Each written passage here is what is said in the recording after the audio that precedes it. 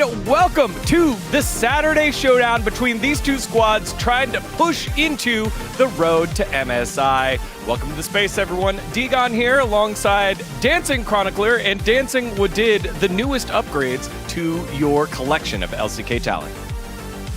Yeah, great to be here again with the Saturday showdown, and we got a long day compared to yesterday. I was already ready for the dancing, but we did start it, so I didn't want him to feel left out, you know. I mean, this music are just great, you know. Like recently, LCK production team, I love that. You know what else is going to be great?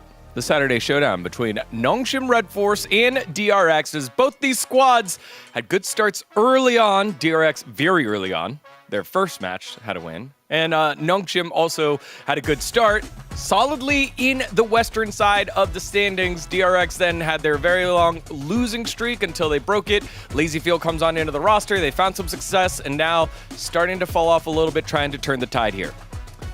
For DRX, they are technically still able. Obviously, all they need to do is get 6th place, and then you can run the entire gauntlet. It's a waterfall bracket, but we call it the gauntlet because it's going to be grueling if you get there. For DRX, though, I think that is still a tall ask. If they make it, though, it's got to start here. They got to be able to get this win against Nongshim, and Nongshim have looked a little shaky more recently. Yeah, LCK is one single season, but I think you gotta think about the Legend Rise group at this point. So, like, obviously you wanna be a top 5, not the bottom 5. So I think this time around, they have great chance to win against each others, and which means that like it's really hard to compete against like top 3 teams right now in LCK, but you can still have a great chance against those teams. Yeah, and as we take a look at the journey that each team took to get here, last time these two teams played, it did go 3 games, but the way of Nongshim, if you were a DRX fan. And there it is. It was win against the DN Automotive Freaks, then losses all the way through until the very grateful bros handed them a win to turn their tide. They then turned it into a 2-game winning streak against BNK FearX, and then a 3-game losing streak to now. But when I see their matchups, I feel like they still have great chance because they're going to play against Nongshim today, and they're going to play against DNF. And bro, KT, you don't consider Genji match as a That's not game. real. Yeah, that's not actually that's a real fake. match. That's That's just I don't an know. email that's due later. I don't know why they put that on there. That's the email weird. button. But there is still a realistic chance of DRX making play, which is crazy, right? But we have seen so many of the teams are quite close together. Jokingly, we include T1 and Hanwha. We know that that's not actually the case. But Nongshim, very much middle of the pack. And we thought that they were better than that, but a very rough loss to the DN Freaks, giving them their first win, plus a very unconvincing series, even though they won against BNK, has not given us a lot of confidence. Yeah, and you gotta know that we're gonna keep the record for the year. So even though we separate two groups, like we're gonna keep the record. So that means this kind of matchup will matter at the end of the year. So you're gonna win this matchup when there is a possibility. Yeah, how many times can you take away some of those matches from the teams that aren't named Hanwha Life and Gen G? And, you know, to do that, you got to get through the struggles, which is what has been happening with both of these squads, specifically in the bot lane. Jiwoo for Nongshim has not seen his 2024 form yet.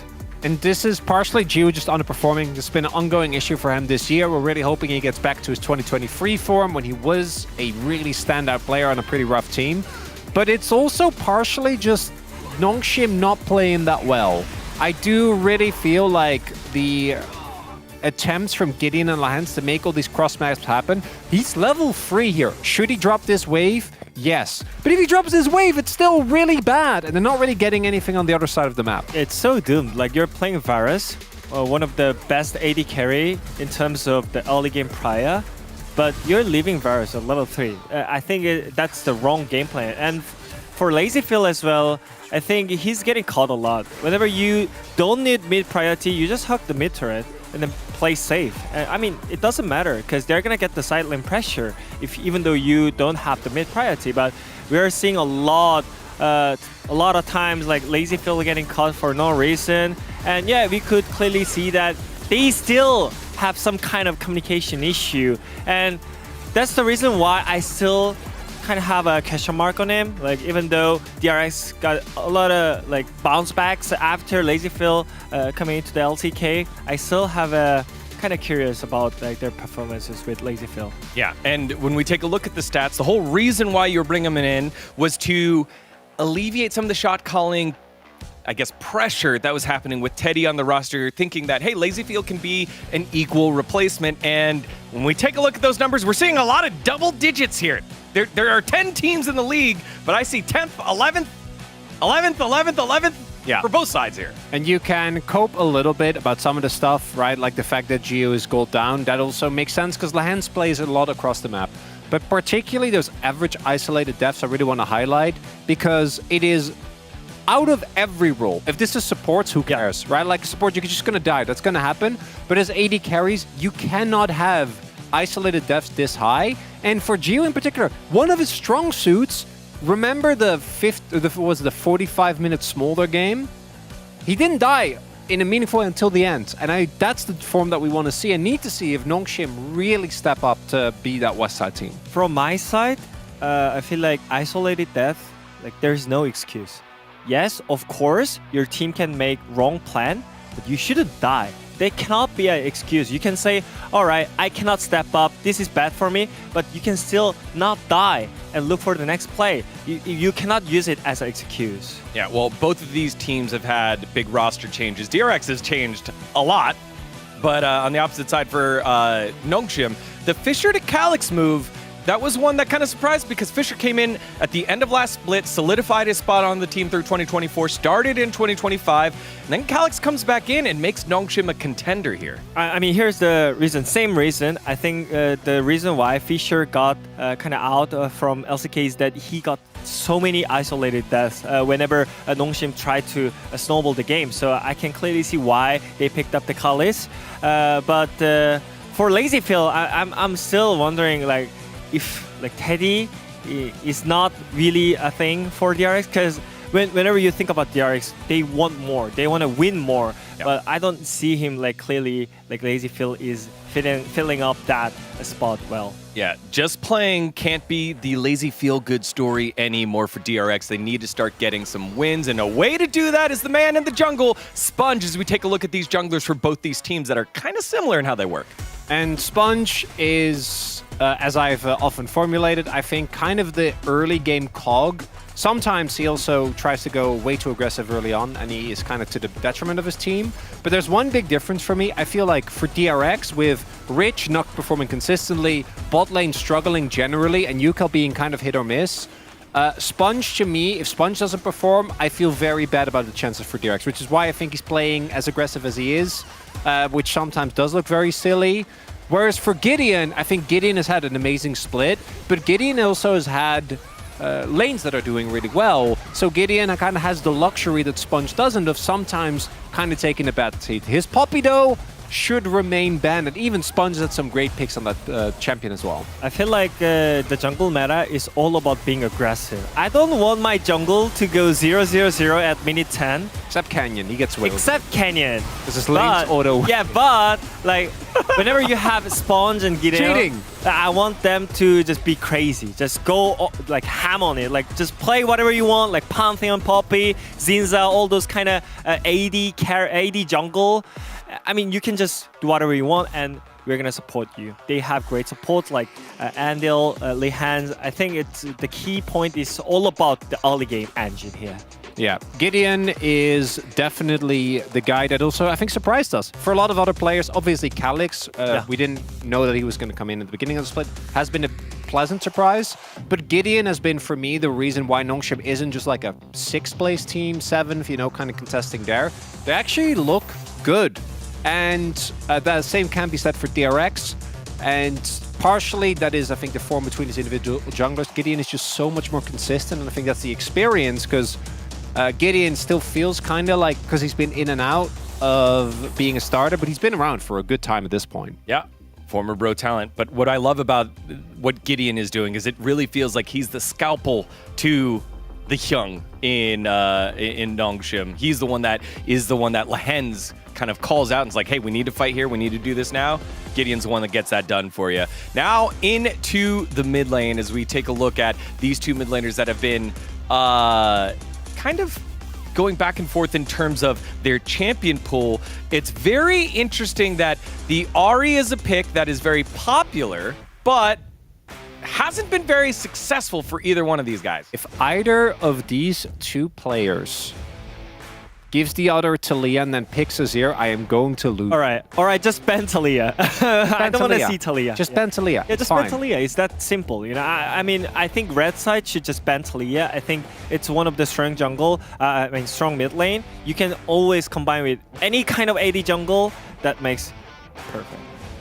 And I think mid jungle is also going to be a really big thing today because both these players have been... Yuga obviously had an insane start to the year. I do think that when we look at the performance of Calyx in recent weeks, he's actually been pleasantly surprising in how consistent he is. Something we often see is that they have a really tough time when it comes to these challenger mids of actually stepping up because, spoiler alert, the mid lane pool in the LCK, pretty good.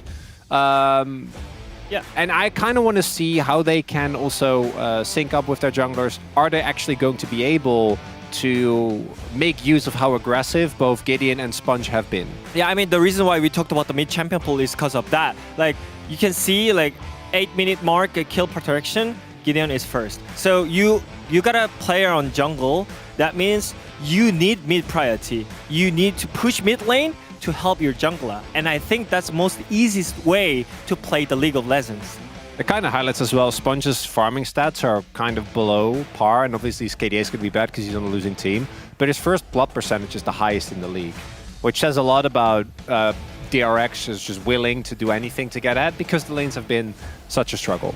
Yeah, well, one of those duos of mid-jungle would be obviously Gideon and Calyx. Calyx recently admitting that maybe some of his confidence starting to wane a little bit, but there's a Hyung with the quote of the season so far. Calyx saying, I said I was doubting my own skills, and Lehens told me, if you don't believe in yourself, then believe in me that believes in you. That really gave me confidence. I just want to contrast this to what Beryl said to Lucid when Lucid's like, I don't know, like first time in Pantheon on stage, and then Beryl said, if you don't have the confidence, quit being a pro. And I just... That's same situation. So that's the different style of leadership. Yes. And it's really funny because Beryl was very sweet yesterday, so he was very sweet. It's a different stuff. And both of the players have been doing well, right? Lucid had a great game on the Pantheon, is now one of his trademark picks, and Calyx has been a pleasant surprise even for the biggest challenger enjoyers. Because I think that the fact that he's actually able to match Chovy, match Faker, match Zeka, match BD is super impressive. Yeah, it has been. The difference between young love and tough love. I love that one there. Great job, Lehens, with the quote of the season. Speaking of quotes, we got a couple here from the coaches. Here's Coach Song. We will play aggressively to our potential. I don't think we're behind in terms of skill level. Lazyfield is a smart player and is adapting quickly. With Shelly, he says, we had a series of losses against strong teams, so we're going back to the basics and realigning ourselves with the latest patch. Gideon seems to have adapted well, so I'm hopeful for a strong showing. I love how both these coaches highlighting one player that is the catalyst for the team. Well, yeah, I also think in Song's case, it's an acknowledgement that Lazyfield has been a big issue for the team when it comes to consistency with getting caught out a lot, even though he also has shown clear highlight moments in terms of his aggression. Whereas for Gideon, he's a jungler on a new objective patch, right? So there's always going to be a thing where you have to really change a lot of your pathing and change how you play the early game. All right, prediction time as we head into this Saturday showdown. I went with Nongshim. I've been burned by DRX a couple of times, and with the matches earlier this week, I feel a little bit better with Nongshim than I do with how DRX is going. They need to prove it to me. I predicted Nongshim. If I asked again, I would predict Nongshim. But let's acknowledge Nongshim have not looked that good. Lost against DNF, very shaky against BNK, and BNK don't look all that good right now. I mean, even though Song trust Lazyfield, the main reason why I picked Nongshim over DRX is because of the bot lane. Whenever I think about them leaving their AD carry and play on the mid lane, I feel like Lehens is way better than Andal. So I feel comfortable Nongshim is going to win DRX 2-0. Yeah, it is a full Nongshim Red Force selection here on the global side. But when we take a look at the Korean side, Prince, Gambler. he's feeling it. He's feeling the DRX I pick. really, yeah, I feel like it's, to me, this is like 60-40. I think this is a free gamer. I really have not been convinced by Nongshim lately. And DRX, let's not forget, they've had a lot of games where they should win and then they just lose their mind. Maybe don't do that. Maybe just don't, like, go mid for Nexus. Ronnie, I feel like do it. There's Just a don't lot do of it. games- Just there's- don't do there's it. a lot of It's teams that that easy. know Don't do it. What that's Dead the knows. thing, but they can't do it. All right, let's see who will win today, Nongshim or DRX. It's the Saturday Showdown. Let's get to it.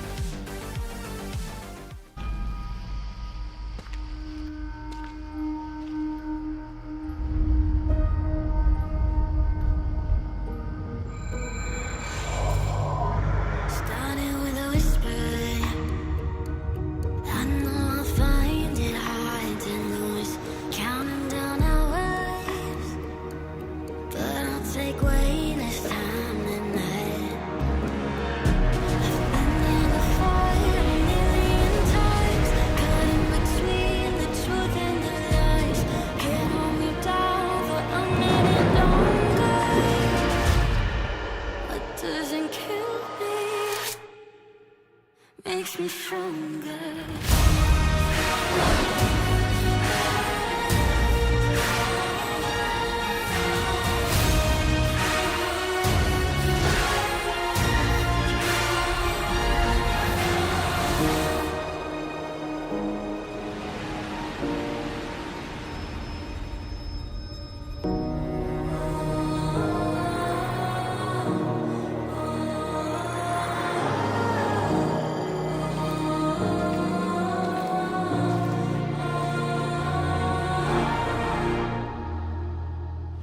Makes me stronger.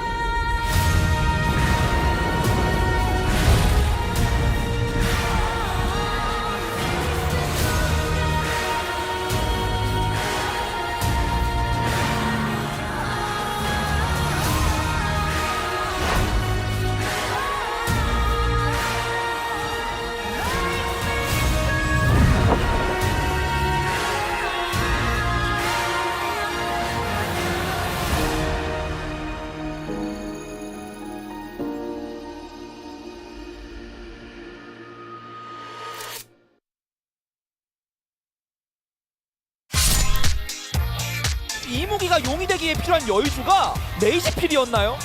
가져가자. DRX의 7연패가 이렇게 끊깁니다. 저 농심 레드포스의 로고에 있는 저 맥박이 그 어느 때보다 뜨겁게 뛰고 있습니다. 농심은 강팀입니다. It's a kill for the jungler of Nongshim, and there it is! 아니 쳤어요. 담장을 넘겼어요.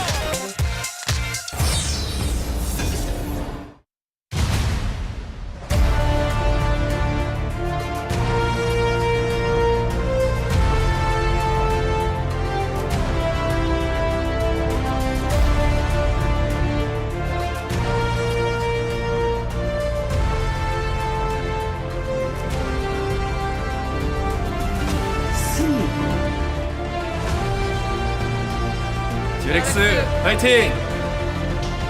DRX 파이팅! 농심 파이팅! 농심 레드포스 파이팅!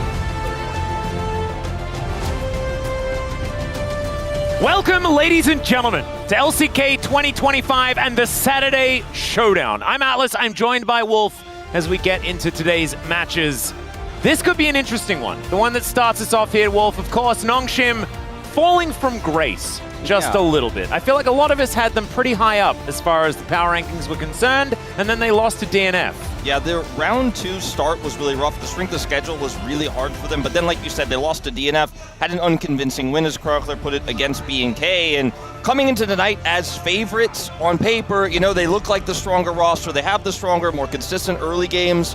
But it's what happens later on, the decision-making that gets murky, which makes it feel like anyone could win this Saturday Showdown this afternoon. In this best of 3, gonna lean towards Nongshim, but only slightly. Yeah, me too. I actually feel like it is largely to do with the power of the coin. But as you can see here, Both of them have very differing trajectories. 9th place for DRX, still trailing behind the Bros. With a win here and with a loss for the Bros in their upcoming match, though, there could be a slingshot towards the 8th place. Nongshim, however, pretty locked in at 4th, and they can solidify that position with a victory here. Any sort of loss, and they fall behind D+ Kia. Yeah, it's pretty huge for D+ if the win does go over to DRX, because DRX isn't really contesting as much for battle for that 5th place spot. So, you know, in the past we're like, okay, 5th, not that important. 6 is the cutoff line, but now that we have this new format, 5th is that new cutoff, as 2 teams face off with different starters than we saw from them in round 1, as we have Calyx, of course, replacing Fisher and Lazyfield, and Ando replacing Teddy and Pleta. So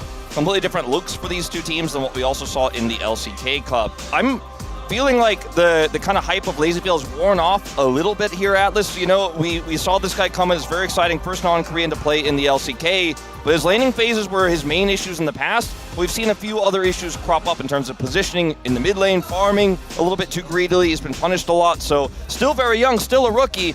But he's playing against a lineup here with Nongshim that has some veterans. And then UCal versus Calyx. This, for me, is the most exciting matchup today. Yeah, I would agree. I actually think that Calyx has so much still left to show, so much left in the tank. But we know that UCal is the kind of guy that will fall off his chair, you know, to bring his team the victory. He was the one who broke his back to get Score his very first domestic title, and that is nothing to scoff at. Both of these coaches as well needing to work pretty hard, you know, trying to figure out exactly what the best roster is going to be, things like that song. Not capitalizing on the initiative has been hurting us, and then, you know, it's going to be a tough one, I think, here for DRX, because there has been some ups and downs, but I'm looking forward to mainly the jungle matchup. As we can see here, the Noodles pretty powerful. I think this has a lot to do with the social media. You can see the X predictions here, putting Nongshim pretty high at over 70. You know, right now it's 90-10 on Naver. Soup has 75-25.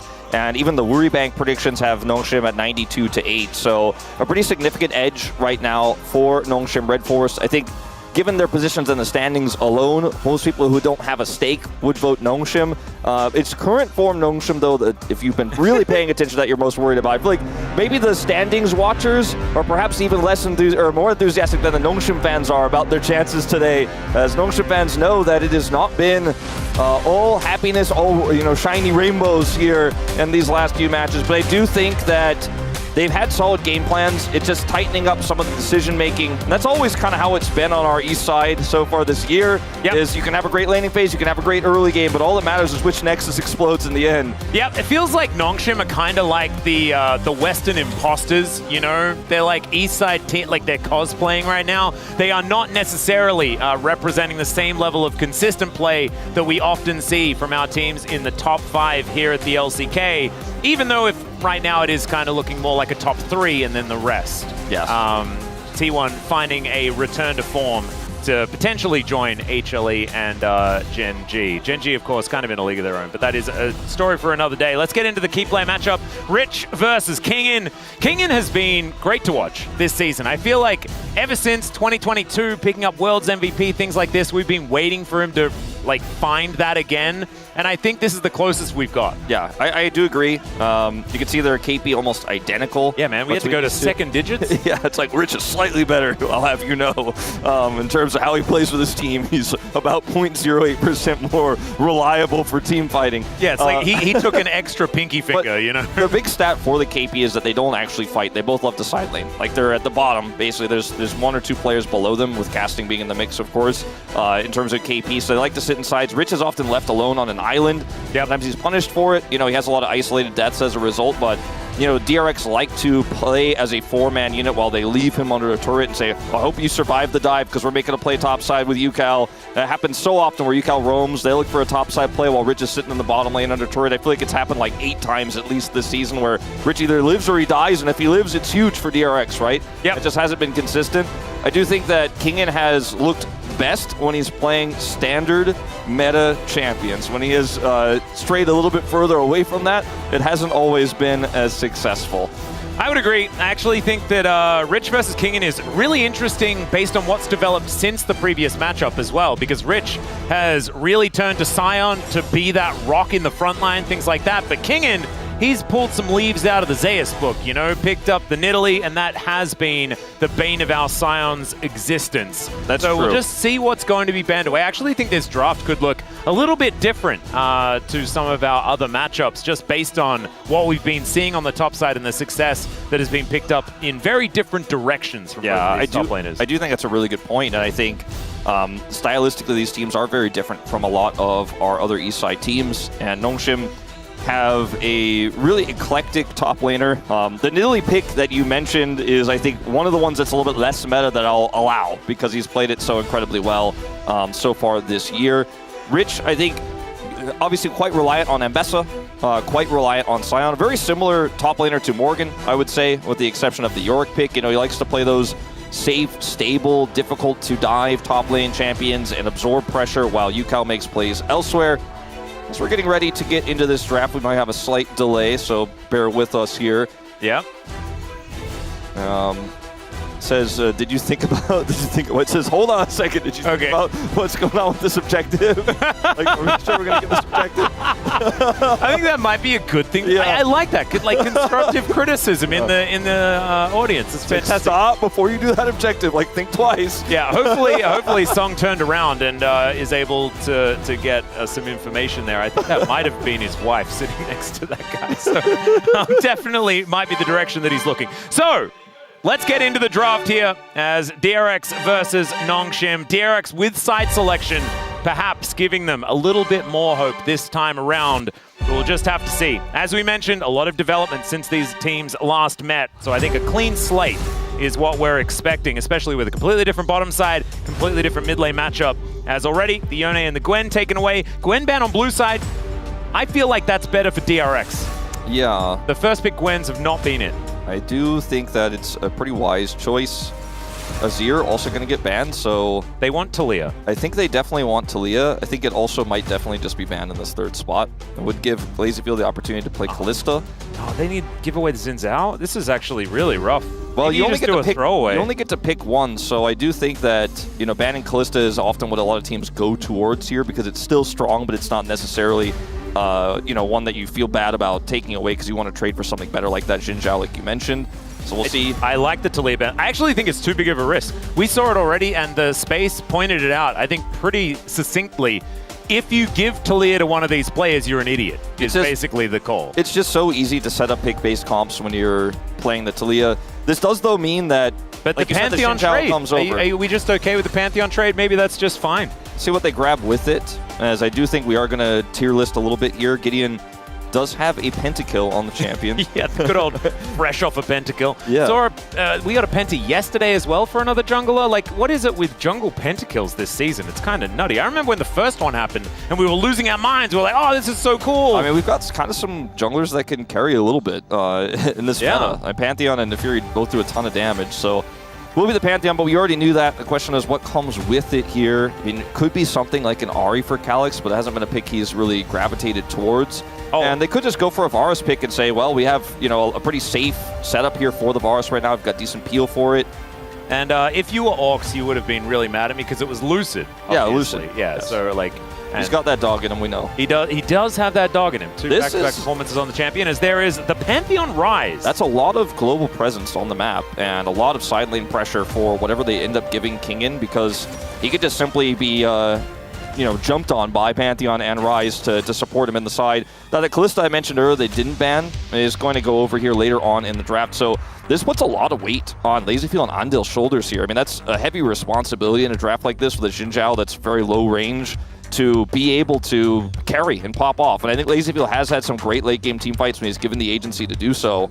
Ooh, I kind of like this. I don't always like this when the Hens does this, but this time it makes sense. Yeah, so I normally see the Kalista Renata, and I'm like, if you're on red side, you love just slamming that, like especially slamming the Renata on 3, but the Nico was available, but also the Elise. For the Hens, especially, is going to be feeling pretty nice. I mean, the amount of single target lockdown that they're already representing is kind of insane. If you just if you just cocoon Kalista when she's looking for those all-ins, it just shuts it down. Yeah, it's just kind of doomed from that point on. The Varus was, I think, maybe next to Caitlyn, the other obvious pick that Gio would have looked for here in this draft. Yep. I wonder whether, are they going to go for more range? Like, with an Elise, I feel like you do want a little bit more early power, so maybe MF could be one of the options. Sion actually going to be banned away. Kingen not thinking that it's time for a Nidalee. Yeah, not this time. I don't know whether it's necessarily something to worry about too much. Could be useful later on in the series, of course, to deny the Sion here, because I don't think you want to be playing Pantheon Rise with the Nidalee side laning. You could, because Nidalee has strong side lane, but it's not a lot of combat power, so I like the Rumble ban here a lot, actually. And this may put Gio in a position where he wants to play Ezreal, but playing Ezreal into Kalista with the Elise just doesn't feel great. And otherwise, maybe looking for an Ashe pick here, strong into the Kalista would feel nice. This is a pretty strong pick here for King, and you know it's pretty strong into a lot of other matchups left available here. Ooh, I don't know about this. For Rich. I don't know about this. In fact, I think I do know about this, and I don't like it. I like this less. Ah, Teemo.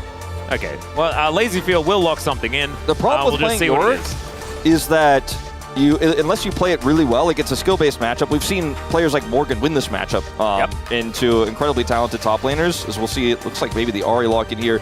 But they can just shut you down so easily because they have Ryze Pantheon. So if you push too far, they just outnumber. Oh, we Dravening! Oh, boy. Okay, Gio. All right, I see you. Do we like this? I don't care. I like Draven, but I don't know if I like Gio playing Draven because they had so many other things they could have played that would have scaled well and could have been a lot safer and wouldn't have been reliant on. But it's so hard to play for Kalista. Like, this lane is really, really rough, and you've already got the Elise there. Like, this is now a kill lane, and you've got Pantheon jungle.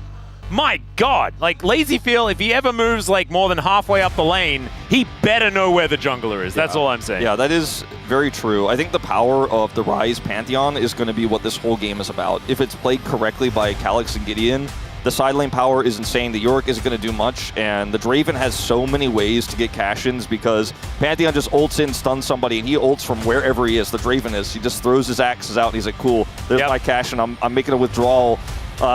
I do think that the bottom lane matchup can be more volatile than it seems. Like, if you miss the Cocoon, you lose the all-in, you know? Yeah, they have the Kalista, who's likely going to have Barrier, I think, if they really want to index fully into the lane, and they have Bailout. So you lose there, you lose your Draven, you lose your momentum, and then things can get out of hand very quickly. But I think on paper, I like the Nongshim draft here a lot more because it has a lot more flexibility. There's not a ton of setup for this Ahri in this draft here either for DRX. Yeah, I do think that Xin Zhao Ahri is a lot of power, but I think that there is a lot spread around Nongshim that can really eliminate a mid-game. We'll just see whether they can get there without too many whoopsies as we get onto the Rift here for Game 1.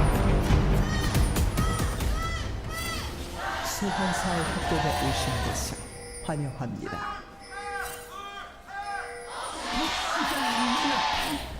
All right, here we are, ladies and gentlemen. Game 1 of our Saturday Showdown about to be underway.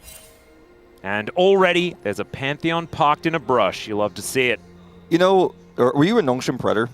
I was a Nongshim. I was also a Nongshim Predator. I think maybe we all were, because we didn't have the full list, but I'm pretty sure. I was a bit of a DRX non-believer this week. Yeah, I think it's somewhat warranted, but it's for people like us, for Nongshim fans and also for Nongshim Predators, when you see that Draven lock in and you're like, that could be a way you could lose the game somewhat randomly. It's almost both a win and lose condition. Yeah, it's very much a, you could have lost the Kalista lane but then just outplayed later because you're the more experienced AD carry, you've got a really robust draft, but instead we went for the, I hope Draven doesn't die in any weird incidents that could happen between DRX and Nongshim. And that's what makes me nervous as a Nongshim Predator. I don't think it's bad in the draft, I do think it's risky, but I love this level 1 play here. Going to get a ward set up. If anyone was around here to try to look to challenge, I think they win that level 1 100% of the time. They are going to walk, though, into this brush.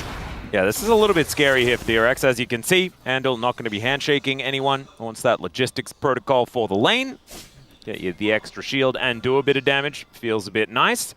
But Gideon going to walk around the ward and still just look to steal everything away. So Sponge might elect for some vertical jungling, but this is beautiful for Nongshim purely because even if it is just a split map more on the northern side of things, it is going to put this bottom lane in a really rough spot. Yeah, it allows them to actually influence the bottom lane as well as utilize the prio they're looking for here with this Elise pick. So I do like this a lot. Now, it's hard to see on the minimap, but that ward was placed on a ward that DRX have. So they're very aware of this. You can see the positioning here as they just give up level 2, back away. They're like, okay, Pantheon's right there, as we knew. Just want to verify. They are very much aware of this. Let's see if they can survive it and clear this wave. Yep, it does confirm everything for Sponge, right? With so Gideon stepping on this ward right now. And being on that ward means that he's kind of wasting a bit of time here. Will allow Sponge to get a fair bit of work done. And still going to look for the dive. Oh, God. Lands the point-blank cocoon as they dive on top of Lazyfield. Lands could be in trouble, though, as he's just dead. Not sure about that one. The flash out from Gideon, and that was erroneous. Yeah. They didn't even get a flash, ladies and gentlemen. Well, he was level 2. Yeah, that's the So thing. I guess he... Wait, no, he had to have Repel. He just cocooned. Yeah. So I guess he just didn't use it. Yeah. So that's the issue here. Because if you have Repel and you're in Spider form, you can make this dive work, and it's part of why you dive as Elise, because you're like, oh, I can't die. But he did. Man, that was so weird, because he got into Spider Yeah, he was in form as well. Spider form, so I'm not sure why he didn't Repel there. Did he Repel to get in range and then just didn't have it off cooldown? Yeah, did we just not pay attention to that part? I don't know. That might have been what. Well, either way, like, that's the crux of the dive is the Repel, which he did not do for reasons that we don't fully understand or we missed. So Lahens didn't have turret aggro? That might have had something to do with it, but I mean, still, he just died to the Callista, so... He repelled there in the mid lane. Yeah, there was definitely some repellent going on. We know the key on it was a repelling play. I felt repelled from the game. Part of the whole thing about this whole draft and why they wanted to play the Elise Draven to push that lane in, to have the Pantheon, to have Prio, to make that whole thing just completely falls on its face. And now Gio's like, well, I got my Constellation Call, and here we go. I hope we don't lose our stacks, as Kingen may be in trouble. That's a powerful ghoulie wall as Kingen looking to try and get out of there. Hammer does come on through, but that is one more shovel, and Rich takes it down. Shout out to that guy, by the way, that reminded me that the shoveler was from Mystery Men. Great film. The one you were talking about the other night? Yeah, he's really good at shoveling, much like Yorick. Well, this is... Yeah, you know how you were talking about the Nongshim Predators and how they were feeling? Yeah, this is kind of what we were afraid of. Indeed. That being said, Gio didn't die. And so the Draven... Not yet, yeah. He's still, he got the Constellation Cull, but his whole kit is basically a Cull. You know, you just need to kill that champion in order to cash it in. Kingen wants revenge, but he's just gonna... Oh, God, this is not the time to bring this up. Just after Kingen dies, there have been quite a few losses, 2 of which being Kingen himself. You know, there was a really similar character to Yorick in... Heroes of the Storm that Rich would occasionally play. Has a really similar ability. He's hitting those. Wait, which character? The Zebo. Ah! He has a zombies donut. Hold up. Very cute. Great handshake from Andil. Gio is just dead. Those adoration stacks just lying on the floor. DRX, they pick up the feats of warfare. They take down the Draven. It is looking real good. Lahens' face says it all. I mean, this is a disaster. I mean, this is worst case scenario. Bye-bye stacks. Yep. And now Calyx is a wave in the lead, though. So, there we go. Yeah, I guess even the observer's like, hold on, there's still hope. He has level 6 advantage. Oh, it's not a combat ultimate. Okay. I do want to say, this is Nongshim versus DRX. No, yeah, I mean, this early game probably doesn't matter that much. But at the same time, like, if this was a really, like, if it wasn't DRX, like, let's say it's Hanwha here, you're like, oh man, this game might be over now. Yep. Because it is DRX Nongshim, it probably isn't, and there's a lot of other win conditions here for sure. But the fact that the Yorick is accelerated, the fact that this Draven is now behind significantly and lost those stacks early really does hurt what your mid game is supposed to look like with this draft that you hyper-aggressively indexed into. And yes, Yorick can be dealt with in the side lane with the Pantheon and with the Ryze like we were talking about, but it's a lot of resources you have to invest to do that, and it costs more and more resources the bigger that Yorick becomes. And if you're committing, those big global ultimates to chase a Yorick, then you're losing something else on the other side of the map. Yeah, the good thing is that they have the Realm Warp and double teleports and the Grand Starfall, as now Gideon could be in trouble. They are on the wrong side of this as Lahens has come on over. But that is Sponge now trying to get bailed out. It's not going to work though. Gideon going to be just fine, and Lahens went up into the sky to deny that one. And in fact, it's kind of an awkward composition as far as getting those bailout resets because they can keep themselves alive for that little bit of time. As Gideon is now just dead, guys. Why he walked up there, we may never know. I think he just wanted to help King crash the wave and look for a potential setup there, but I don't fully understand either. But okay, Atlas, let's roll it back. Let's roll back the tape a little bit because this is a really nice setup here from Lehens and Gideon. They're on the other side of the jungle, so the pathing back here where DRX want to go to safety, they're not safe, and Sponge does end up getting a bailout, but he's not able to, of course, trigger it at this situation. They don't have Prio in top lane, and so Rich can't really help out too much. But then just walks back, gets the ward at exactly the right time, and Kingan's like, I am uninterested in you dying over here, Gideon. Yeah, he could have just left. Yeah, so I think it was good timing from Rich. A little bit unfortunate there for Gideon, but also you just didn't need to be at that particular position. Right now we can see about a 600 gold lead for LazyFeel, and with the fact that Giu lost a bunch of those stacks, it's looking a little rough here for the Draven. Moving back towards 100 now, not too bad. Yeah, when you lose pretty early. Super early, it feels bad, but it doesn't feel as bad about how much you could lose if you had even more later on. Yeah. Especially with the game state. So it's not the kind of, okay, you might randomly lose the game because your Draven dies angle, but it is certainly like about half of that, it feels like. And so still not good, but still playable for sure. He has a 10 CS lead right now. Has worn away 100 of that gold deficit he was in. He was 500 plus behind. Now he's sitting on 400 behind. He will have a coal cash in, which will set that to 0 basically. Yep. Once that does complete. So still a very playable game here for Nongshim. They found that angle on the top side. Making proactive plays on the Elise is what Lehens has been so known for. Not only this season and this year, but last year as well. He just is quite iconic with this champion, or on this champion. So let's see if he can continue to make that pressure happen here onto Andil. Will be seen on this ward. Yeah, great handshake as Yukal in position. That repel absolutely fantastic. And Gideon and Calyx to flash forward. And oh, guys, wait for the whirling death. It's okay. He just get more stacks later. They did need to kill him. They did need to kill him. But now Giu doesn't have that power in the lane. We'll have his flashback up pretty soon. But still locking down that kill. You can't really argue it. Nongshim need everything they can get. Pantheon ultimate, pretty powerful. You think you have the numbers advantage, you think you have a catch, and then suddenly... Yeah, there was also like Realm Warp, that's going to be back up now as well, so they'll have like a secondary option.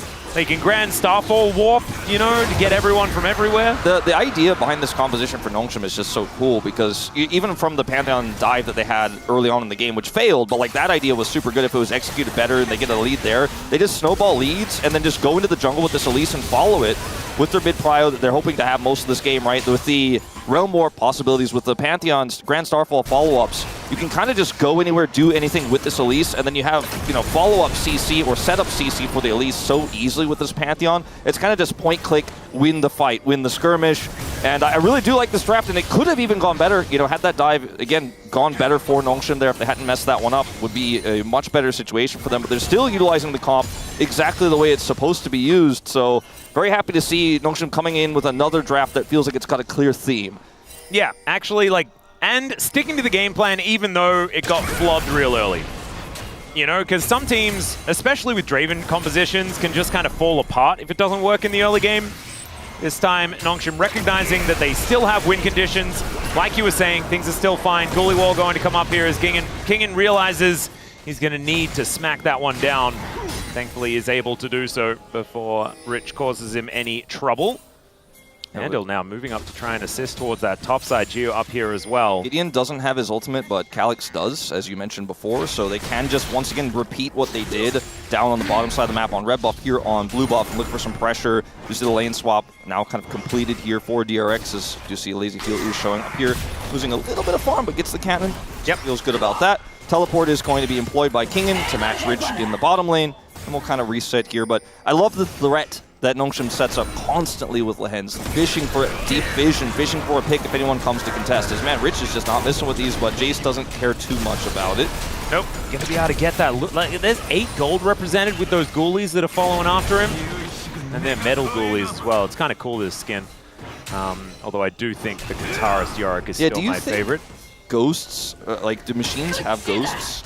You know, like, does that make sense? It's all that question, you know, that iRobot posed earlier, and then like that movie that's coming out for some reason that's just like another iRobot that's coming out really soon, like called Murderbot About or something like that. Once every decade. Yeah, it's like does like intelligence that's created have a soul or something like that? That's all. It always seems to be the question. The question here is, Is Rich able to hold on to his flash? And the answer is no. But he handles it well. Yep. There was a lot of resources committed there in the bottom lane, and he is going to be fine. Also, Sponge was nearby. If they wanted to try to hyper-force on that, it would have backfired in a big way. Yeah, I mean, we had to kind of pick up the slack where Terminator left off, I guess. And yeah. I do, you know, if it's an age-old question, though, isn't it? Yeah, if a robot is programmed to have feelings, programmed to act as if it's hurt, is it actually hurt? And does it have a ghost? I don't know. But Yorick's skin says yes, I guess. The thing that I feel is that a lot of the times, it's not like if something is intelligent, right? It's far more convenient for us to think that they don't have a soul, right?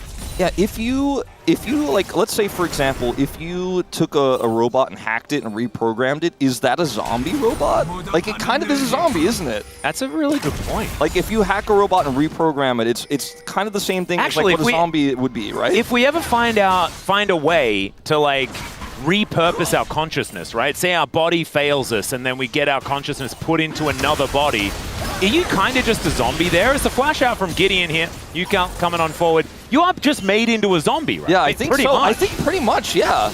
Like, it doesn't look like a zombie like that's in Walking Dead, but I think you pretty much are, yeah. Or maybe it's the opposite of a zombie because a zombie loses their brain, but they keep the body. So it's actually just the opposite of a zombie. So it's a B-zom.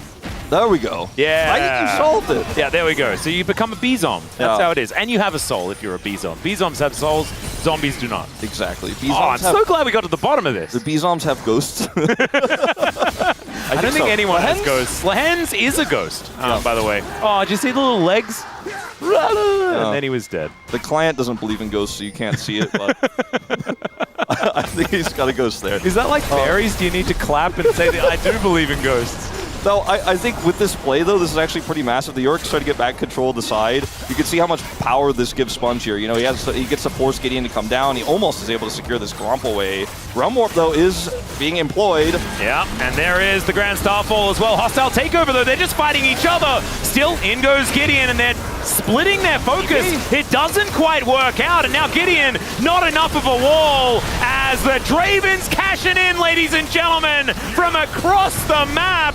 Rich wants to get bailed out. It almost happens, but Kingen just dives on top of Andil. He needs to get Fates called, and Nongshim will finally find their team fight. And look at that, 1.4K is now the lead for Jiu. He also got the turret. He got the turret, cull, and cash in. Yeah, so he gets the turret, cashes in with his ultimate on the other side of the map. And we talked about the double global. We weren't really talking about, like, I mentioned, yeah, Jiu can fall from anywhere, but I didn't mean like literally anywhere, but the third global shows up in this fight, and it all starts off with the hens getting caught, right?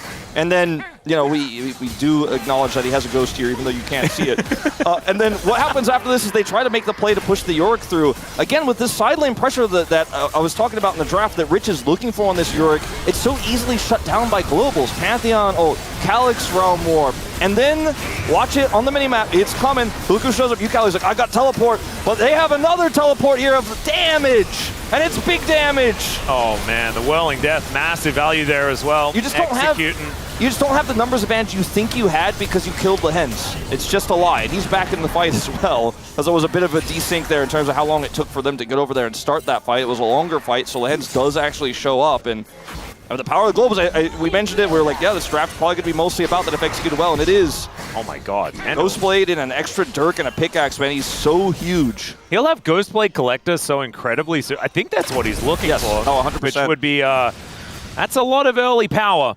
And there are no true tanks on the side of DRX. There's low range, like this is Jiu's time to shine, ladies and gentlemen. This is where he returns to form. Lazy Field bought steel caps. He's scared, man. Oh my god. Yeah, and look at this. Look at where the gold went. It was like a 500 gold advantage. It swung 2,000. It swung a ghost blade. He also cashed a call as well. Yeah. It's just insane. So the Draven was too big to fail. It is now. Mention it. Well, he's just going to walk towards two people. He's going to say stand aside, and they're going to say, all right, flashes out of the way of the hostile takeover. That's another kill, but Sponge is able to offer one back. Still, I think you're happy to take that trade to get more money onto your Draven, as the Return will get a charge. Yeah. And Rich is going to get a turret in return. I know this looks exciting in cinematic, but his teleport still completes now. It doesn't get canceled. Kingen looking for Rich, and he's got Gideon there to turn up alongside him, and the Maiden just has to watch as Yorick goes down. Calyx looking for Lazy Feel, and the flash out immediately just because of the menacing presence of the guy carrying a book around. Yeah, it doesn't want to get... Librarians, man. Yeah, they're very scary, especially when they are drawn in the art style of Faker. Yeah, that's true. That book he's carrying. And it's ever since the Rise video, you know? Sometimes when I see Faker walk around the corner when I'm going for a bathroom break or something too, like I just like instinctively press F in my mind. Yep. I'm like, I'm just not chancing it. And there, LazyField did not chance it. And I think while it does look kind of a bit preemptive, I think it was the right call because he probably would have just been rooted and would have died.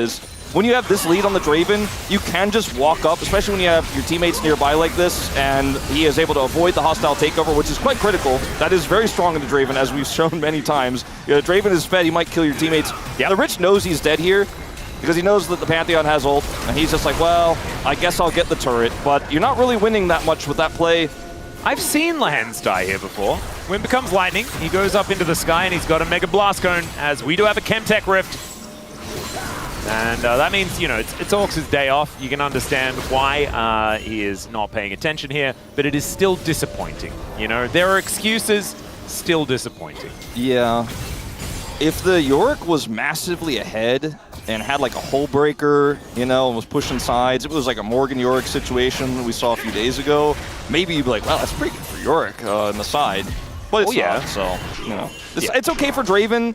Especially Draven that has a Renata, but it doesn't have a Renata in this game, is playing into one. Yeah, if it was like the old Rush Bloodthirsted Draven, I'd be feeling really good about it. It's a little bit less that because he's gone Collector Ghostblade, which is absurd amounts of like early damage and damage against squishies, which is very valuable in this game. You can understand it. I mean, he got enough money for the Collector. You can see the patch change of the tier 3 boots kind of at play here for Gio because he's able to just afford the tier 3 and just be even that much more durable in these fights now. It's pretty insane what this Draven is going to be able to do. You can kind of just walk up to people and click on them and say, leave or die.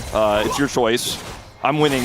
Yep. You're not. It's actually so nuts as well because he was a little bit further behind at the beginning of this game. Yeah. And is now like the largest gold lead on the Rift by more than double. And it looks to be just getting worse rather than better here for DRX. Stat earlier this week on Nongshim's previous match where we were showcasing as King gets a turret here, showcasing that their early games are the worst in the league. At 8 minutes, they like are always behind. Well, they stuck to it. Yeah, they definitely stuck to it. This time, it's really holding true. Yeah, we're going to say, like, I don't think they fixed that stat, but the win rate is looking like it is going to improve as we crest the 20-minute mark. It's about a 4,000 gold advantage here for the Noodles. And the Dragon Boys really going to have to get themselves together, find an angle, find a team fight, and find a way to kill Jiu. Like, if they don't kill the Draven immediately, don't fight. Just don't. He's so far ahead in gold, man. He's living in whatever his gold lead. Like, he's living in 21-36 right now. Like, that's how ahead he is of LazyField. LazyField's 100 and, you know, some odd years behind. Not going to do math on stream, but...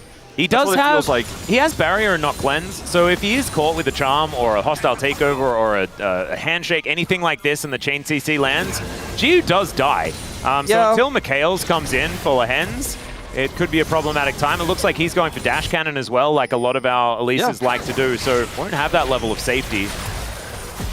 Maybe it's QSS time, I don't know. I think that the ways that you can catch him, though, are so challenging and tricky to pull off when you don't have control over the area. So vision, like what DRX is trying to set up over here around Otacon, is so important.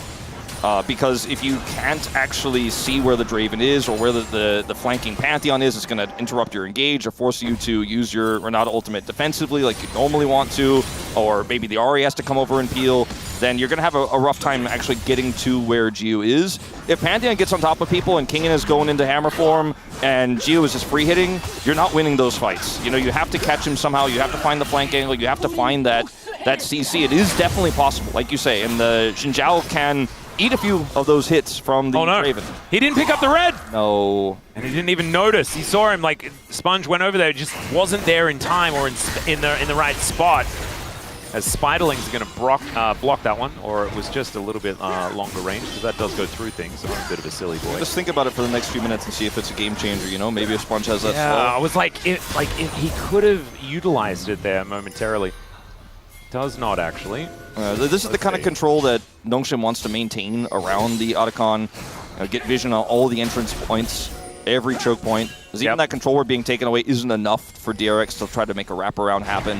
I think they also want to go for it pretty quickly as well. When you do have a split pusher on the other side, you got to have snappy decisions to make sure that that indecision doesn't cost you a turret, like the Yorick could certainly take. Of course, Calyx right now is going to be pushing him in, and does have teleport at the ready. Gideon looking for an opportunity here as Sponge having to move out. Shock Blast actually starting to hurt here as well. Man, that red buff would have been valuable, but not actually going to be picked up by anyone. Great matchup for the Yorick inside when he's 2 levels down because of Rod of Ages. So I think that even though like you have to be snappy with those decisions and make that call fast, you got the big Draven damage, you can kind of also chill a little bit when Calyx has teleport and Realm Warp when he's pushing in the Yorick. And they're actually going to be able to chill for just a moment here and take a Dragon, so looking for Soul Point. And I don't think DRX have the damage to rush this down. It is going to be a little tricky, though. They are seen on this ward, and they have many Ren. globals. There's so many. Like, how are you supposed to do anything about it as Rich puts himself in the Ghoulie cage? It's just going to be like they're hoping that the Rend is enough to rush this down. I mean, they have Callista, so they have a lot of secure here, but I don't know if they're going to win the fight, even if they get the secure. Oh, this is so difficult. Yeah, UCAL on a decent flank angle, and they might be able to get the Otacon, but can they actually get out alive? That's the question. Grand Starfall comes in, Gideon straight into the Ghoulie wall, though, as there is the ulti from the Callista helping Andil out, and he is not dead yet. They do manage to take down Lehens. Down goes Gideon at the same time, but Calyx is a monster. UCAL still at full health as Gio chasing after Lazyfield. He's able to pierce his way over the wall. And now, UCAL and Sponge, they should be enough to take down like a 500 health Draven. So a 2-for-2 trade in the end, and Otacon goes over to DRX. Yeah. I think you're happy with that if you're DRX. Yeah, I think they made the right call there. Nongshim a little bit shaky on the engage. The Ghoulie wall from Rich, actually pretty impactful, as well as a really well-placed ultimate coming through from Sponge. So they get the secure here. Kingan's on the flank, and Kingan goes in, then the wall gets put up here, and preventing Gideon from really getting into the back line. And UCAL actually does a ton of work when Sponge goes in here. Gideon is taken out, Lehens is out of the fight, UCAL finishes him off there. And then Rich actually dueling with Calyx, buying a lot of time and doing a lot of additional damage here. So DRX actually end up being able to win this one, even though Lazyfield got chased out of the pit. Lazyfield is not going to get bailed out of this one, ladies and gentlemen. He is big time dead. Yeah, he's been caught there a few times. Yeah, that was a bit of a jump scare as well, sort of out of the replay and into Lazyfield's dead. It's his first death of the game, and oh wow, so that means actually a fair bit of money going over to Nongshim with that kill as well, perhaps.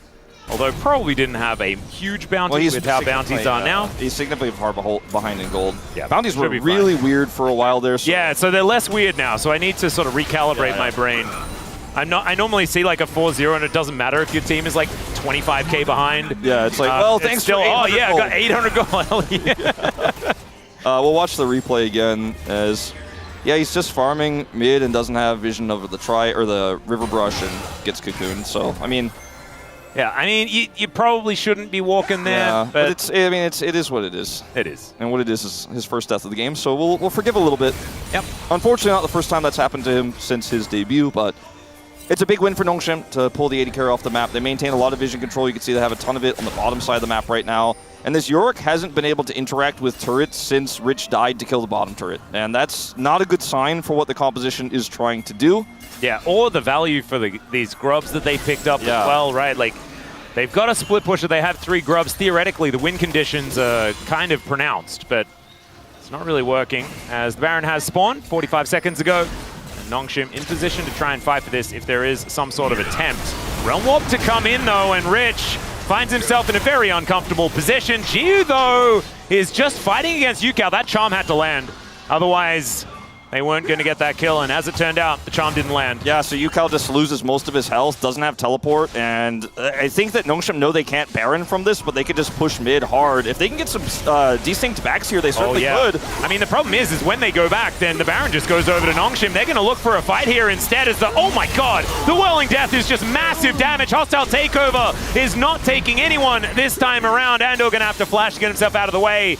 Without Lazy Feel, I don't think they have much of a hope of stopping this purple worm from falling down. Calyx able to lock up the rest of these minions, and there it will go. This should be the back-breaking play for the Noodle Boys. Doing a lot of damage right now with each and every axe he tosses into the Baron's face. Would you say that he's reminding them of their mortality wall? Yeah, I think so. The Baron is reminded. Does Baron have a ghost?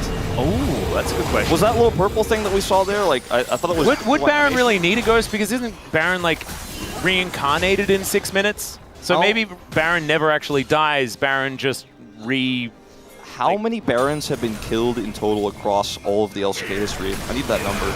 It might be a stat. Yeah, they might actually have it. Like, on you know, get on it, buddy. I know he's here, so maybe we can just get him to work. This is really, he said, Jason says he's on it, but this is really important, like you said, that the charm misses here.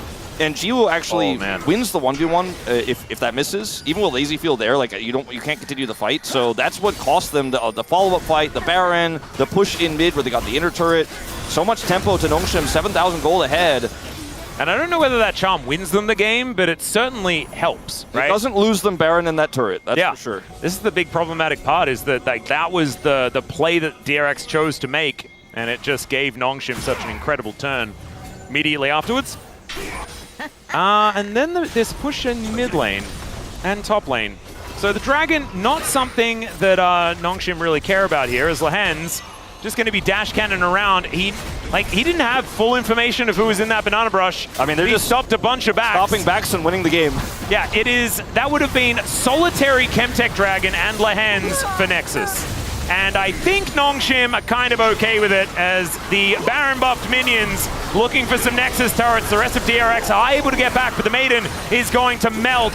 And there are still minions here. My god, even the Shock Blasts are really scary now, as Andil does find a knock-up and a handshake onto Calyx, but he just goes golden. Gideon is in amongst it. Lazy Feel hop and map at the Whirling Death. It should be enough to take him down, but never mind. The bailout is actually pretty good to keep him standing. Rich now looking for a little bit more, as Jiu running alongside Kingin. Remember, Lahen's was already dead. Rich with some Ghoulie Wall value once again. The Morning Mist, I'm going to try and get them to stop chasing him. I think in terms of value, I prefer the 2 inhibitors, 1 Nexus turret for Chemtech Drake and Lahen's trade to the Nexus for Lahen's and Chemtech Drake trade. So it's looking up here. I know they have Prio, and actually they will secure said Dragon. Well, at least they're here for now. Lahen's moves over. There is a handshake. He gets pulled in, but of course, he is Elise. So he goes up into the sky. Hard to get that steal. Yukal in an uncomfortable position here. Sponge goes in, but he's going to go out via the Death Chamber, I'm pretty sure. He flashes, desperately looking for the bailout, but it does not work, as now Yukal, he goes golden. Jiu's going to put an axe in him. And yes, they managed to get the kill onto Calyx here, but at what cost is the question. Gideon will be able to just jump on top of the Callista. Andil, no way out for him either. Stand aside, good sir, says Jiu. And he's just able to throw that Whirling Axe. My god, that does a lot of damage. There's the ace here for Nongshim. Felt like it was pretty inevitable, as 9,000 gold the lead. They will just move with so many packets of Ramyun towards this Nexus and take it down. Really well played here by Nongshim. Love the composition, the execution, and the Draven was a bit of volatility that I didn't necessarily want, but you know, they played it well. He got that cash in from top lane, got the turret, got the co, and he said, what about the early game? That's not it. I'm not talking about that. I don't have any regrets about my early game. I don't care. Nongshim, though, they did play it well. Even though they failed the dive, I loved the setup, even at level 1, to get that control, to set up the Pantheon for that pressure bottom side. Just a really well-drafted composition, as well as the execution that lived up to it, because it can be, if you have a bad macro read or the shot calling is shaky, you can just completely whiff traps like this. I also feel like on the other side, it was strong into what DRX had. Like, the Yorick couldn't push out far because he was just going to get Pantheon ulted or Ryze ulted or both and die every time. So not only did it shut down the Yorick, but it was just really good at applying that pressure, getting Draven ahead, and just allowing Draven to walk forward and kill people. Yep, it's pretty ridiculous. And what is also ridiculous is that Yundo could not find out how many Barons have been taken. Like, I could explain, like, probably the easiest way to do it, just get average Barons per game, and then times that by how many LCK games there have ever been. Yeah, we could get around. And that would be an estimation of about how much. Yeah, for sure. So if you just do that, then perhaps there's going to be a possibility, but maybe we don't have an average Barons per game stat, something like that. We do have a King and does a lot of damage stat, and he is actually able to bring some redemption to the Jace. which feels very, very good. A 6-loss streak for Korean Jace feels very odd, so at least he's going to be able to save that one. DRX not out of it just yet, as we are going to go to a short break, then the space going to break that one down, and then we'll have game number 2 of our Saturday Showdown.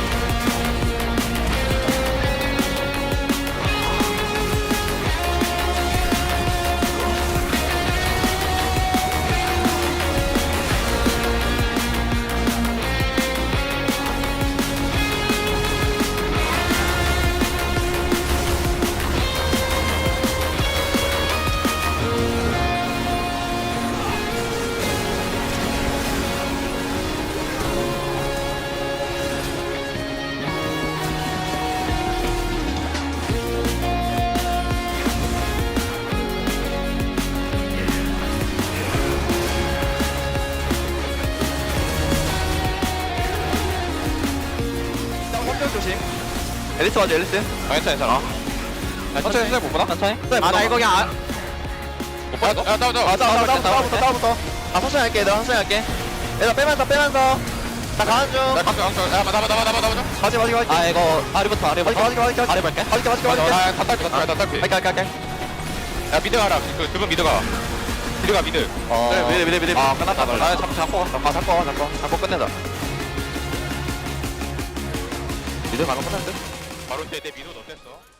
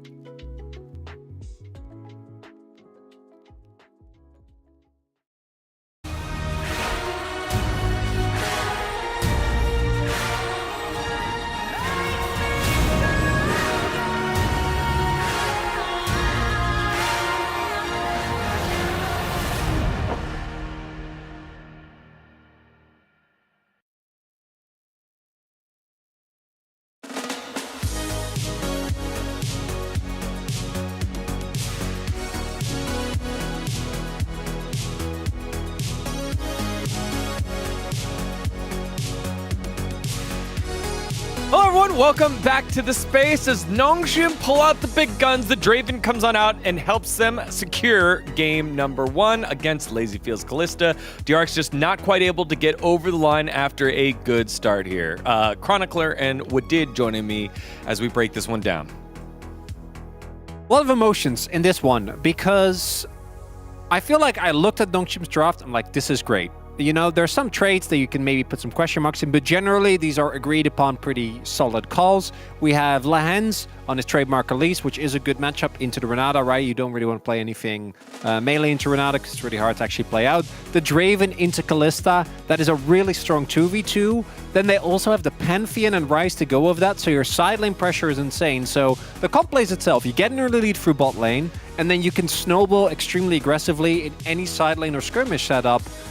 Because you have so much ways to kind of interact with your opponent, just blow them up in a single CC chain. And then that did happen, but the way in which we got there was a little clunky with it. Yeah, we're gonna watch it from highlight 1, which was a disaster for Nongshim here. A lot of strong emotion. Because this starts off amazing. This is exactly what we want. Yeah, I mean, this is a great game plan for Nongshim. They already know that they can actually play this out with the wave, but I feel like they just misplayed on the wave, especially. They need to push slow and do not use the auto attack on the minion. No, we did the Axis. Yeah, but you can just... No, we did the AD.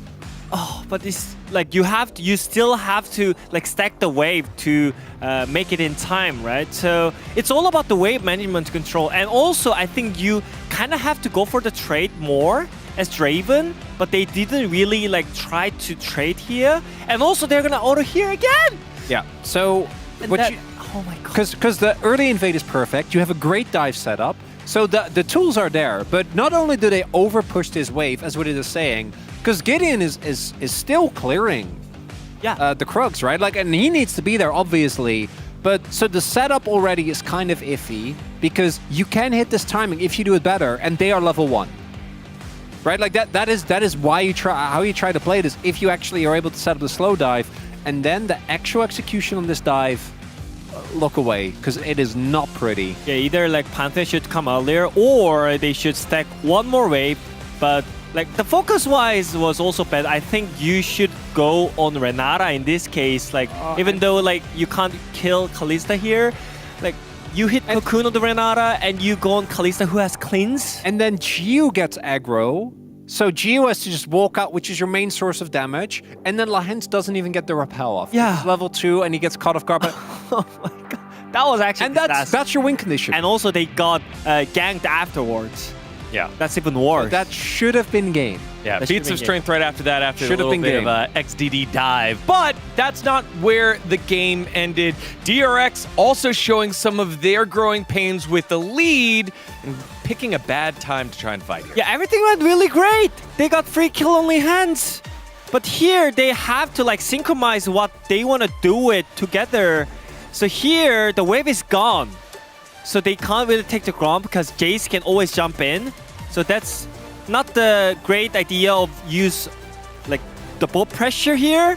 So that kind of made them to, I think that kind of made bad position for them in this situation. And also the casters already said that Draven jumped in with the ultimate.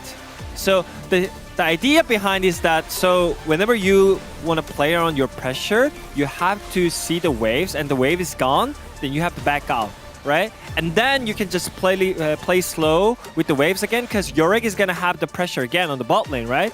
And when they're catching the wave, the moment where them catching wave is that means that you have the man advantage on the jungle or skirmishes.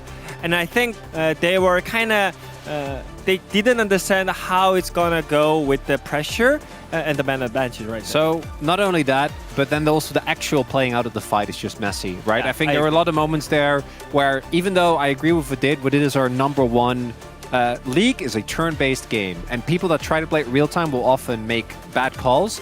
I think this was a bad call, but it was still salvageable had the execution on the fight been cleaner. that didn't happen either. So from that point on, DRX was never able to really clinch back control. This kind of reinforces what we were talking about. I think that DRX are still very off in the calls that they make around the map.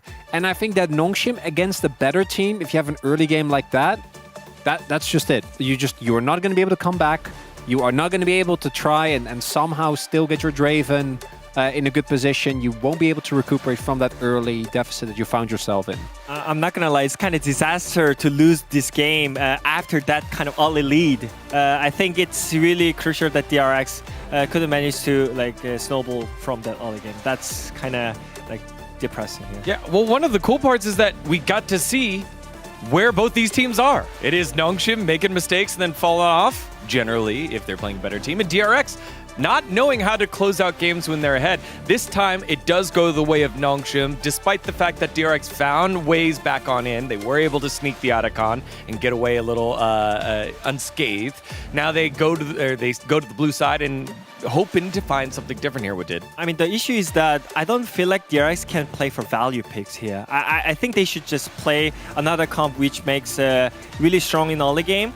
It's all about the execution. And also, I feel like Rich, he has to play some kind of engage. It's Sion time. Yeah, I feel like he has to do something for the team. Ornn. Zach. I know we're showing King on the screen, but I wish we could have zoomed in on Madid's face of oh, it's Sion time. Well, we'll see what they end up picking here, as it is Sion time, maybe? Yeah, there it is. Just do it. Just play Sion to make it easy. But Did is trying his best not to flame. Just play Sion. Trying harder. Sion. He's trying harder. Sion, you know? All right, well, let's send it back on to the casters to get into draft for game number 2. Thank you so much, gentlemen. I do want to go back, as that was beautiful from Wadid. I'm really glad that he sent that message to DRX as, Rich is receiving it loud and clear. That's the man who knows that he should just play Sion. But another quote that Wadid had, he said earlier, Kakuna Renata. And I thought, what a beautiful phrase. What a beautiful phrase. So they're not going to Kakuna Renata this time around because, of course, it's Fearless, so we're not going to be able to get that one. It means no worries. But it means no worries. For the rest of your days. For the rest of the laning phase. For the rest of the phase. All right, it's a Yone-free philosophy, ladies and gentlemen, as we dive into this Jam Select. I promise I'll stop. I promise I'll stop. I can't one-up you. Every time I have one in mind, I'm like, no, it wasn't as good as what you just said. I heard him say it, and I was like, Kakuna Renata? Really? Really? That is crazy good. All right, well, Vi going to be taken away. That's going to fuel me for the rest of the day. We can have the worst play ever from now on, and I can just think to myself, Kakuna Renata. Lehens just can't wait to be king, Atlas. All right, so Azir is gone. The Taliyah is probably another consideration once again here in that final spot for Nongshim Red Force. They could also ban Sion, but I think you probably just want to take the Taliyah away, continue with that philosophy, which is problem-free. Yeah, it is. Assuming you do ban it, yeah. And Sejuani-free as well. Bristle-free, you get 2 for 1 as far as the Sejuani ban is concerned. One last one to come in, still needs to be Taliyah. Just ban Taliyah, it has to be Taliyah. It's been one of UCal's best picks. He's had a ton of great Aurora games, but that's kind of fallen out of the meta. So I feel like it's just wise to ban, and he will do so. Yep. We might be looking at a UCal Victor game because we kind of do a little bit of a tier list here in the LCK. The Ahri is gone, so it's feeling like that's where he's going to head. But picking up a Poppy early, I do like. It's a very unusual B1, but it is extremely flexible. It's very interesting that Poppy wasn't even looked at in the previous game. I guess because Gideon had the Pantheon up and available. Of course, very, very high priority with Neferi Band and Vi Band as well. That is 4 junglers that you're just not able to play. And you wouldn't have played at support in the last game with the Kalista setup in the bottom lane. That's a good point, yep. So Gwen is up. They left it open. Oh, no. And they didn't. Have they been mind-controlled by Genji as well to think that Gwen Skarner is good? I hope that hasn't happened. Oh, no. Although Skarner into Poppy is actually a thing people like to play. But they did the Varus that I was expecting in game 1 That's better, instead. okay. I like that more. Feels pretty safe. A lot of scaling damage in this composition. But now, what's the counterpick for Rich? Because if he's playing on Bessa, I'm worried. Sion. Silent is, I don't think it's the counter pick to Gwen in this situation. And they already have Poppy as well, so that'd be a lot of no damage. Yeah, I think he's gonna say I'm locking Ambessa, and I'm worried about it because I don't know if that works on this. Okay, he's not doing it! Okay. He's ranged as the UCal will play the Victor tier list mid that we talked about. That's kind of just how it goes in this this type of draft where you have a lot of scaling damage in the late game with the Victor. You have the Gnar that's pretty safe, and if spaced correctly can do fine to the Gwen. So I do like this draft. The Poppy's still incredibly flexible. And not just in terms of like whether it's going to be played support, I don't think it will, but it's just so good for team fights, can shut down a lot of champions, makes the draft a little bit awkward for Nongshim. Like they don't want to play Rakan now. They locked Varus, so they probably don't want to play Rakan in general, but you know what I mean. Like it warps how you have to think about which champion's going to lock in next. I do love the Nocturne as well. The Spell Shield is so useful against the Keeper's Verdict, so you can actually still challenge for a lot of these objectives 100%. And not have to juke out of the way of that particular ultimate. We've seen it so many times too, into the Poppy specifically as a result. And Xayah is taken away here, the Ezreal is taken away, so some safe picks into this Nocturne comp are no longer available. LazyField's been known to be caught farming in mid and sometimes misreading the vision situation, so I do think taking away that safety seems very wise. As Orianna Nocturne is a combo, so I guess they took that away. I don't think Calyx is going to play Aurora here. I'm kind of hoping not. Might. I feel like Aurora has really slipped off a little bit. Doesn't feel as powerful. That's a bit of... I mean, they have Gnar, so... I mean, yeah, Gnar, Keeper's Verdict from the Poppy as well. I mean, game-warping ultimates are very, very good for good old Sylas. Sylas really strong with Nocturne as well. It also kind of denies Rakan because the quickness is so powerful with the Sylas at the same time. And so Andil maybe not going to have that very strong engage option. Yeah, I wonder what he's planning to go with here. If you go just for a hyper-scaling pick, it's just so risky. The Lucian gives you a little bit of oomph in the mid-game. I like this. It's going to be Braum. It's going to be Braum. Braum really strong into what Nongshim have. True. So with the fact that they have, Poppy, they have a very tanky front line with the Poppy. They have the Gnar. There's a lot of great team fighting that you can have. It's just kind of situational based on your Gnar bar. Whereas there is the good old Shen. Oh, and boy. This is the good old ninja delivery system as well. The Nocturne ults in. There's a Shen on top of him as well. We saw a Shen more recently. Lord Morgan demonstrated what not to do, and hopefully Lehens can show us what to do. Of course, not the first time he's played it this season. No, Lehens and Beryl are kind of resonant Shen supports. I think we've seen Keria play it. Yeah, a couple of times.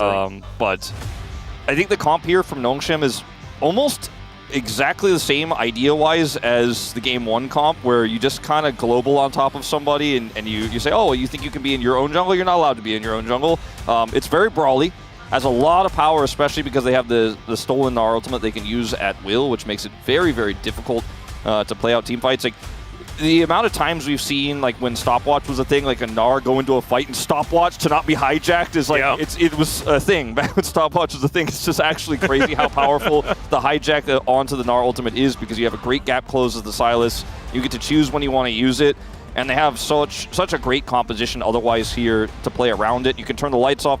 It just makes playing the game so hard for DRX. They have the Keeper's Verdict. That's kind of their cheat and objective ability, but there's the Spell Shield you mentioned, and the fact that you won't necessarily be able to aim that Keeper's Verdict if you can't see where the enemy champions are. Exactly right. I do think DRX are feeling a little bit better this time around than they were last time as we get ready to dive towards the Rift. I think Nongshim still, they represent a lot of wombo combo potential. Let's see whether it works. We jump into the Rift here. Saturday Showdown, Game 2. 소환사의 협곡에 오신 것을 환영합니다. All right, here we are, ladies and gentlemen, onto the Rift once more. Game number 2, and I want to go back to something we were talking about in game number 1. Wolf posed the question, how many Barons have died ever? Yeah, in the LCK. He wants to know how many Ghost Barons there are. There could potentially be. Yeah, put into the world. And we've done some quick maths, or at least Yundo did. And he has guesstimated that there are 6,789 Barons that have been taken in LCK total. As Lehens not going to find the Shadow Dash, and LazyField just gets out. He did have to take Dash at level 1, so that doesn't feel great. So that's still a huge win here for Nongshim, but at the end of the day, good movement there from LazyField. That's why you don't lock your skills in. Yeah. Until you interact with the champions. I know a lot of people just press Control Q right when they spawn. Don't do that. Don't Wait, be that guy. has Lehen's taken the Sub-Zero skin? I feel like he never takes the Sub-Zero skin. I think he did. I think he did. Yeah, he did. It looks a lot less Sub-Zero now since the rework of Shen, like the visual His sword makeover. doesn't look very hidden in the brush, almost like they can see the sword. Yeah. He just shadow dashes away, getting the value for using that one a little bit early. Varus has more range than Lucian by a bit. So and Lucian doesn't have Q. Yeah, can be a difficult matchup. As Kingin doing okay. Right now, of course, Minina will be frustrating for the Gwen, but if Gwen ever sort of gets her scissors in, it's going to be a really tough time. You can see Jiu has taken the lethal tempo as well. It's going to be more of the on-hit variety of the Varus. I think that makes sense. You don't need to play lethality into this. And you have a lot of setup and a brawly, extremely powerful front line to give you the space. As Rich hits level 2 first. Owie. You know, a lot of people are all about that Gen G T1, Saturday Showdown, you know, that kind of Saturday Showdown. But I'm about the feel-good, Rich comeback story, solo kill in the lane on Gnar. Oh, yeah. Story. That's the Saturday Showdown I'm looking for. I'm looking for that special Game 3 draft music. We're going to need Game 3 Rich Scion. That's what we need. Yeah. We were talking about it before, you know, Cocoon or Renata, you know, we need no worries, and that involves 3 games, I think. Nice chain's going to connect here from Calyx. Kingslayer to get some health back. UCal standing his ground, should be A-OK, as the Silas does like to play with his health bar quite scarily. Yeah, his health just keeps going up for some reason when he presses his W key. Yeah, the W key is pretty good. Looks like he's kind of hurt, and then he tries to slay a king. Becomes more powerful. Lazyfield is in a very dangerous spot. Oh, that was not the target that they were looking for as Andal shows them the door. Still a ton of damage put in. As Gio is starting to get lower on mana, but I think they can just continue to pressure here. Level 3. Yeah, Lehens is just having a great time. Lehens is pretty good at Shen, you know? He's very familiar with it. Yep, and with the fact that, like, the double taps, like, you deny an entire passive by, like, pressing your buttons. It's got a very cool name. You're the names guy. The Shen, you're not allowed to use auto attacks button. Yeah. But I can't remember it right now. Gideon is going to be able to take this Rift Scuttler. Is now UCal not going to get hit by those chains. Sponge trying to make his way over, but he gets scared and will then have to move away. Dustbringer comes on through as Gideon does make his way out. Calyx looking a little worse for wear, and UCal able to protect his Poppy for the moment. Be able to deny these Raptors, though. I think they should be able to. Sponge wants to take them, but they haven't quite spawned yet. Okay. I think Gideon decides, okay, with the Victor coming back over and my mid laner not being there.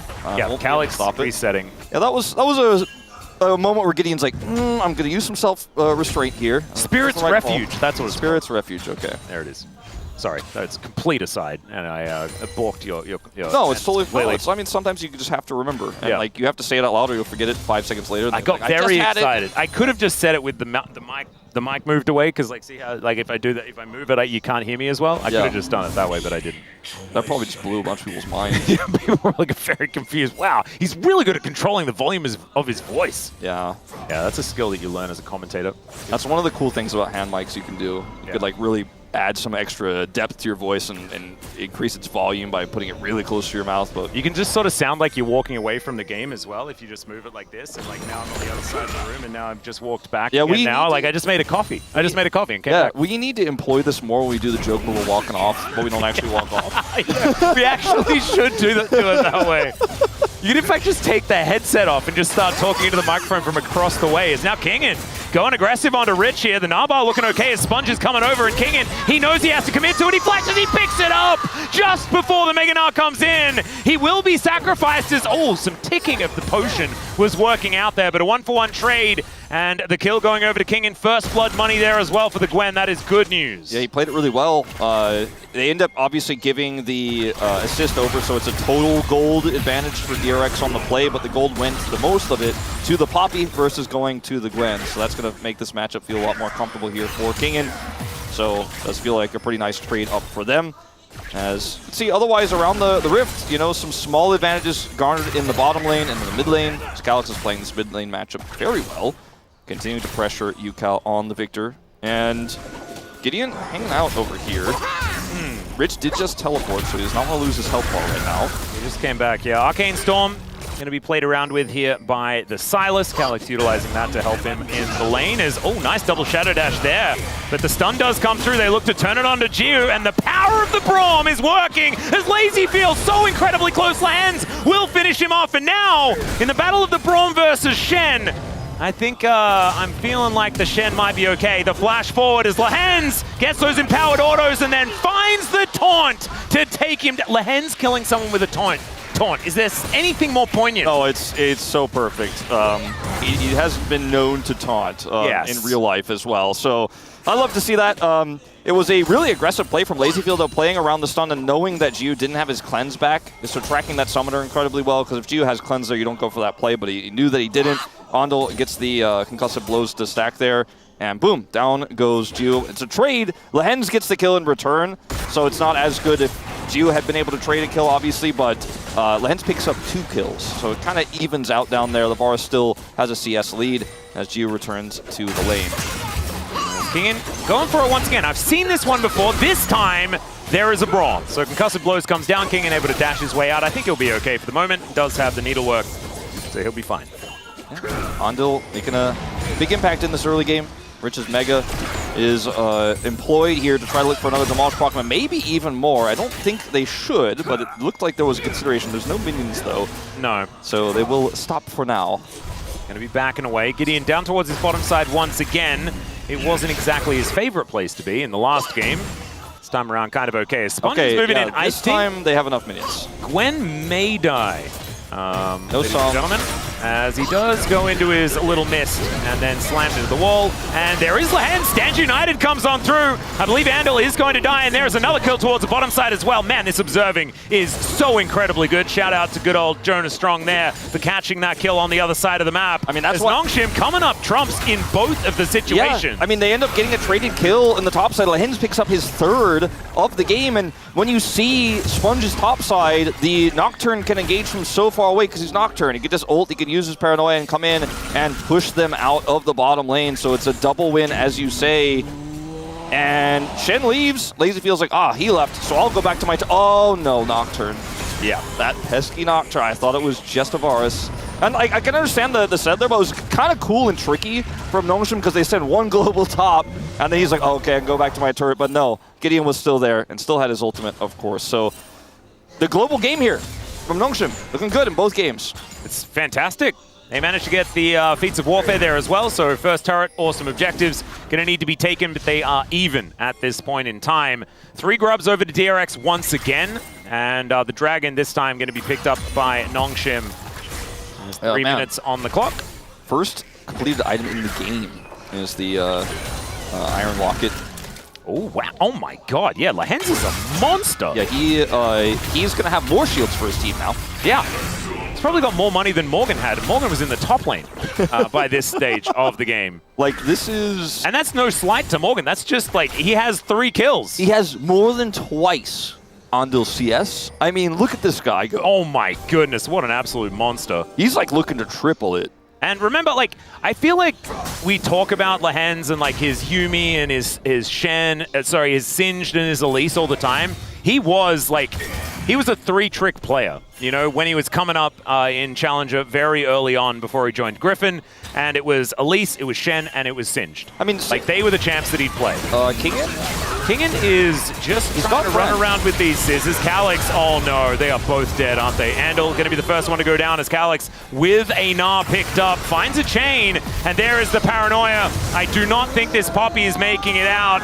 As Gideon, does he have it? The answer is he doesn't need it. As Sponge elects to get rid of the Gwen. Gideon down relatively low as Lehends just fighting against Lazyfield.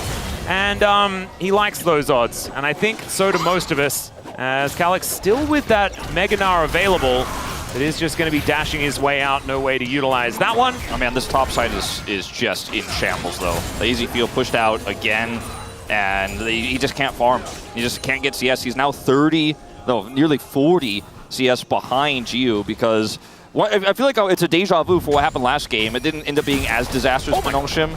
That Demolish Proc just scared me. He just kind of gets money. There's so many Gnars! So many Gnars! As another stand united. Another Shadow Dash and another death for Rich. I mean, it's just, I was going to say, it's kind of like a deja vu for that play where we had the Draven and the overextension in the bottom lane last game. Yep. And I was like, but it wasn't quite as disastrous. Now it kind of is, because as Shen shows up in that fight, Nocturne didn't have his ultimate at the beginning of the last skirmish, just got it online, was able to chase down and get a kill there on the bottom side as well. And Nongshim now 5 kills the lead, 2.5 gold ahead. Lehens is like, nice steadfast presence. I wasn't going to dash anyway. Yeah, I mean, there's so many good things to say about what Nongshim are doing in this game, but I think there's almost an equal number of misjudging of the power of the globals here for DRX in this game and the last. You just have to play more respectfully. Play around your victor later on. Yeah, try to force these skirmishes that are not going to go your way. I mean, you could also see, of course, plainly that Calyx did have the Gnar icon right next to his health bar, and so trying to make that play for Rich was desperate at best, I would say. And the thing that I really like about this series especially is the fact that Nongshim finally, once again, don't look like the team that's about to lose to DNF. Like, there was something wrong with Nongshim over the last, couple of weeks, and this feels like they're powering up once again. I know DRX, they're in 9th place at the moment. They're not exactly cream of the crop here in the LCK, but every team in the LCK deserves your respect. Every team you can lose to. Nongshim, they learnt that the hard way. And this is a much better look from them, playing some clean League of Legends. Lehen's looking absolutely phenomenal. And this is what we wanted to see out of them moving forward. Good little spell shield there from Gideon, as this Ocean Drake going to be the next thing on the table. So 3,000 gold, 2.5k, I guess, more accurately for Nongshim as far as the lead is concerned. It's not over, but it's just looking so rough, especially when Lehens can just kind of walk towards Rich and win the 1v1 against the top laner of the enemy. Now you've got Gideon making Andil paranoid. Sorry, making Sponge paranoid. Poppy is a jungler, Atlas. Well, I mean, at the end of the day, it doesn't end up getting any kills, but I love the pressure that Nongshim exert again with their globals. Lehens doesn't have his ult yet, so he's kind of bored. He's like, oh, I guess I'll go up here and I'll harass Rich until it's ready, then I'll help you guys get the dragon later. Just hold on a second. Well, there's the taunt flash, and that should be a dead Rich. Lehens goes down, but he loves dying, guys. That's exactly what he wants to do. That's his whole thing, and he's like, well, now I have my ult back when I respawn. It's kind of perfect. It's about, it's about 10 seconds desynced, but I'll see you guys with the dragon. No worries, we end up taking out their top laner, taking some extra turret plates here for Kingen, who had a gold deficit early on in this game, but now has caught up with some help from some of these skirmishes, and obviously that play there from Lehens on the top side. And DRX starting the dragon here. Doesn't look like Nongshim will actually go for a contest here, in part due to Calyx being behind in this side lane and lost half of his health bar, so they are going to give this one up, even though Lehens would love to ult in and fight. Yeah, not going to be happening this time around, as tries to sacrifice for the cannon, and Calyx doesn't actually get it. That is very sad. The big value here for Nongshim, though, is the fact that Jiu has been able to just sit in mid lane and farm and farm and farm. As we're going to check this one out for Lehens. Let's see what he says after he goes down. I imagine he's not too worried. 1, 2, 3 was the call on the go in. This is pretty nice, right? Yep. Feels good, right? And he does manage to get the turret as well. And the reason why Lehens is obviously super psyched about that, even though it's a 1-for-1 trade, is because Gwen gets the turret, Gwen gets the money. They deny a lot from Rich at the same time. Didn't actually get the turret, actually focused on denying minions I mean, at this point, after having a, not a bad laning phase by any means, but having a bit of a struggle early on, King in this matchup, Lehens is like, so how's it like riding my bus? Like, seats comfy back there, because I am everywhere. And Kingen will now get the full turret. So that's first turret as well, and feats of strength over to Nongshim. So feeling like they just cannot do any wrong in this game. They just have so much power, and when you have the numbers advantage, no matter where you are with Nocturne Shen, it's like, what do you do as DRX? You can't push a turret. You can't force a fight. It's such an easy comp to play out, right? Once you've got the ball rolling, it's just, you've got a targeted Paranoia that then has a targeted Shen on top of it that can taunt whoever he wants when he arrives. Kingen will be unstoppable in side lanes. Jiu outranges Lazyfield and is feeling great on this Varus. It's just going to be a difficult task here for DRX. Taking this is illegal. It's not allowed. I don't think they will allow it. Well, they are going to get it down very, very low, as Nongshim not able to deny that one. Still looking for a potential fight, but instead, they'll just say, No, solo laners get into these solo lanes, take down these structures, Very and kind. just get gold. Yeah, very kind of Nongshim, but they still get money. As you say, it was not just a freebie, as this will not secure the mid turret on its own, but they do have a wave crashing through it. This is a scary timing. Paranoia comes on forward there as the stands united. There's a nice taunt. Gideon will be taken down. They do get rid of Andil, as now Sponge trying to get himself away. He will successfully do so. As the Arcane Storm is down, Lahens is in a bit of trouble, shields himself, but it's a double for UCal. And Kingin, can you stop this onslaught from the Victor? That's the question, as Rich is on the top side. He's going to get a turret.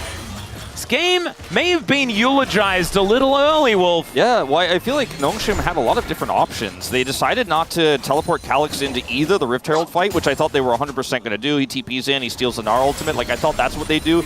They gave Herald instead, and the turret's been down in the bottom lane from the previous play, so it's not like Sylas is getting that much value inside, but they just don't judge the situation well enough. I think if he TPs in, maybe there's an angle here, but then they don't have a TP minion anymore. They don't actually have a ward really for him to TP on that's safe.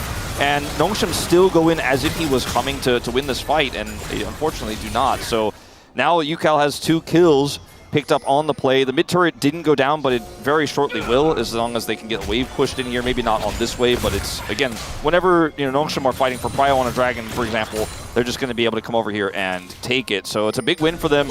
Still a pretty big gold lead for Nongshim, still in control of the game for sure. But like, the execution there left us a little bit wanting. So it makes you wonder, we were like, okay, it's very simple to play, but some judgment errors there.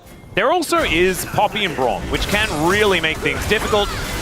Gwen is going to make things difficult as well, especially when carrying a Shen. And so that is once again Andil dead. 5 deaths now. They've really been targeting this Braum. You've noticed in a lot of these fights, I haven't been like looking at Andil like, what are you doing? Always out of position. That time he was out of position, but they've just been killing him. Yeah, every opportunity they get. He's the secondary front line when, when these skirmishes do break out. So unfortunately, it's pretty tough for him to live up to all the damage and the isolation that can get taunted by the Shen. Clean from Calyx. They're going to be able to find that chain. Does take a turret shot, though, and then a whole bunch from Rich. Rich does have Triforce. He also has the Executioners as well, so that's going to deny some of the Kingslayer healing, so I don't think he wants to stick around any longer. Yep. But the game state here, a lot better than it once was here for DRX. Now, potentially looking to group up for a fight for this dragon. They have Prio on the bottom side. Kingin is backing and doesn't have teleport. They have identified that. They should be able to get vision around this Drake. Now, Kingin should be able to show up by the time the fight does break out. But still, this is I feel like the first time for DRX where they could kind of stand on their own 2 feet. Rich did just proc his Gnar in the top lane as teleport, so that's an awkward situation as Andil's going in. Yep, door comes down. There is a back massage for Lahens. But the Culling's now on cooldown. And they don't have their 2-item for Lucian. They don't have their 2-item for Victor, so it's a little bit awkward. But they do have Prio, and I think that makes up for it in this situation. Maybe we see a give, but nope. Yeah, here we go. Once more. Gideon, though, just going to get separated and eliminated. I don't know about that, Paranoia. That wasn't fantastic, but the Keeper's Verdict is now on cooldown. Nongshim still looking for a fight here. As UCal, he needs to be the target. He just does so much damage if left unattended. Chains of Corruption go down as there's the flash in, and Rich just explodes once again, denied. And Lahens, he will fall. Lazyfield goes in, and then Calyx slammed into a wall, and Lazyfield from over the other side is able to hit freely. Sponge now in potentially a little bit of trouble, but Chiu trying to fight back, and Lazyfield's just shooting one after the other. He'll take him down, no fear on this Vietnamese player. And DRX are back in a big way. Dropping the ball in a big way, though. I mean, when I tossed you the play-by-play on that, I sounded confused because I thought, well, I guess they're just going to give it up. They're not in position to fight for this. Look at the Prio. Look at the situation. When Gideon decides to ult, look at where his team is. So far away. You're playing into a Poppy. You've mentioned this countless times in this game, and now you're in a situation where the fight is so broken up, so split up. And now Rich here tries to hop away. Gio makes a really heroic play to punish the Gnar here. It's actually really nice to see Gio having a performance like this. Lahens is able to follow, but you still are out of position. You still are not set up together. Like, Kingin's over on the right side. Gio doesn't have his ult to peel, and Andil just comes in with a fantastic ultimate, and they get the cleanup here. I think Nongshim 100% should have been willing, based on the Prio, to just simply give that dragon up. It's just a Chemtech dragon. You don't need to force this fight. You don't have control. You need a certain element of control and group up to actually just press R with Nocturne and auto win, because Sponge was like, well, I'm ready to do the same. Yeah. And that was pretty disastrous. Nongshim are no longer ahead, really, in this game. They're ahead 600 gold, but they do not have the tempo lead they once had. They're now 2 dragons down. And one of these gold leads that we're seeing at the bottom of our screen is fake as well. You saw Andal had more value in that last fight than Lahens did. And Lahens has 2,000 more gold than him. So just tack on an extra 2,000 gold, basically, for DRX, and that's the amount of value that you are getting. This Braum is going to do what it says on the tin, right? He just has a door, he sets it up, he has the ultimate, it's going to help out as well. And I'm not saying Shen's useless, but that gold could have certainly been better used elsewhere for Nongshim. Yeah, I mean, Lahens is...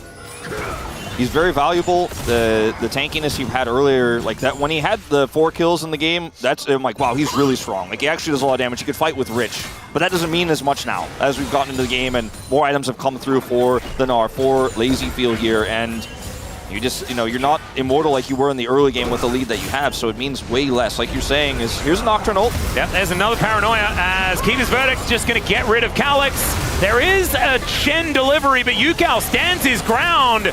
Gideon just fighting against Sponge. Yukal trying to get himself out of there as Gwen is immune, kinda, because now she's inside this circle with Lazyfield and Andal. Lazyfield kites it out, gets over the wall. The culling now doing damage to Gio at the same time. Sponge taken low, but he's a puppy. He doesn't care, and Calyx just surrounded by DRX. Fight after fight, DRX are doing it, and they're finding the angles. Rich finds Mega Gnar finally in this game. Will be able to take down Gio. That's a clean ace, ladies and gentlemen. I think that might just be the end of the game. I mean, it's obviously going to continue, but this is so much gained here for DRX on this fight after another overextension. They were using their globals in the early game so well, but in moments like this, part of the power and the impact of globals is that it allows you to take more players from further away and win the numbers game. But forcing fights into a 2v2 where you don't even have that numbers game, playing into a Poppy, and then rotating everybody else in where you're still not in position to take this fight as Rich shows up as well, and Lazyfield plays this so well. This is what we're talking about with this guy. Sunrise a weak landing phase,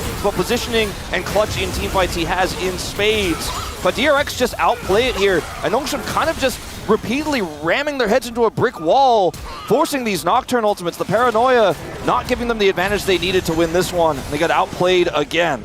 Well, they might be getting outplayed right now, as Kingin looking to snip on towards Rich. The Wallop not really doing too much there as Yukal and Sponge, they'll turn up, and Rich just hopping away. This is looking like tilt, ladies and gentlemen, as Nongshim circling the drain against DRX when they had such a big lead in the early game. Yeah. Like I said, some people all about that T1 Genji. They're like, oh man, I want that Genji D+. I'm looking for a Hanwha Genji. I'm looking for maybe T1 Hanwha. I'm like, this is my Saturday showdown. The DRX comeback, the game 3. The only thing that could one-up this is like a DNF bro. Yeah. Like there's a certain elegance to that series. It's a little bit different, but this is paying in dividends. The good old DRX Nongshim as Calyx could be in a little bit of trouble here, as Silas has not looked fantastic, even though he has picked up a couple of kills, just hasn't found a lot of value in these more recent fights. It's so hard when you start to fall behind in this Braum, Braum you're dealing with a Poppy. You just don't have as much agency as you once did. And now Victor has, the extra money to have an arm guard on top of his 2-item spike with a Leandri's completed. He already was doing a lot of damage in extended fights, but now he does a ton. Yeah. And he has that added safety. And, look at the support ultimate, or the support items. Okay, hold on. Oh, okay. If at first you don't succeed, just go again, as Gravity Well doing a whole lot of work. There is that arm guard that you were talking about, Wolf. You probably should have said that in the comms for Nongshim, though, because Yukal's still kiting this one out. That's another kill. And they, every time they engage onto Yukal, every time Yukal makes them all dead. That is going to be a Gnar that's stolen away. He does finally die. And now the question for Nongshim is, was it worth it? I don't think so. I think they know the answer, and they don't want to know it, and they don't want to acknowledge it, I don't think. But it was not, in fact, worth it. As the arm guard was what they really lost, and 1,100 gold went over in the shutdown, but he has Zonias now. So, I mean, the whole thing is he has arm guard, and he has gravity field. So he can buy so much space here. Ando comes around on the flank, and Gideon is just dead. Both the Braum and the Poppy have given so many values in these forced skirmishes here for Nongshim. But Nongshim from behind, they see Victor alone in mid lane. Seems like a good play to go in. That's your natural Nocturne instinct is, I press R. We got to catch this guy. He's not safe. but they keep doing it into a better setup, DRX, and now they're just so far behind that even though the setup wasn't initially there, Arm Guard buys you all the space you need. Just that extra bit of time means that everyone else on DRX is able to wrap around faster. And this game is very quickly becoming a bit of a blowout, even though it looked like Nongshim had the blowout win early. They're falling apart big time in this one. Yep. And I respect the fact that Nongshim keep pulling the trigger, but it is making it go faster. You know, it's not really pushing them in the right direction. As Sponge, looking to try and take down Lehens here, is going to be spotted on some more vision. Gives them the good old thumbs up. As yes, true ninjas do not mind. They will just go back into the fog of war. Life in the shadows, that's what they like. Once the locket was completed for Andil as well, I mean, you mentioned the value that he was getting way more often than Shen in some of those mid-game fights. Once his locket's done, it's like, well, cool, you had a 2,000 gold lead, but now we're the same. You and I are exactly the same. Yep. And Lehens is going to look for something, but there is the double gnaw. The turret is working overtime here at the same time.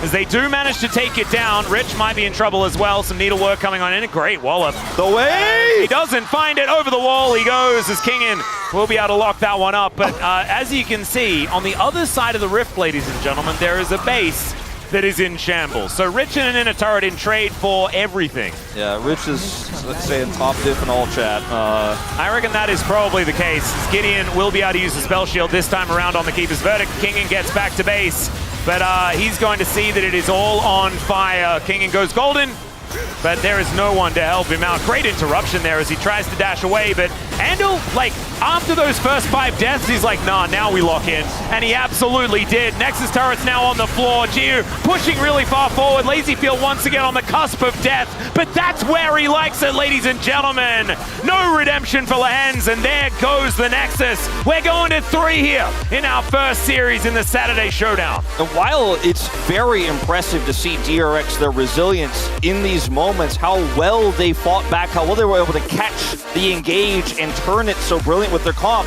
It was also, I think, for Nongshim, fighting at the wrong times at the wrong moments. You can play through side lanes when you guarantee you have the numbers advantage. You can play through side lanes when you're not engaging onto a champion that has a Poppy right next to them.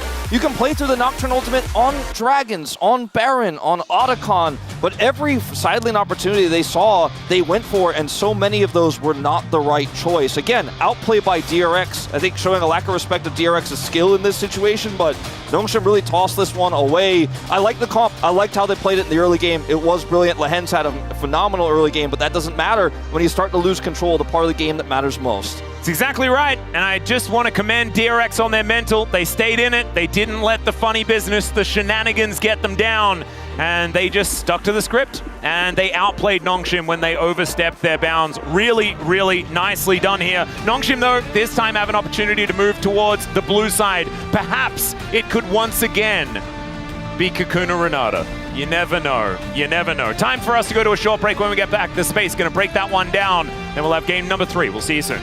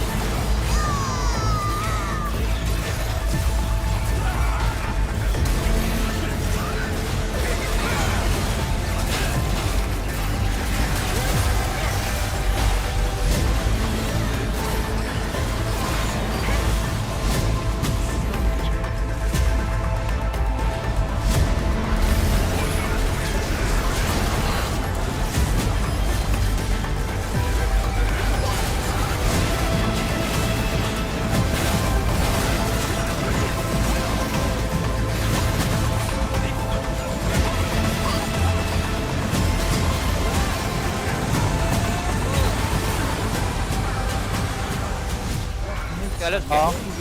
독자 색이야. 타워. 벤 노공 얘들아. 이거 끝내는 거 없다. 아, 목표만 사람부터. 벤 노공. 벤. 나 W 없고. 벤. 쌀이야. 타워. 쌀 조작 없어. 쌀부터. 독자도 색이야. 알았어. 나이스 형님들. 나이스 형님들. 네. 나한테 삐리 진짜 너무 고생했다. 미안하다.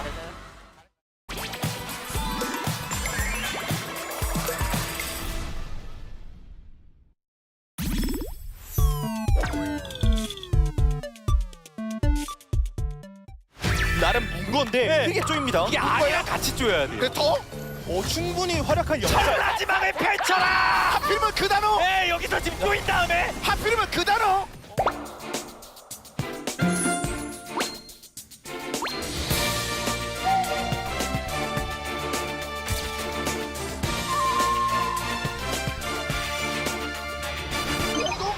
이거는 다. 전라지망을 펼쳐라. 아니 어디까지 그 전라지만 전라지망을 펼쳐라. 뭐 이랬다 오너. 쪼여라. 이번에 드디어 이게 무슨 원통하다. 전라지망 책뚫림. 완전 또 뚫렸어요. 이거 어디까지 가요? 근데 바이퍼가 진짜 빠르게 뛰고 있어요. 그래도 너 포위됐다 바이퍼 도망가라. 전라지망을 펼쳐라. 그 단어 쓰면 안 된다고요. 크게 펼쳐라 크게. 또 달려요. 달려요 바이퍼 달려. 뭐 없어 다 써 다. 바이퍼의 데모. 이렇게 저렇게 해서요. 크게 천라지망. 이거 20쪽을 노려야 돼. 크게 천라지망. 전라지만 급해요? 크게. 그때도 원군이 옵니다. 전라지만이란 말만 쓰면 이게 사람들이 오해하겠어요. 뚫리는 게 전라지만 같아. 솔직히 말씀드려서 안 될 것 같아서 말 쓴 것도 있습니다. 네. 아주 뭐. 이러면 난리 났습니다. 이렇게 쓸어버립니다. 채원. 아니 이게 디플러스 기아 입장에서 좋은 기회를 잡았거든요? 근데 이현우 해설위원님의 그 단어가 나와버렸어요. 그래서 전라지마. 그 플래그만 안 세우셨으면 저는 디플러스 기아도 충분히 할만하다 생각을 했는데 그래요? 네. 예, 저 때문입니다. 그래서.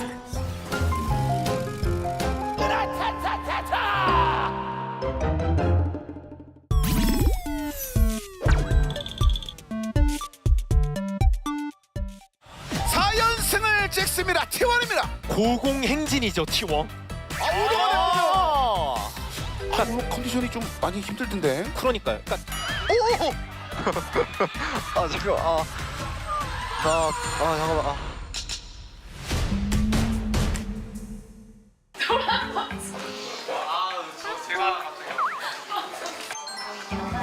그다음에 정글러로서 가장 최강한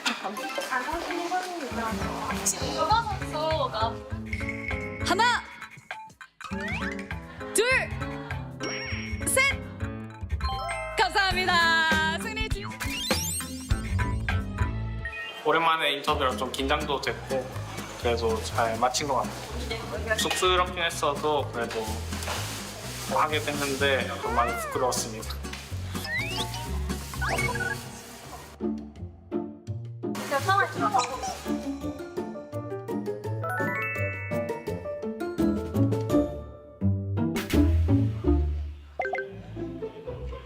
민규 오늘 POM 받았으면 좋겠다. 민규 오늘 민규 POM 받고 볼라트 했으면 좋겠다. 뭐 했으면 좋겠다고? 민규 POM 받고 볼라트 했으면 좋겠어요. 뭐라는지 못 들었어. 또 뭐 들었어? 아니 발음이 안 좋아. 저는 들었는데? 저도 들었는데요. 그럼 그냥 감독님 귀에 혹시 뭐라고? 볼 하트. 볼 하트. 볼 하트였어? 볼 하트 발음이 왜 이렇게 구려? 귀를 좀 파셔야 될 것 같은데요. 그럼 감독님 많이 드신 것 같은데요. 감독님 귀로 먹어?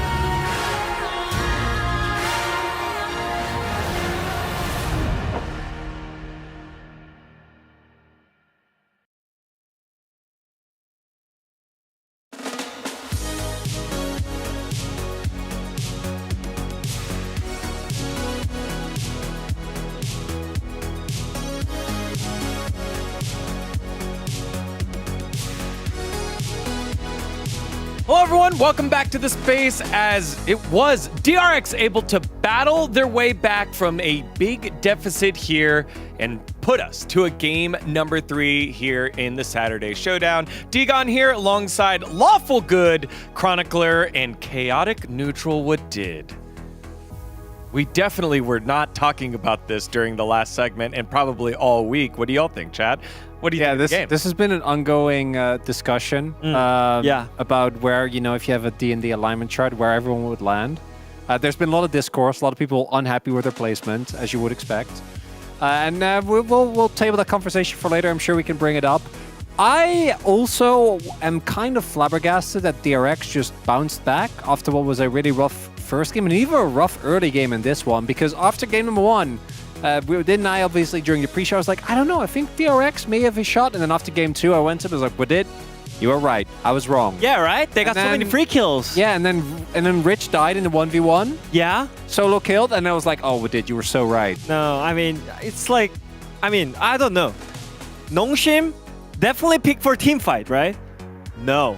They picked for side lane, they picked for something that they can look for something on the side, not fully committed on the team fight. But I think they were just going full ham on the team fight, which makes no sense. You have Gwen on the side lane, you have Silas, and also you have Nocturne and Shen. So you can actually just play around those abilities. You don't even need to use that, because they're gonna just afraid on it. They cannot like push further, because they have to fight against invisible Nocturne. But like they just pull the trigger no matter what, and that doesn't make sense. Looking at these drafts, there are 2 things you need to make sure of. One is never take an actual 5v5, because if you're playing a full melee comp into Poppy, Victor, and Braum, you just get completely boomed. And then secondly, and this is even more important, Poppy can't be anywhere near where you create a play. Because if Poppy's there, your numbers advantage, which is I think one of the biggest advantages this comp has, doesn't mean anything. Right? Because Poppy has her ult. And obviously you can dodge it, like you can spell shield it if you're Nocturne. But in practice, what we saw was due to Sponge's positioning, a lot of those plays were denied inside. And then obviously the actual 5v5, I think Nongshim were always going to, or DRX were always going to be favored if they could fight the team fights, which they did. They found it about 15 minutes into the game after not finding it the first several times. This is the first time we saw Nongshim not on the same page and getting punished for it.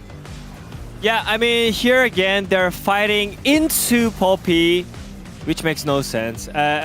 Crony already mentioned that how strong they are if they're grouped. They have Braum, they have Poppy, they have so many melee champions, which is not great into Poppy and Braum, and they're still like keep trying to fight into it, which makes no sense for me. Why are we flashing for that kill? Why? Like that kill on Rich doesn't mean anything. Obviously not. And instead, the whole team gets baited in, and we often, when it comes to Nongshim, talk about Lahens, right? And this is kind of the 2 sides of Lahens that we see here. He is the shot caller. He's the guy that says, what I do goes. That comes with a lot of praise when they're doing well. Yeah. When there's moments like this, they did not need to go for that. Even at that point, I think you can pivot to try and at least push mid out, maybe rotate someone over to top side. None of that happened. They try to delve out of a bad situation when the jungler is already gone. Yeah, I mean, I think we can jump into the highlight 2 as well, because it's kind of similar situation. But I feel like DRX played really well around like predicting their plays here, because they already knew that if Victor goes on side lane and shows up, they're gonna go on Victor. That's obvious. So that's why Sponge is here. Can you actually pause here? Like, let's say they didn't pull the trigger here, and you see Gwen on the top side, pushing top lane without, like, anything, you know? No pressure, there's no one here, so they can just easily push on the side lane, and they can just fight against invisible Nocturne, you know? Like, Poppy's gonna be here for no reason. But they pull the trigger here, the fight is gonna happen, and Poppy is in the right positioning, and also their bot lane, Andil and LazyFill already knew that it's gonna happen on the bot side, which makes DRX in a really good position. Yeah, and obviously part of this, as we did saying, is the mistake from Nongshim, because just because you have the comp doesn't need to actually play to it, right? You can also just keep pushing, but also give some credit to DRX, because in the last game, we really criticized their game sense. I think this was a really good example of them knowing, okay, we are one step out of Nongshim. If Victor shows, They are immediately going to collapse onto him. The Poppy was in the right place at the right time. Rich was ready to TP or to join the fight as well, even though at that point it was already mostly won. And crucially, we had the bot laners already roaming from mid. Yeah. So it was both DRX, I think, playing well when it comes to those fights and knowing what their comp does, and also Nongshim dropping the ball. Yeah, I think Wolf already mentioned that Nongshim was fighting for kills, not objectives. I think that was most crucial part. And also, I mean, I feel like they need to just play slow. You know, just read the map, read what's happening in the map, and just let it happen. You know, like just Nocturne, do not press your ultimate. You can be okay in the side lane. Just, I don't know, just let them play with Invisible Nocturne, and yeah, I mean, that was so easy. And now DRX have their ultimate weapon, Sion. Sion, baby. Rich on Sion. It's still up. Let's see if they pick it here in the decisive game number 3 between both these squads who need this win to keep their hopes of making it to the road to MSI. Thank you very much, gentlemen, for that breakdown. And yes, time for us to see who is going to be our Saturday Showdown champion here after this one. I think Nongshim probably going to be feeling a little bit rough after that one. I think if Wadid gets his wish, if we do have a Sion, maybe it's not Nidalee-able this time. Maybe. Would you rather lose lane as Sion or Mbessa? Because I feel like those are your big options. And I think this is why, even though I saw that last game from Nongshim, and I know probably morale is not high, if you ask me right now, I would predict Nongshim to win Game 3 because they have a wider champion pool. We're in Fearless Draft, and I think about like what UCal is going to play in this game when Taliyah will be banned again. You start to wonder like what's going to happen. What's Rich going to play? What's UCal going to play? How comfortable is Lazy Feel going to be if his champion pool gets choked out a little bit more here as well? So Sion's oh my gone. God. Okay, well, Nongshim will not allow Wadid to be happy. Sorry, Wadid. Apologies for that one. Yone going to be taken away here as the secondary ban. I wonder whether Taliyah will get through. I think DRX, even though they really want Taliyah, will probably just have to ban it. I think so too. Annie's smart ban here as well. UCal not happy with that. His champion pool's in the mid lane getting thinner and thinner here. And what would you take as B1 that's not Taliyah in this situation is really the question you have to ask. Like, is there any merit in saying, well, you know, maybe we could have left Yone up and Calix plays that, then I get the Taliyah. You know, that's the only other questions I think you have to ask, but I think they probably will ban it. They banned Sejuani. My goodness. And I think even though Calix isn't known for Taliyah, it's a pretty important one to pick up right here, right now. I mean, both of these players have played mostly Taliyah, I'm pretty sure. Even though, you know, Calix hasn't been playing for as long, it is still going to be Kingan's Rumble it's prioritized. Wow. I think that's a whoopsie in my book. Yeah, I don't know if that's necessarily going to be worth it, as now UCal gets one of his best picks and one of the strongest picks in the meta. Yeah, it is. It's only 3 games on the Taliyah, but he's, you know, the most he's played on a single champion is 4, so getting close. Yeah, I mean, he's just really good at it. We know it, and it also makes composition so much simpler to execute. I love this. Talister. This is super smart. I think when you push the Alistar up into this this part of the draft, you can just guarantee you're going to have some strong skirmishing in the early game with Alistar having level 6, Taliyah having the Weaver's Wall. Now the Azir was left up, but you don't want to play Azir into Taliyah, or at least you shouldn't in most cases. But it is one of Calix's best picks here, and they have a lot of scaling AP damage in this draft with it.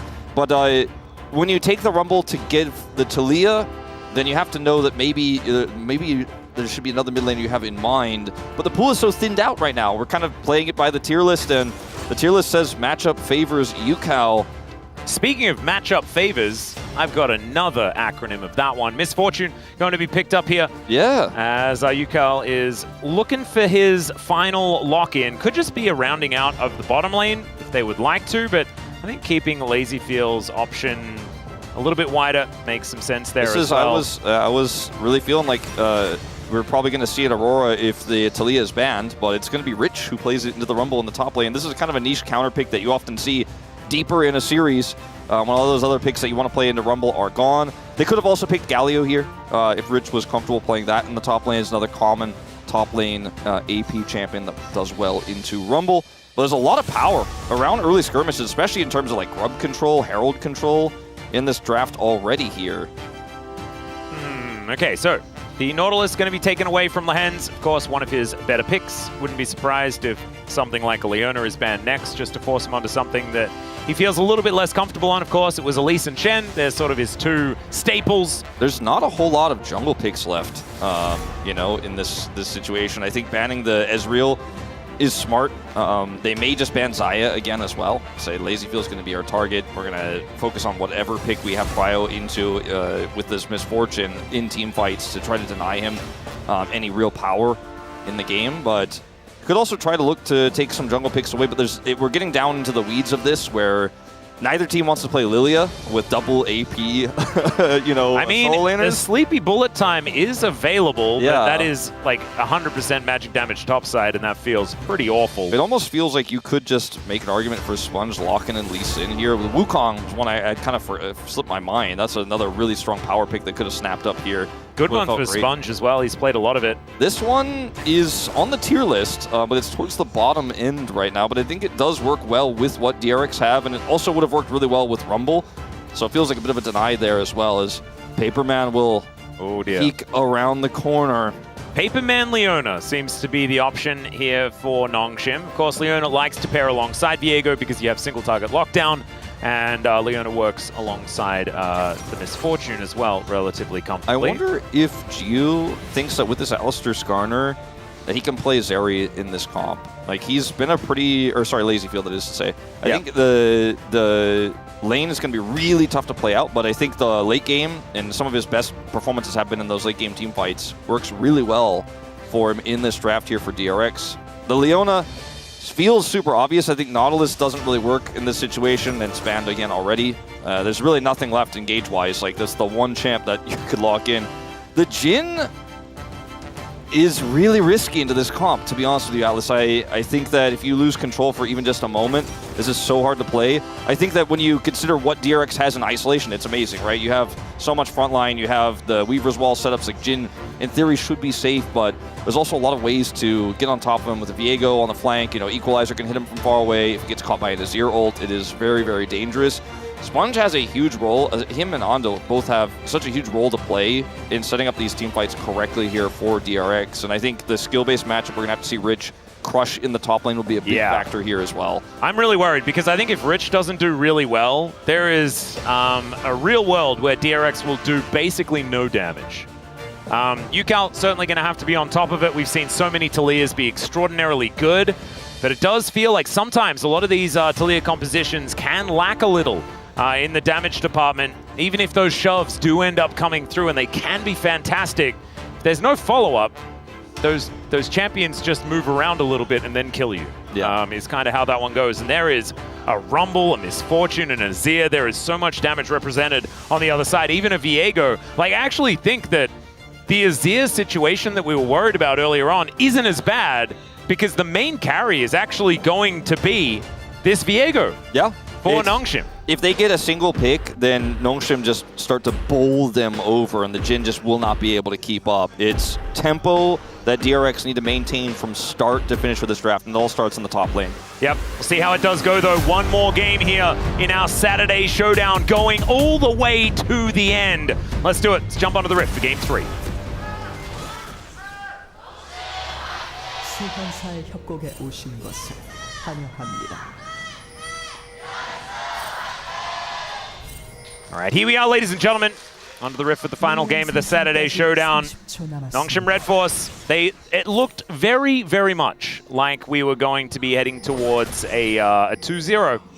And then DRX turned it around. Nongshim kind of threw it away, but I do think a lot of it came down to DRX just playing better, locking in, and 5 deaths. That was enough for Andal. I think that both can be true, right? I think that we can both say that Nongshim kind of threw that advantage away, but also that DRX outplayed them and locked in and played really well in the second half of Game 2 as well. So do think both are accurate and ended up leading us to this Game 3 here.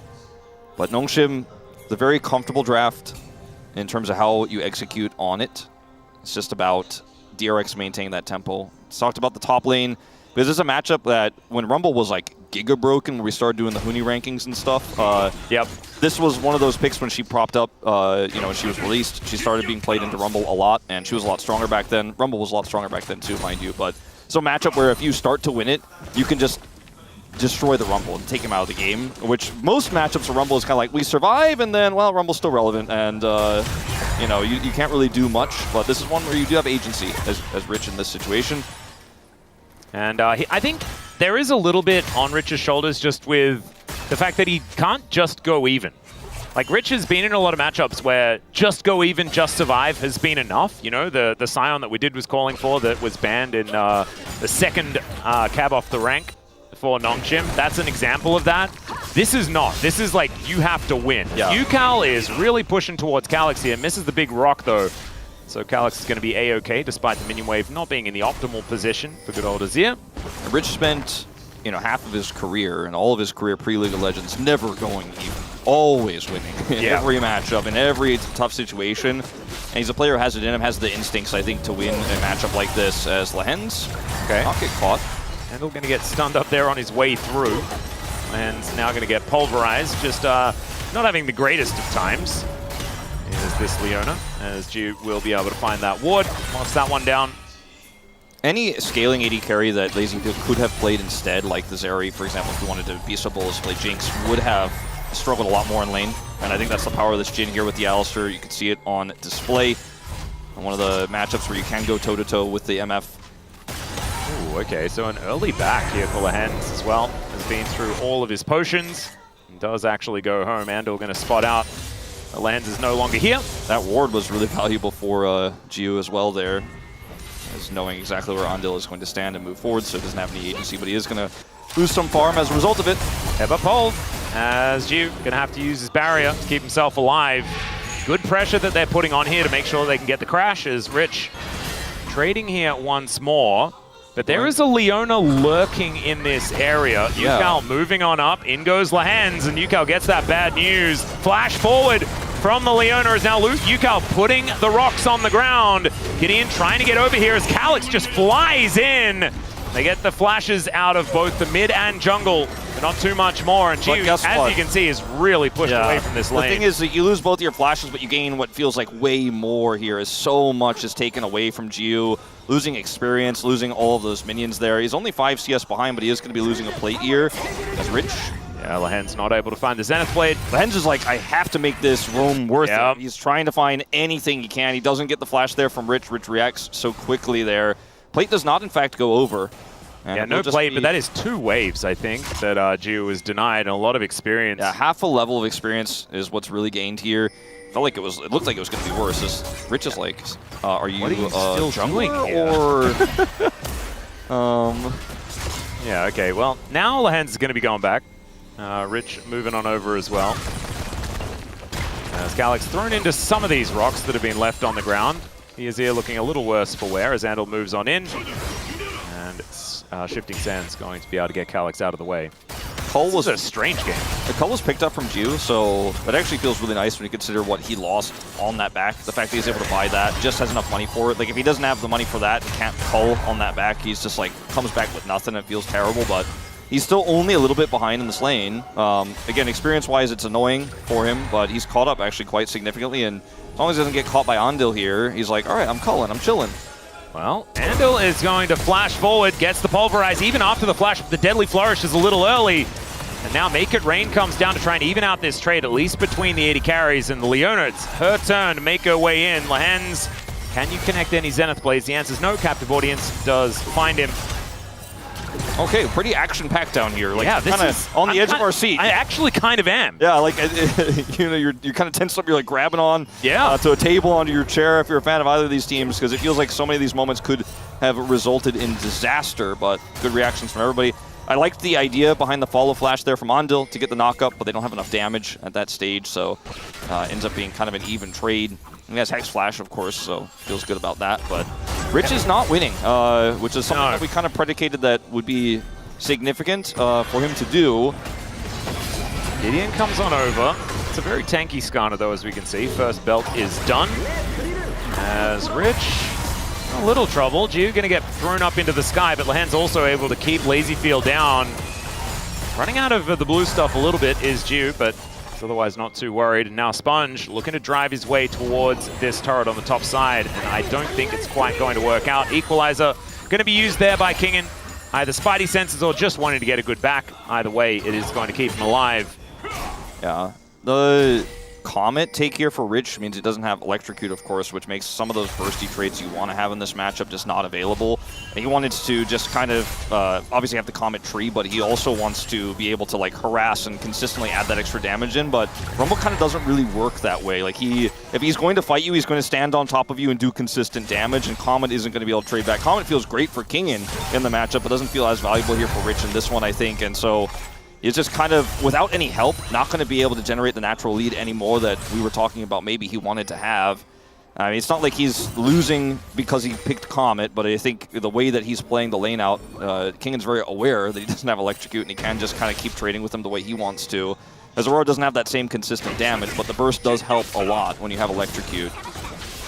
As Calyx. Yeah, Emperor's Divide going to throw the cow underneath the turret. Only level 5 is this Alistair, so Calyx almost just kills him on his way past. Still, health trade in advantage for DRX as far as the laning phase is concerned. Still, Andal probably not wanting to make that play anymore. Yeah, not I was worried. Favorite. As Kingen could just like shield this. He's like, nice Comet, you know. Yep. And Rich needs to back away. Good spacing. As Nongshim have complete control of the top side of the map right now after the attempt from Andil forces him to back. Doesn't have level 6 still, of course.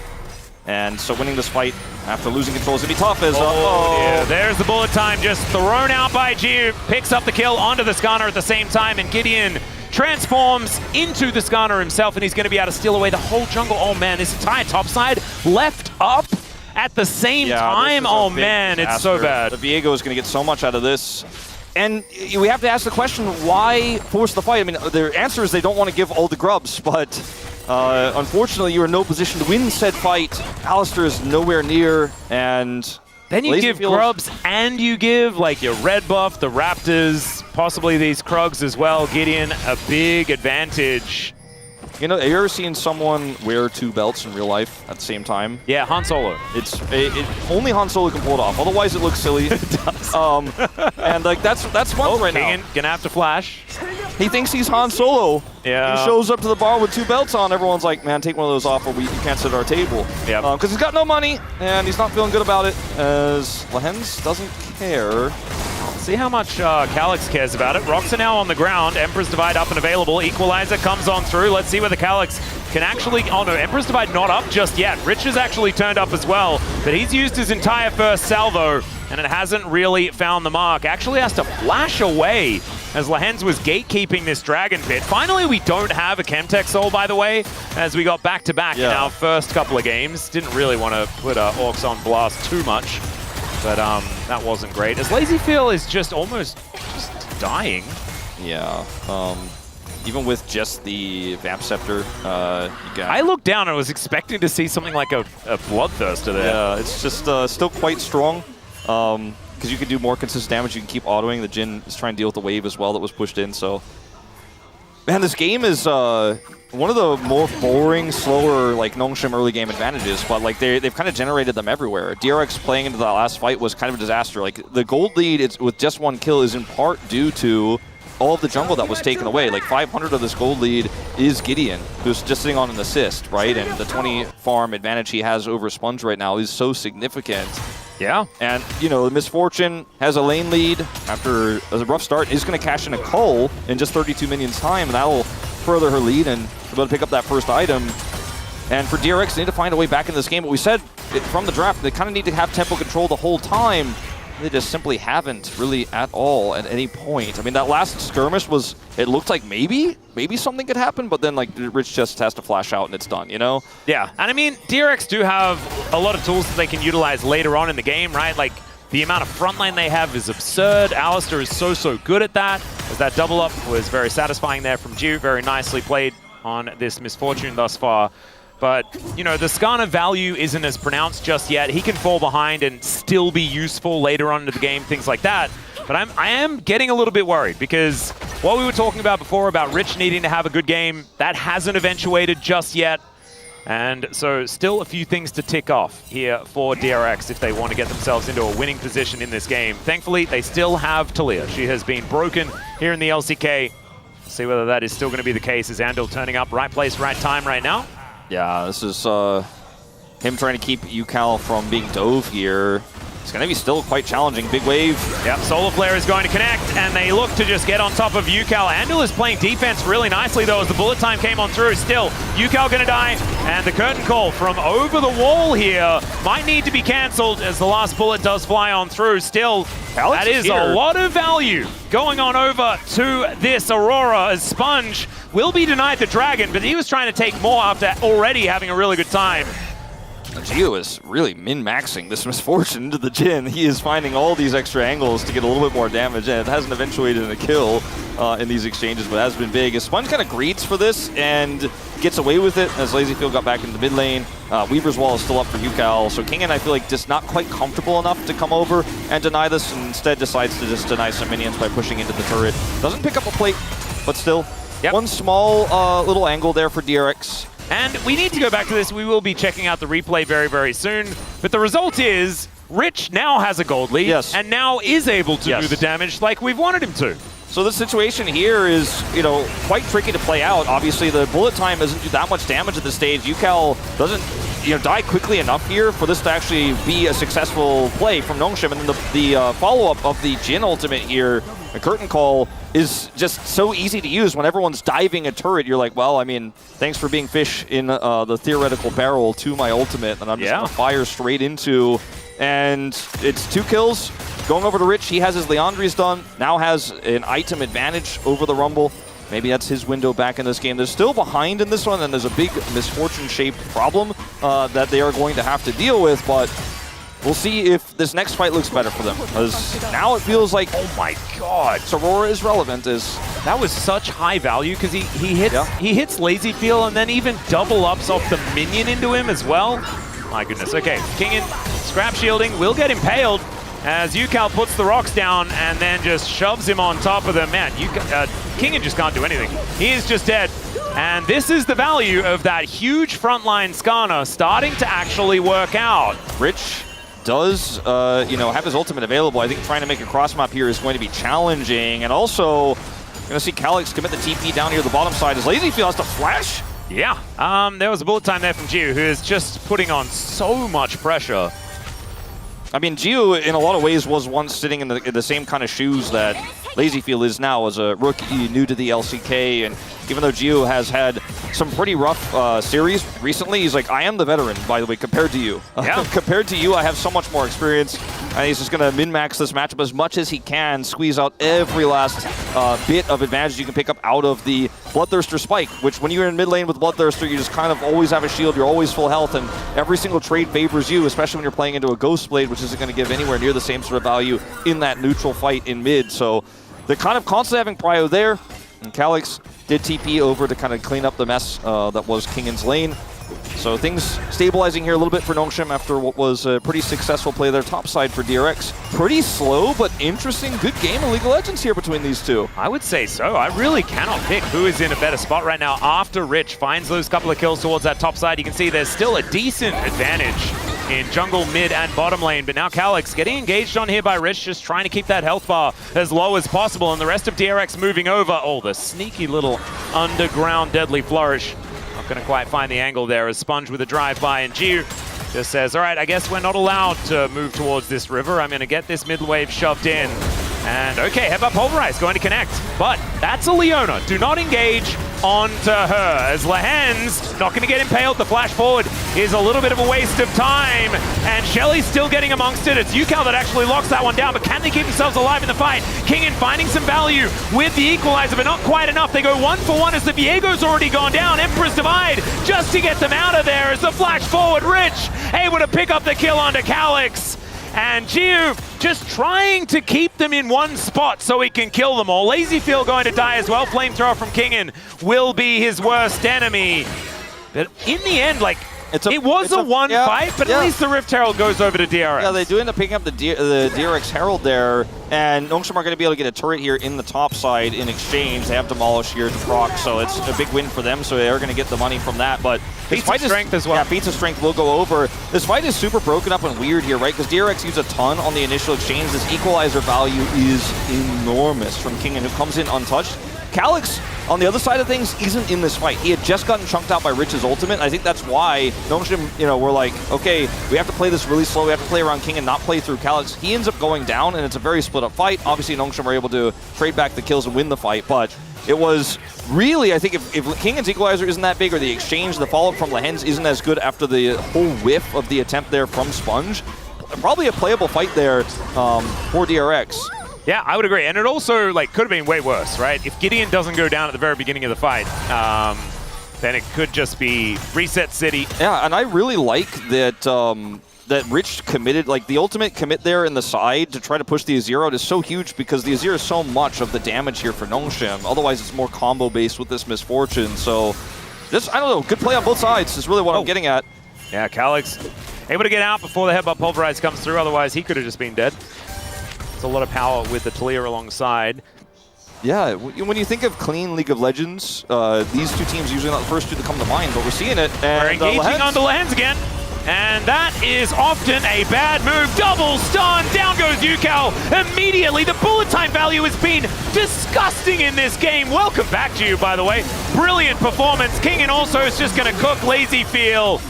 And they will move back, look for this Hex Tech Dragon, and Nongshim, that's a good way to solidify yourself in this game.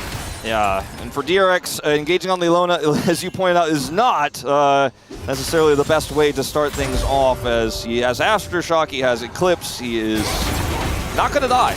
Nope. Even here, as Sponge was thinking about going for that particular option, Jiu not going to be as lucky as he looks to walk his way out. Gets a shield, and the Bloodthirster did kind of keep me It kept it interested? Yeah, it kept me interested for a second. I was like, wait a minute, but no. Yeah, but then they got a whole lot of money. That was a massive shutdown that just goes over. If he had IE, maybe. He does now. We'll respawn with that in 25 seconds. The Herald is going to get dropped after this, so a bit of an overextension from Nongshim will cost them a lot of health on this turret. The minion wave is very far away, so even though they have the Voidlings coming through, it's going to be tough to finish it, and it will be denied, at least on this wave. Deadly Flourish comes on through there as Lazy Feel parked in the mid lane once again. So not able to take down the turret. It's Cloud Soul. The next dragon is a really long way away, but it's hard for me to determine who is going to win this game because we're seeing, I think, overall good play on both sides. Like this play here was Caster Curse, like, wow, it's clean League of Legends, and then they engaged on Leona, and I was like, oh, okay, I guess we can Caster Curse whole teams, but even though Chronicle doesn't think it's real. But these types of moments here just showcase that if you do make a mistake in an otherwise pretty good game where you've been pretty punishing into Nongshim, you just get obliterated, right? Like one big mistake, engaging on the Leona, and they will follow up and they will punish. Speaking of punish, will Nongshim be punished here with Kingan out in the side? I think the answer is yes. Well, he's going to look for Yukao by the looks of things. Sponge is over here as well as the teleport out. Yep. He got shoved before, and he realizes with Rich turning up that he is not going to survive, so just teleports out. Really nicely played by Kingan. Absorbs a lot of pressure. I mean, look at where Calyx is on the top side. I mean, he's doing so much work while they bring, you know, 3 people essentially. Skarner was going over. He's like, I'm going to Azir CS up. Yeah, I'm going to Azir 60 CS up with Nashor's Tooth. And this turret is not going to be around for very long if somebody doesn't come over here and deal with it. Yukao had teleport, but doesn't want to use it to defend this Azir. So that's 2/3 of a turret gone after the failed play. Sure, Kingan loses TP, but they played the map on this one really well. I guess now we know exactly why there is such a huge lead here for Nongshim as Yukao, he's going to do the same thing! Oh, it's so cute. He's going to teleport away and gets towards his inhibitor turret towards that top side. Nicely done. Still, the turret stays alive for Nongshim towards that bottom side, so no influx of gold for DRX. Yeah, big influx of gold potentially here for Nongshim when that top turret does go down. Yeah. Not going to commit to it right now because the jungler's on the bottom side. Gideon looks like taking Scuttle here, setting up for the dragon that spawns in 2 minutes time now. And 2 items done. 2 items. Kingan, finished. I think, going to have his Rift make. No, he doesn't quite have it when he goes back home. I mean, he has so much money, Calyx. Like, he's probably like, oh, I'm so close to an arm guard. It feels like with how long he's sat. 2 levels up as well. Yeah, like did Yukao get like put in like? Was he frozen in carbonite? Maybe he's the one that has 2 belts, dude. Like I don't know. Just had some time out. I don't know. I mean, he's certainly very far behind in this game and is looking for that Leandri's purchase, but it's not going to happen. Not for this upcoming fight necessarily, as Nongshim, there's no reason to force, just reminding you. Well, there is a bullet time as the Weaver's Wall from Yukao is continuing to try and make a play here. As let's see, Seismic Shove does find the misfortune, and down she goes once again. I'm really like, Caster Curses is so real, man. What was that? I was like in that team fight around the dragon. I was like, Gio, that's so great that you're playing this well. And then twice in a row, things haven't been as great. This is great for Gideon, though. He's going to start with the first kill. Let's see how much more he can get. Takes a long time to kill the Hens. A Sponge going to go down. Emperor's Divide just going to hoover up the Jhin. But Calyx is still going to fall. Gideon doesn't have as much damage just yet. I think we're devolving away from the clean League of Legends Atlas that I was talking about earlier. I'm not sure we're maybe I spoke too soon, as it is. That's just a classic 3 for 3. It is a game 3 where for DRX you're like, oh man, I'm so far away from Legend Group. You know, I'm so far away from the road to MSI, and like right now they're on the road to Busan. They're hoping, right? But it's moments like this where you're like, okay, this starts off great. You know, Gio is caught here. The Weaver's Wall denies any peel, denies anyone from coming over. They get the shove. He goes down. Unfortunately, Sponge picks up the kill. And then here, engage onto Liliana. Who is that they're engaging on again? And Kingan's equalizers have been like either so feast or famine today. They've either been like they haven't hit anybody or it's actually massive. But this one really helps to zone. LazyBeal signs his own death warrant here, but then they're kind of okay with it because Calyx Rich turns up at like the right time so that Calyx does go down. So at the end of the day, it's a slight trade up I feel for Nongshim. But with how these fights are looking, even with their 4,000 gold lead, I'm like, game states, are they real in this one? We're just going to have to wait and see where we end up, as they are going to start an Otacon right now, which has been not great for a lot of our teams here, as Rich does have TP and will show up. They have some damage though, yeah. Yeah, this is just down as... Oh my god, he steals it! Okay, bullet time is going to be the end of LazyBeal, as we can see. Gideon, it's his turn to be the very long-range Jhin, and he actually picks off Yukal. Seismic Shove throws away Gio, but he doesn't care. They're going to grab a double kill. They had to sacrifice the Otacon for it. I don't know how that smite even worked. It looked like he threw a rock at it. A pebble took, like he just kneecapped him. He just said, nope, that's mine, by the way. And didn't even have to flash for it or anything like that. And he said it belongs to me. Now, with several members dead here, Yukal and LazyBeal down for DRX. Nongshim are going to be able to get a little bit more out of this exchange, though. Otacon not really useful when you can't fight at this moment in time, and that's going to be Misfortune taking the top inner turret. So a bunch of extra gold going into Gio and a lot of extra map control that comes with it, because look at the turrets here.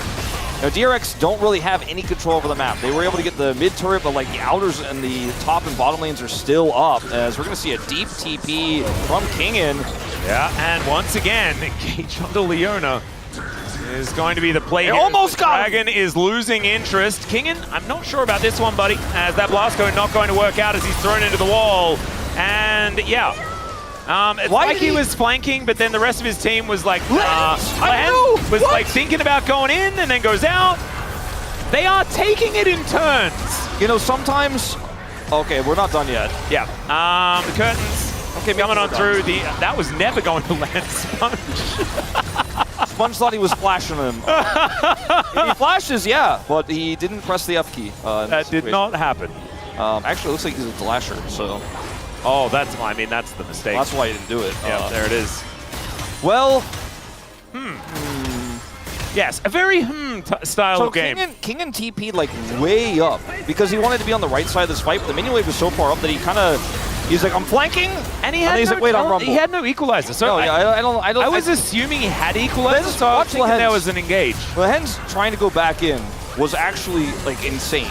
Like, yeah. Sometimes with our, I mean, I guess maybe the idea there is like if I go in, maybe. Oh, we fighting again. Oh God. Who are we engaging on again, Wolf? The Leona. Oh no. Okay, Sponge. Can you actually get anything done? That equalizer, brilliant, but the pulverize even better. The Emperor's Divide one-ups even that, and they all go down. Nongshim finding a gorgeous angle in this team fight. Also able to take down the turret. Calyx getting to work here. And we have some long death timers here. They're going to escort this minion. They want to try to push to really get into those Nexus turrets, and the Voidling comes out. They've got another wave coming, and also Andal is not going to be able to buy time.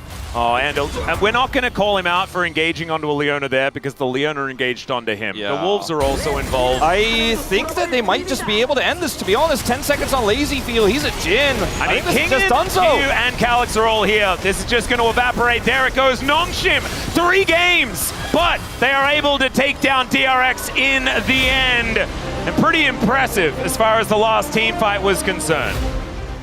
It's a pretty tough POM, I'm going to be honest with you, Atlas, because everyone had a part to play in the best and worst moments of how this series eventuated. I kind of lean towards Lehens. His Shen was fantastic even though they lost. His Elise was really impactful and then did a ton with his spacing on the Leona where he was constantly absorbing that pressure.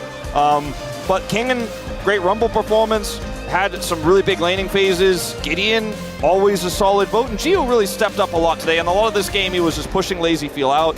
Yeah, it's so hard to know like where the best vote is because so much of this was a team effort in both directions. Nongshim, like, they found a way to all not perform at the same time in some of these team fights, but otherwise it was like a well-choreographed dance. That last team fight being a great example of it. I think I'm just locking in Lehens on this one. I wanted to vote for Kingen, but I'm like, we did just see that Rumble play like about one team fight ago. I'm like, I'm not sure. Yeah, the recency bias doesn't help too much. I think Do you know where Chronicler's voting? No, it's I don't. Gio, 100%. I kind of felt that, and I do feel like Gio would have been like my third vote because he played so well in that last game especially, and a lot of the fans are here to support him today. I saw so many Gio signs in the audience. But yeah, I think it's going to be a split one. It's one of those series where it's broken up, it's crazy. It looked clean until it wasn't, but Nongshim was still the stronger team, and it's funny how it all just eventuates with Lehens pressing Eclipse, and then the rest of his team kind of shows up and wins the game. But that did happen. The game ended, and both of our teams, I think, misunderstanding sometimes in this series when to go in, when to engage, because not every target you can engage on, you should engage on. By the way, it's comment time. What do you think about Lehens never die if you engage on them as they're eclipsing Leona at the start of a team fight? Is that a bit wordy? It's a bit wordy, yeah. Oh, that's my bad. I was going for it. We do have a highlight here, and DRX had some moments. This was one of them. Rich was 6-0-1 at some point. Kind of absurd. They didn't mind the comment. You guys could just retcon that one if you want. You can just take over Wolf's comment, perhaps. No, I'm gonna come up with something. I'm gonna come up with something, but it'll probably be after. Why don't you just say Kakuna Renata? that was Wadid's thing that you made into a thing, and I just enjoyed it. It's not an original comment. No, but then you can just make it as the comment. You can immortalize it. That's beautiful. I'd love that. Maybe it should be next time he'll Kakuna Renata. All right, this was Gio's greatest moment here in this game, where the value from the bullet time absolutely fantastic. It's a little bit of a cut the tape situation here with the immediate death under the outer turret straight afterwards. But here it is.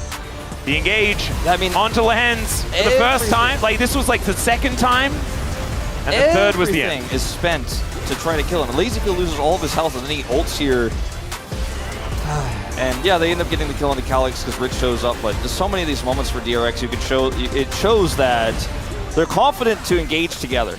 That's something that we weren't always saying about them, but sometimes they need to choose the right battles. Just like Nongshim needed to choose the right battles in Game 2. Yeah. But it was a Saturday showdown that I will not soon forget, Atlas. As there's a lot of yelling in this final moment as once again Lehens is engaged on. Oh, Calyx is actually just the perfect Emperor's Divide into that backline. He had a really good game. He did. And he farmed a lot. And he hit turrets a lot, and he put a lot of pressure on DRX, and they just didn't necessarily know how to answer it. And it's the rare Talia loss as well. Seeing here, even UCal and Calyx, both of them positive win rates on the champion. Not happening this time. Yeah, it's kind of ridiculous. Maybe I should have voted for him. Maybe he's robbed. Maybe he really deserves it today. Maybe he'll get it. Maybe. Yeah, then it's both winners. We're gonna find out right about now. Well, I mean, in 30 seconds or so. Let's not get ahead of ourselves. All right, I don't want to get too far ahead of ourselves. Although it is it's the thing that's coming up, right? I wouldn't mind an interview with Gio as well, because it's been a while since we've heard from him, and it's going to be Lehens. So never you mind. I mean, it's kind of one of those series where this is literally his greatest hits as well, these champions. Yeah, minus Singed, but it's one of those series where you kind of have to remember that even though he lost, he was 2,000 gold ahead and had 4 kills on the Shen. So in the loss, he also kind of popped off and was the main character. That's ultimately what pushed me over the edge there. And Lehens couldn't 1v9 as support Shen. No. But you'd probably say that was still pretty valuable, even though him having all the money was probably not the greatest thing. But it's not quite time for us to get Lehens on stage. Always a fantastic interview as well, which I don't think plays into the minds when you're voting, but after the vote, you think to yourself, oh wait, no, this feels good, because then we get to hear from Lehens. He's very funny and does give a lot of insight into what's been happening over at Nongshim. Yeah, I'm curious to see what he has to say about the Shen, and I think he will definitely be talking about it a lot. And also curious to see what he thinks about the loss in Game 2 and like what they learned from that. Because there's probably a lot you could take away from what was a winning game with a really good comp, but the execution and where they chose to take their fights so it was wrong. He might have some words because Lehens is one of those pros that's not sad. He's not shying away from oftentimes saying like, hey, like we lost, we played bad there. Yeah. There's a lot to learn. Yeah, no, exactly. And they've had back-to-back quite difficult series here in the LCK, one after the other. So it is time to get into the interview. So let's throw it over to that one. Oh wait, no, we're not getting there yet. I think it's going to be Deer with the translation here as well, but I didn't check, so I'm a little bit nervous. But here's hopefully Deer with the translation. Thank you, Alice. This is Deer for the POM interview translation, joined by Lehens on the side of Nongshim Red Force. 감사합니다. Congratulations. Thank you. You had no room to hold back today and secured another victory. How do you feel? No, I was just so anxious, but I'm so glad that we're able to win. And our next match will be against KT. You know? Thanks. Thank you. They're actually sitting right there, so we're actually talking behind the stage, and we said, oh, well, we heard BDD say, oh my god, it's Lehens. No. Yeah, honestly, KT, they've been doing really well. Lots of respect to KT players. This is your first POM of the season. Are you happy? You know, I'm just really happy about the win, but I'm also happy about the POM. And in Game 1, there were some rough patches in top, but with great teamwork, you closed it out with a win. So what was the key point to turn things around? You know, the opponent were just really trying to capitalize off of any sort of good angles. And I think we were able to really fix our team fight and just like our synergy overall up, and then that was what really ended up allowing us to turn things around. Yeah, honestly, my synergy with Kingen, we do communicate a lot, and I think we just get along really well. In Game 2, Lehens, you picked Shen support, so what strength were you looking at? You know, when I play Shen, as compared to before, Champion is actually a lot more solid, and because I have always been a pretty good, solid Shen player, I think that just allows the game to be a little better. And what was the feedback like after Game 2? You know, we lost, and we knew that we didn't do well, and we made mistakes and messed up. That's why we weren't able to close it out. Now, lately in Calix's interview, he said that you told him to believe in me that believes in you, and he earned so much confidence from your words. So how did you come up with such sweet words? I just, you know, he's so young. I guess he just has to learn a lot because he's been saying things, learning things out that were spoken privately. But I think I've just been considering what I can say to kind of instill some confidence and just to give him more energy, just to make sure that he can stand up with confidence. And I think that's what really led on to him saying that in the interview. So what would you like to say to your teammates so that you guys are able to do even better in round 2? You know, we're struggling a lot, and hopefully we can improve and get better. But right now, I think it's most important that Kingen can stand back up. He really needs to lock in. And the next opponent will be KT on peak momentum, and they're right behind you. Would you like to say anything to taunt them? You know, 감사합니다. although I may lose, I never lose to BDD, so 네, 안 들리는 척 하고 있네요. 예, 저기 앉아서. BDD, I'm sure he can hear you, but he's pretending like he can't hear you at all. Look at that smile. Well, congratulations again. 일단 저희가 오늘 Would you like any words to your fans? 팬분들께 기쁨을 주셔서 굉장히 No, 기분 좋고. we're able to close it out with a win 경기력이 안 today, 나오는 거는 and I'm 좀 glad that we're 인정했으니까 able to make our 앞으로도 fans 많이 happy. 응원해주시고 And 더 좋은 I know that we 경기 lag and we 감사합니다. have a lot of room for improvement, and we're very well aware of that. So we'll continue to work hard on improving. And that's the end of the interview with Lehens, and back to the space. Thank you. Thank you very much, dear Ayaya. I love how Lehens was in there being like, oh, Calix, you little snitch. Don't let anyone know that I'm saying those things about you. He's going to go back and Calix is going to be like, cut! But it ended up being real cute. It was the POM going on over to Lehens. Deserved, Chronicler? Yeah, sure. A bit of a tsundere moment there for Lehens. I'm surprised that I'm surprised that we're the they're- only ones. Well, not only that, I'm surprised there's not more split in votes. I actually feel like this was a Yes. situation where I could have Game seen... 3 matters a lot, yeah. Yeah, I could have seen the geo votes as well. Yeah, we were not impressed by Lehens' Elise, really, or the Shen. A lot of the decision making, I think, was a little iffy. But his Leona obviously was insane, and also he is kind of the leader for the team. So I think that the vote of makes sense. We were just both really impressed by Calix. I think that he was the big reason why they won game number 1. I think his Rise impact was impeccable. And then for top lane, I mean, it's King. He's good. Yeah, I mean, we already talked about how important is mid priority in the pre-show because both junglers, they really want to fight for early game. So all you need is just get the prior, help them a lot. And I think Calix, he played right. I think he just pushed in and just tried to help the teammate on the side lane as well. And the last game, Azir, it was kind of risky because we already talked about Talia-Azir matchup is kind of risky into Azir. But he did actually did well. Yeah, he was able to have an impact despite that, which is really impressive. That's not easy. Let's get into the comments here from our analysts and cast that got it on in. All right, let's start with you, Cronny. Yeah, I think he played really smart. Wise beyond his years. Very young player still. Just really became a starter in the last couple of weeks. And there's a lot of really promising kind of concept you can see when a player comes up and you're like, I think they can actually keep the form up. I'm hoping that Calix is, because we haven't had a really good mid laner debut in a really long time. There's been a lot that were hyped up, right? We had people like Polbay, like Saint, like Satab, like Karis, and none of them really ever panned out. Bulldog is another one. So I think we're due. I think we're due a great challenger mid laner, and hopefully it's Calix. Yeah, it's definitely his time to shine.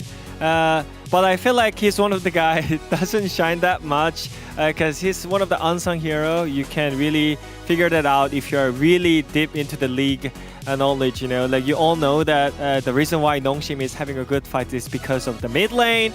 You know, if you're good at league, you already know like why Calix is considered as a good player here. Chat with a good one off of Cronny's. Why is beyond his ears? Because we're wearing obviously the Noguri ears, the mascot of Nongshim. Let's see what the Korean... Oh no, we were missing a wolf. What does wolf have to say from this one? Lehens? Lehelis?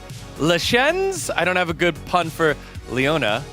It was almost there. Wouldn't it be just Lehiona? But he taught DRX what Aftershock and Eclipse do. I mean, yeah, I guess Leona could have just been Leona. Oh, well. Slam an H in there. Yeah. And you're there. Yeah, taught DRX what Aftershock and Eclipse does. Leona getting engaged on, that's kind of the dream. I mean, he got caught a lot in game 1, even though he was playing Elise. I think DRX was thinking to say, oh, Lehens is overstrapping, but he's playing Leona, so it was all planned from him. Now, on the Korean side, again, they voted for top lane, I believe. Yeah, Kingen. Ramen Heat Control Master. That's so base. So there was one cheerful says, if your ramen soup is cold, just heat it up again. And I think Kingen is one of the guy who just hits up for you whenever you need to eat ramen. This is also Sweet guy. Yeah, my favorite form of Kingen is just when he's really reliable, right? When I agree. He's never lost condition. Because we've seen teams try to play towards it too heavily. I also feel like that style doesn't really suit him. But he's like the hidden carry. You know, like I don't think he should be the main point, but he can carry games for sure. Yep, he can. Helped out when he was cooking them on the Rumble. Let's see here our final, or a couple more here from the Korean side that we had. Prince. Go ahead. King. I think he's tilted because he predicted DRX. Okay. We have Prince actually doing his comment himself. All right. 저는 이제 킹겐 선수의 플레이를 보고 딱 떠오른 건데 Oh my god, it's so good. On the Gwen.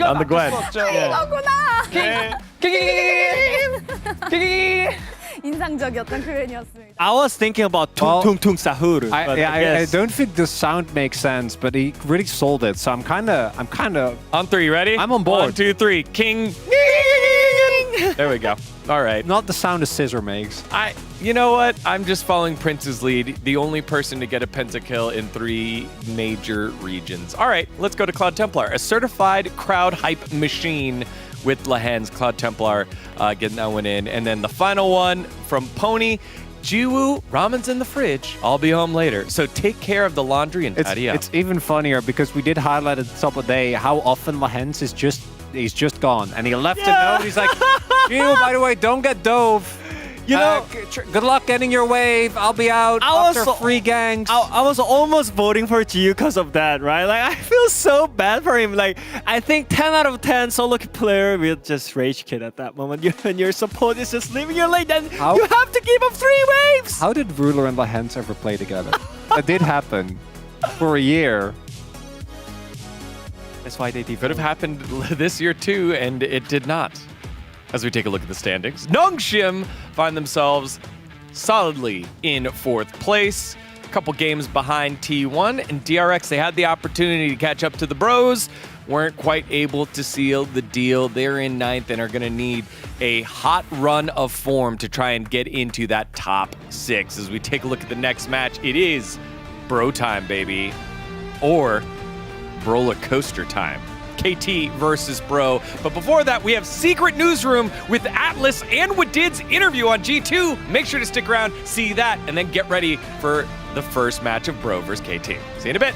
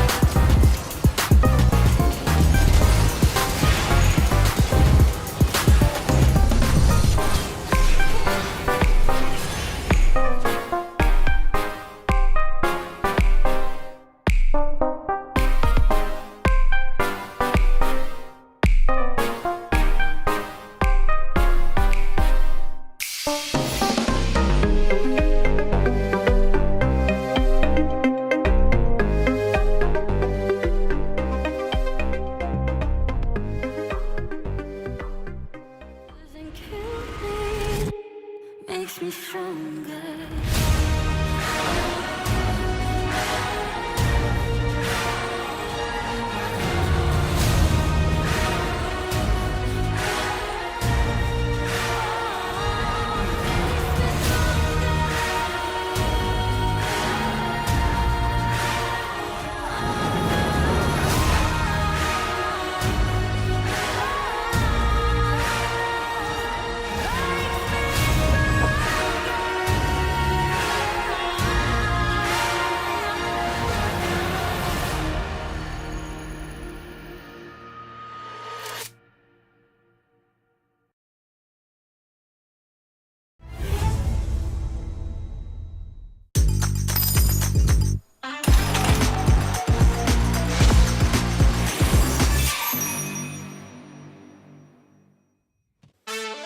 Welcome back, fellow agents. I am Secret Newsroom Agent codename Cartographer, and we've got some exciting international intel lined up for you today, so let's head straight into the action.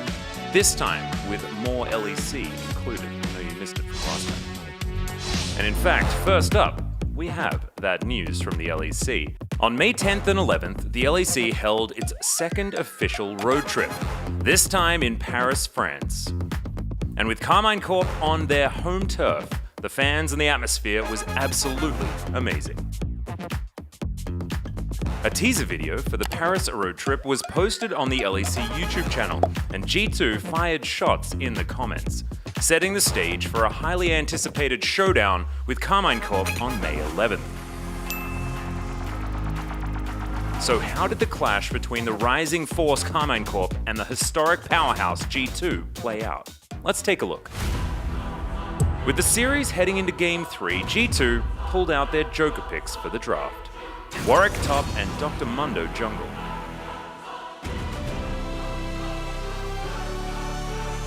At 6 minutes and 40 seconds on the top side, Broken Blade and Labrov engage boldly, but fail to finish off Targamas, and the fight stretches longer than they'd hoped for. And then, Yike arrives at the perfect moment and takes down both enemies with flawless timing. At the 22-minute mark, this is the game's decisive teamfight. Both teams dive straight onto each other's carries. But it's Vladdy who lands a perfect Emperor's Divide, knocking G2's frontline away and securing a huge win in the fight. With that victory, Carmine Corp defeats G2 at their home Paris road trip and advances to the playoffs as the #1 seed for the regular season. Meanwhile, the former champions of Europe, G2, falls to 4th place, making a rather disappointing finish compared to their usual standards. So what's going wrong for G2 lately? We got a chance to speak to our Korean top G2 expert, Woodid, for his thoughts. 예전에는 아무래도 비비나 한스 그리고 캡스의 라인전을 따라올 수 있을 만한 그런 선수가 없었어요. 근데 최근에는 새로 합류한 블라디, 칼리스트, 낙나코, 차이크 등 이 선수들이 신인이라고 느껴질 만한 그런 선수들이 많이 등장을 했는데, 그래서 아무래도 라인전의 능력이 서로 맞물리다 보니까 예전 G2의 그런 파괴력이 잘 안 나오는 것 같아요. 반대로 생각해보면 전체적인 수준도 많이 올라왔고 G2가 약해졌다기보다는 다른 팀들이 많이 강해진 것 같습니다. 저는 계속해서 말씀드렸지만 이번 연도 LEC는 다릅니다. 지금 호흡 좋은 팀들이 너무 많아요. The LEC playoffs kick off on May 25th. Which team will rise to represent Europe at MSI? Let's hear from Agent Berlin over in the secret boardroom. 이 베를린이 보는 LEC의 플레이오프, 역시 주목해야 할 팀은 정해져 있다고 생각을 합니다. 퍼스트 스탠드에서 하나생명 e스포츠의 라이벌이었던 이 카르민 콥, 그 퍼스트 스탠드 국제전의 경험 이후에 아주 탄탄하게 강해졌고, G2 같은 전통의 강호들은 오히려 위협을 좀 느끼고 있어요. 물론 이런 얘기를 하다 보면 모비스타 코이나 푸나틱에 대한 이야기가 나올 겁니다. 근데 전 저렇게 얘기하고 싶어요. 제가 그들을 의심하는 게 아닙니다. 그들이 절 못 믿게 만든 거예요. 모비스타 코이, 제발 멘탈 좀 챙기고 게임해요. 푸나틱, 제발 플레이오프 때 보여줘요. 그걸로 나를 믿게 만들어 보란 말이야. 그런 상황이 나오는 게 아니라면 이번 LEC 플레이오프에서는 카르민 코프와 G2, 이 두 개의 팀을 주목해야 할 것 같습니다. With the overall level of competition rising in the LEC, we'll need to keep a close eye on how far these teams can go. Now for intel from the LTA. On May 11th, North America's eternal rivals C9 and Team Liquid faced off in a high-stakes match. Let's see how it played out. With C9 leading the series going into Game 2, they stretched into an intense 40-minute slugfest. APA pulls off a miraculous Baron steal, and C9 doesn't want to go back with nothing in their hands. Just when it looked like TL had the upper hand, Blabber's Lilia flashes in and puts the entire team to sleep. C9 take the team fight. C9 has found the enemy AD carry, but Impact also killed Vulcan. C9 has only lost their support at him. 6 minutes later, with Baron back on the table, the two teams decide to make the decisions they think is best for them. Team Liquid goes all in for the back door, breaking through the inhibitor and charging straight to the Nexus. But C9 take the Baron quickly and recall just in time to shut it down. TL's empty house gambit fails, and C9 get home just in time to punish. Top laner, but it ain't gonna do enough. Now Team Liquid is very far ahead, and everybody from C9 is already here. Impact down, Umpty on the run. Yon locked up as Blabber goes golden. A double kill back over to Loki. Umpty will be next to die. With Baron in hand, C9 marches down the lane and completes the comeback victory. Just one miscalculated decision turned the whole game around. As the saying goes, nothing beats the original, and NA delivered once again. Both teams treated us to a thrilling, high-quality match. We hope to see more of this excitement in games to come in the future. And finally, news from the LPL. BLG has been turning heads lately. Something's definitely changed. So what exactly happened with this team? After a disappointing 4-win, 5-loss start, BLG made a bold move to shake things up. They benched Wei, who had been underperforming, and they brought in Beichuan, formerly of Thundertalk Gaming. This substitution paid off immediately. On May 2nd against Weibo Gaming, Beichuan Skana steps into the spotlight. At 15 minutes, he gets isolated in the dragon fight. While he draws all the attention, BLG turns the fight and encircles Weibo Gaming. Beichuan re-engages with a perfectly timed wall slam. Moving for the Fate's call. Let's see what Light's going to do. Airhop not landing in the knockup. Ultimately goes down to Elk, but he dies on the side alone as Ben is going to look to chase down Light, and Light gets caught and is dead. Oh no, Mr. Scion, you are not going anywhere. One after another, he slams Weibo Gaming into the wall, leading BLG to a dominant teamfight win. 6 win streak since the jungle swap. Beichuan's addition has pushed BLG all the way to 3rd place.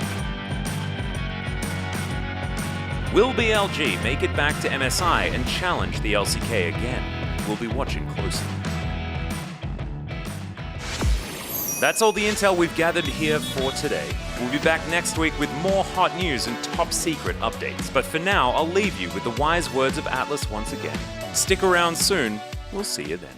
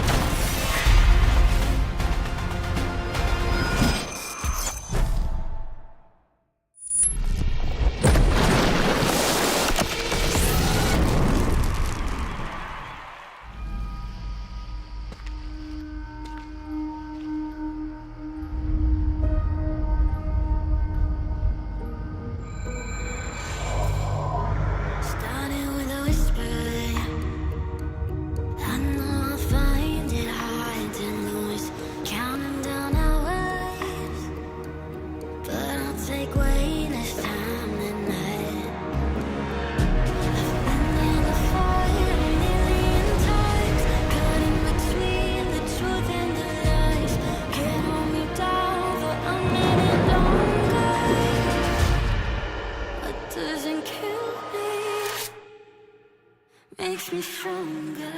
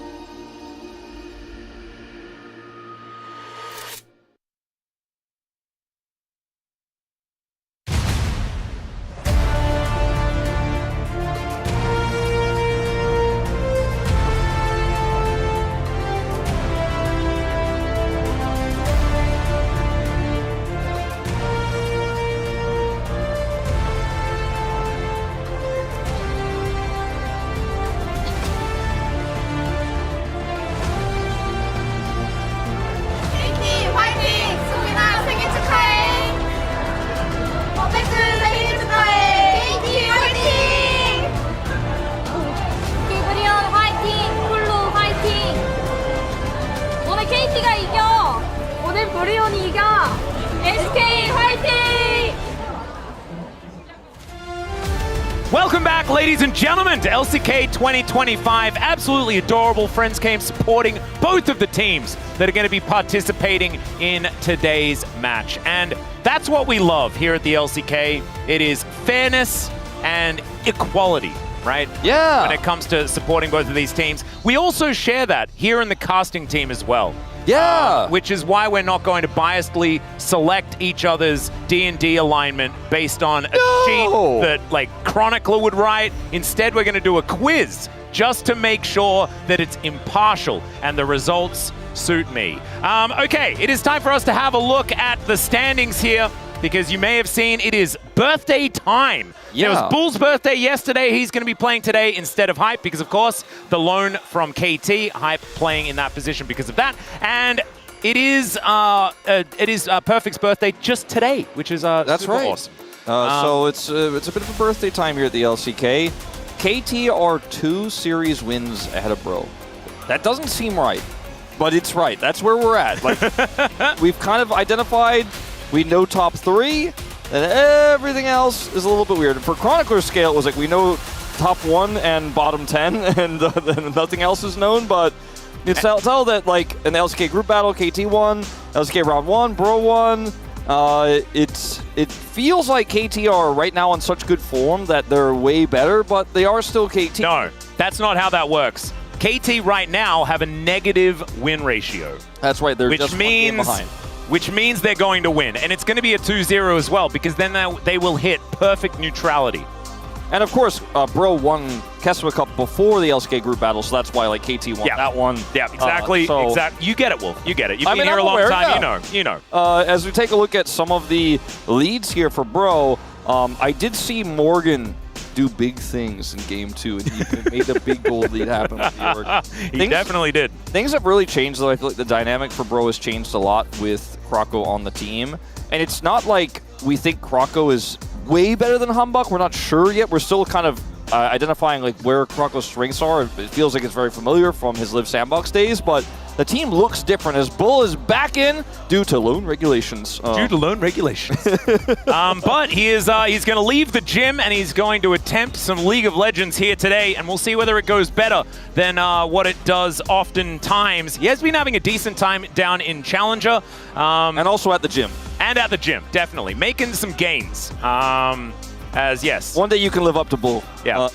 Dagon He's pretty is close. trying his very best to be Bull, like some of us are. Okay, it is time for the teams to make their way out into Lowell Park here. See how the fist bumps are going to go. A little bit worried. Because, you know, Bull's fist bump for Doctor might actually stop him from being able to play. So a bit of a test. He held back. He held back. Thank goodness. That was close. It was close to a disaster. Yeah, that was almost call the medics. But thankfully, we didn't have to worry about it, as the bro's going to take a big old bow. And KT, as we mentioned, on the upswing, doesn't mean anything. It can sometimes be a detriment. It can. But it can. For KT Rolster, I do think that there has been finally, actually, maybe a solidification of what this roster is going to look like for the rest of at least the first half of the year. For Bro, they made a relatively recent change with Krako coming in round 2, and they look better, they look more comfortable. But today's matchup, I think, is a lot about the top lane, but we'll talk about that later. As we are going to talk about the jungle right now, where Cuz has a lot of gold lines underneath his numbers, and Krako has played only a few games, but this is round 2 stats exclusively where Cuz is winning a lot, and Krako's team is struggling a little bit here in round 2. So I think these stats are, I don't want to call them cherry-picked, but they are certainly I mean, they're accurate. A lot of just all the asterisks. time that Krako's been playing, right? Yeah. And I think that it's really interesting because I'd love to see those compared to what Humbok actually put up. Because a lot of people are saying, like, it looks better with Krako. I think it kind of looks the same. Yeah, that's the thing. Like, it doesn't... It looks like the team dynamic is different, but in terms of the individual performance, for me, you could have fooled me, you know, that there wasn't really a change in terms of individual performance, because they both have a really similar playstyle. They play for really aggressive early games. But Cuz has been doing a lot of heavy lifting here in round 2. It's been dubbed the Cuz meta, Return of the Dragon Slayer. Yeah. I don't want to run that into the ground. We've talked about it a lot this week, but it has felt so true. I mean, it's felt so true, right? It really does feel like now the lanes are more important. He has a little bit more jungle agency. He can do a lot. And so far, he has been. Because for the beginning of the year, we were like, okay, it's BDD and Cuz. And then for a while, we were like, it's just BDD. And then for a while, we were like, is it BDD? and then now they're back as a great duo and perfect. He has I'd say a small champion pool right now in this meta, but he has great mastery of champions like the Rumble. And Morgan, similar player. He's like, I'm playing York, by the way. Everybody already knows it, but I'm probably still going to win. The problem is you can only get to play York once in Fearless. I know those are words I never thought I'd say out loud, like to say that sentence. The problem for Morgan is that you can only play York once because Fearless, but like, that's the world fantastic. we're living in. What a time to be alive. What a time to be alive. Fearless Draft truly is a joy, and the only problem for it is the fact that we don't get to see more of Morgan playing Yorick. Which is absolutely fantastic. I do wonder with Bull in how that'll change the dynamic of draft here for Bro, because Bull, we've talked about this a lot, he plays very rarely, like usually about once every round robin when they play against KT, but he usually drafts for winning lane. He's not really the scaling late game AD carry type of player, so if KT know this and identify that's how he plays, like in some drafts you might not want to ban Kalista in this spot, but I think if you're Bro, or rather if you're KT Rolster, you want to ban the Kalista, maybe you even want to ban the Varus he's so known for, and because the champion pool hasn't expanded yet here in the LCK, I think going into this series feels a little bit predictable, but we'll have to wait and see. Yeah, we will. I think that there will be some change-ups as far as how the draft looks in this series in comparison to the last series. I do think Talia is still going to be a big one. Closer has been fantastic on that pick. I think you've been very vocal about that as well. You know, his best individual year. Yep, the year of the Closer, baby. But whether that is actually going to be enough against BDD is a big old question. I think Azir priority is going to skyrocket, although it has always been relatively high here in the LCK just in general. And the jungle pool going to be a big one, needing to be looked out for. Maybe Perfect and More going to get their hands on the champions that they want relatively easily, because the rest of the map is going to be so contentious. It certainly will be. I want to see Morgan play a little bit more meta champions. We have a small delay here, as it looks like equipment Cuz issue. is going to have the arm of his chair reattached. It almost looks like something's been done to the PC, but he also... I think it's a headset issue. Yeah, so I'm glad to hear that. Make sure everything's plugged in. The guy gave Cuz a look of kind of like, you know, you really shouldn't pour your coffee in this computer. think someone should have said that in North America, dude. I don't know. I saw some tweets. I saw some images. And there was definitely a lot of coffee all over the top of the PC. Maybe Cuz was like, I just want some of that LTA value. It's just really not good for the components to put liquids in there. Yeah, so that's what he's learned. He's like, actually, hang on a second. That is not something to emulate. That is something to steer clear of. Which I guess we've figured out now. That's absolutely fantastic. Talking to each other, as DNF have shown us throughout this season, is really important for League of Legends. So. Yeah, I would say so. In fact, just a pretty good life lesson to understand that communication is paramount. That's right. Listening to each other. If they tell you that their D&D alignment is a certain thing, you have to a certain extent, listen to Trust them. Yeah. They know themselves. Exactly. Know yourself, Know yourself, lol, which is a reference to a Korean emote pack that only a few of us have. I don't even know if it's for sale. It is an extraordinary. It is for sale because Digon bought it like last week. I'm pretty sure. Digon's going to tweet that one for you guys to let you know exactly what Wolf and I are talking about, so we don't sound completely insane. Yeah, well... Is it still called tweeting? Is it called Xing now? I think it's still called tweeting. All right, thank goodness. Let's dive into this one. Drafting time. KT going to be on the blue side. They're going to ban Poppy. And what are we expecting, Wolf? Like, the Vi and the Xin Zhao probably still going to be banned? Pantheon banned, so we're learning. Okay. That's smart. Blue side Pantheon bans I do like quite a bit. And then you force their Xin Zhao ban. As what I'm learning with this Nidalee ban is that Bro know that Cuz is really good at Nidalee.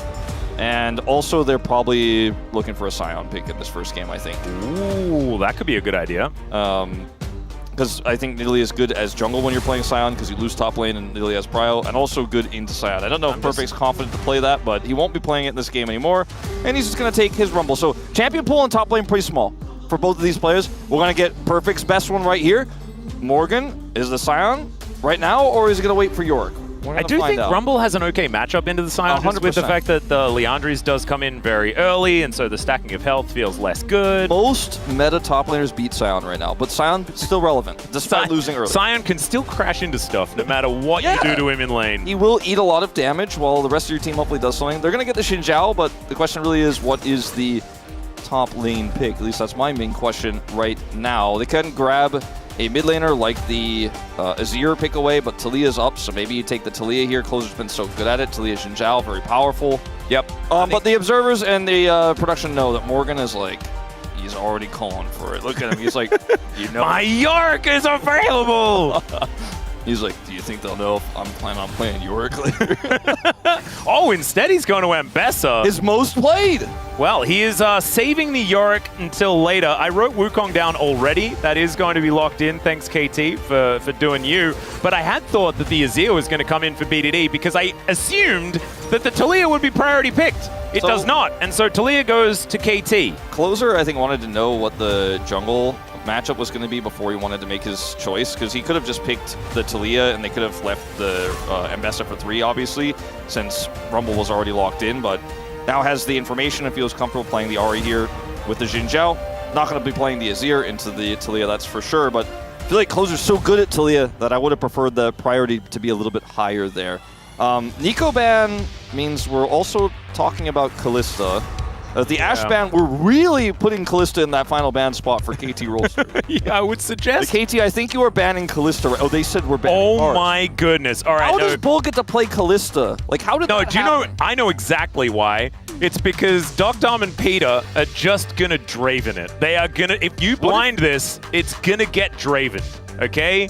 Oh, this is the smartest way, by the way. He's like, oh, you want to play Draven that's Renata? Actually very cute. Too bad. Now you have to play something else, because if you pick the Kalista, I pick the Draven Renata, which is strong. And if you pick the, if you pick the Draven, then I play the Kalista Renata, which is strong. And you don't have the Renata no matter what. So I actually like that, locking in the 4th. They don't care what the support is, because it isn't going to be Renata. Yep. I think that's actually fantastic. I don't like Xayah because that loses to Draven too. Yes. Still, Xayah Rakan is relatively powerful. I think Bull should probably just lock it away. Draven is kind of his spirit animal as a champion, but instead, They're going to stick to more the meta ways. Is this exactly the same draft that we saw in our first series? No, not quite. But what was the difference? Was it a different top lane? Well, there was not an Mbessa. Hang on, I've got it. I have the sheet. It still exists on my table. Let's have a look at it. Yeah. It was Xin Zhao, yes. check. Kalista Ari. Renata, check. But then it was Yorick Ari. Yeah. And it should have, Morgan should have played Yorick. Yeah. Oh, then they could have copied DRX perfectly. It's so crazy to me that like they banned the Alistar away when Bull has a clear, like, known playstyle that it's super obvious, and they still just like they could have banned Renata also and taken the wind out of both the Draven and the Kalista sails a little bit there.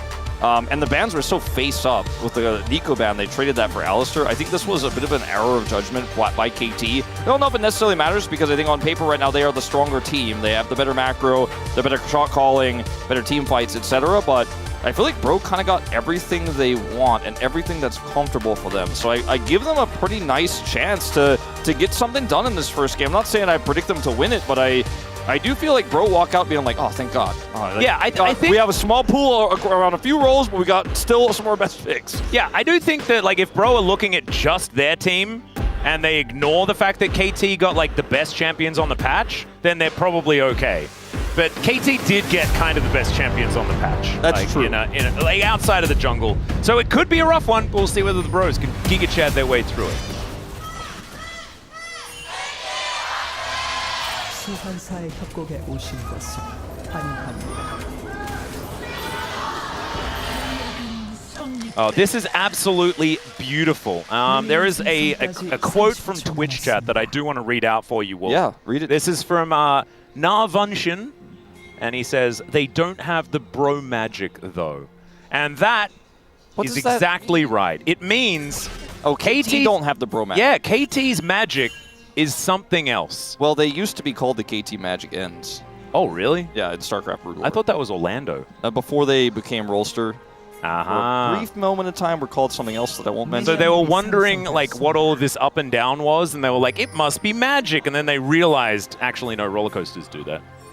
Yeah, I think they actually voted and chose the Rolster moniker. Like, they had like a vote. This was a long time ago. This is in the early 2000s. That's actually kind of cool. Yeah, because they decided they didn't want to move away from Magic Ends, KTF, all that stuff. But when was the finger boom era, though? Well, I wasn't going to say that out loud, but yeah, that was the thing. So they chose KT finger boom exists, and then they found out that they should not choose finger boom, and then they did a vote and got Rolster. But it existed for quite some time. It did. You had the merch. I have a hoodie. Exactly. Of K2 finger boom. I think it makes sense. You know, when you play video games, you use your fingers. Yeah. And they go boom. And the logo is just a hand on a mouse. Yeah. Not that crazy. It's pretty reminiscent of the old I think Starlink it all logo. makes sense. Yeah. No, I mean, sure. But they found out that maybe it should not be called finger boom. It's the oppression. I have the man. I have been notified a few times by other former LCK commentators that KT doesn't like when you mention the finger boom. Oh, sorry, KT. But you know what? You can't erase history, KT. And this is pretty recent history, but you can't erase this one either. Please don't delete the VOD. Okay, Closer facing off against BDD here in the mid lane as we do take stock of what's going on. I think that this is going to be a really tough time for Morgan, and I think he needed like a good matchup, you know, to get into the swing of things here in this game, because he hasn't been having the greatest week. No, unfortunately not.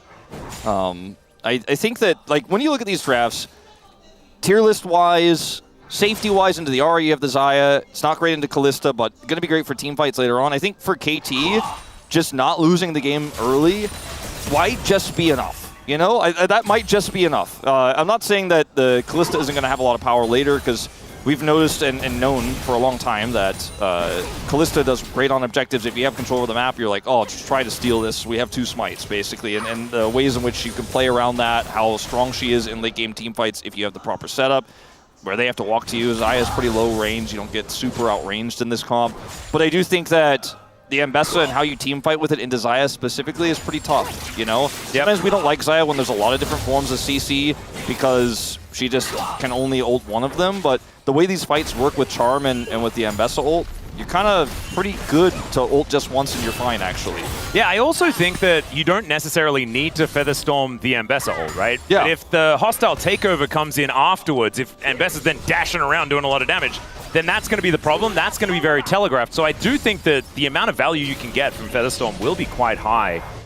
Because I'm really glad you bring it up. Because sometimes people are like, oh, but now we're safe. But actually, you're not. I mean, there's a trillion things to worry about. You know, you and I have, I think, had similar feelings. I think most of our team has had pretty similar feelings about Xayah over the last, like, 2 years. And I've been one of the most vocal anti-Xayah, casters. But I think right now in this meta, I actually think it makes sense. And it makes sense in this draft as well, considering what was left available.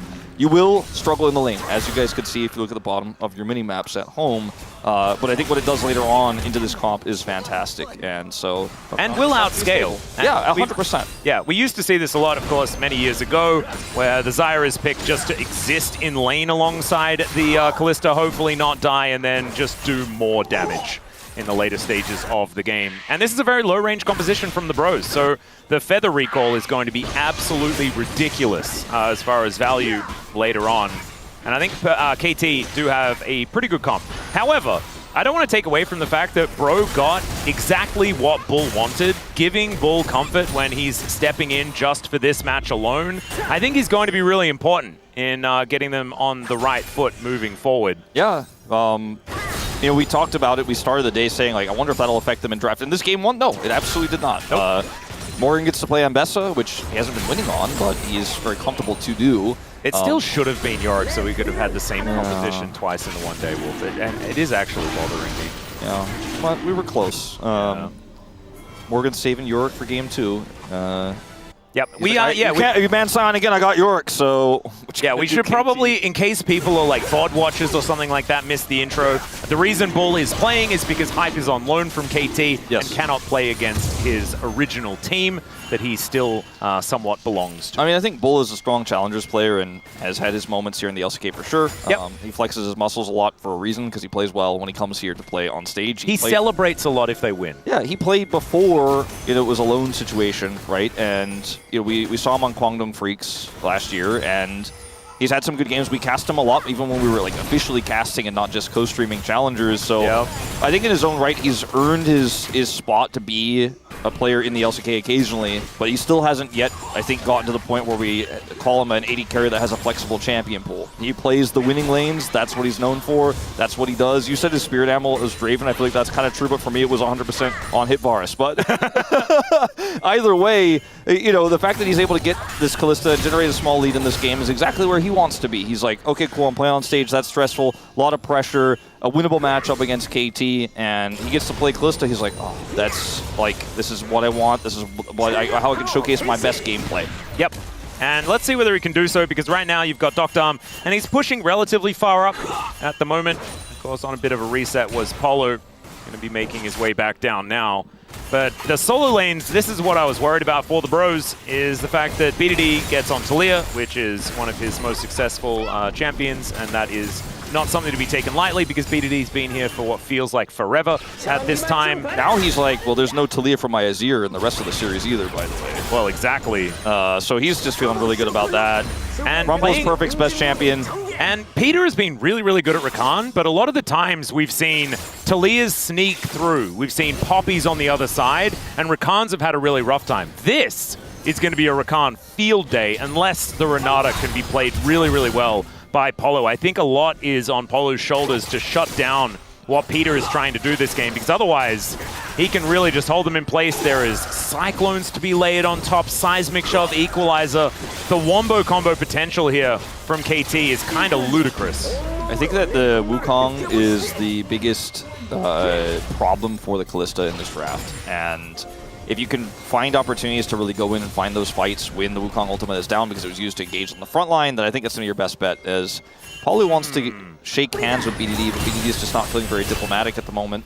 Yeah, I think Bro just showing us in their movements that they've recognized the win condition of KT by enclosing around BDD, recognizing that he is the one. As first grub will go over to Cuz as Croco moves in, but is unable to actually stop anything, because look at this. Topside control is absolutely complete here for KT. Not even really a question, unfortunately, for Morgan.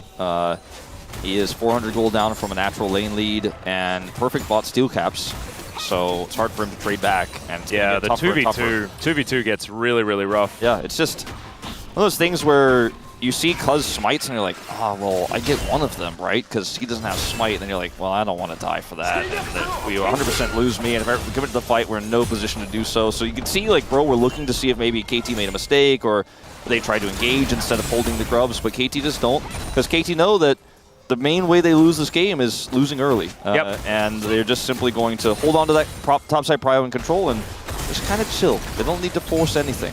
Well, BDD wasn't forced, but he did still miss a cannon. So that is a little unfortunate. Palu looking to try and push Peter away. He does land the Gleaming Quill, gets a bit of health back, and not too much else is going to come out of this. So a 700 gold lead is the result there for Perfect, as Morgan pushed back multiple times here in this lane. It's kind of crazy the amount of pressure that Perfect has been able to put on here. Does end up just going straight back towards top.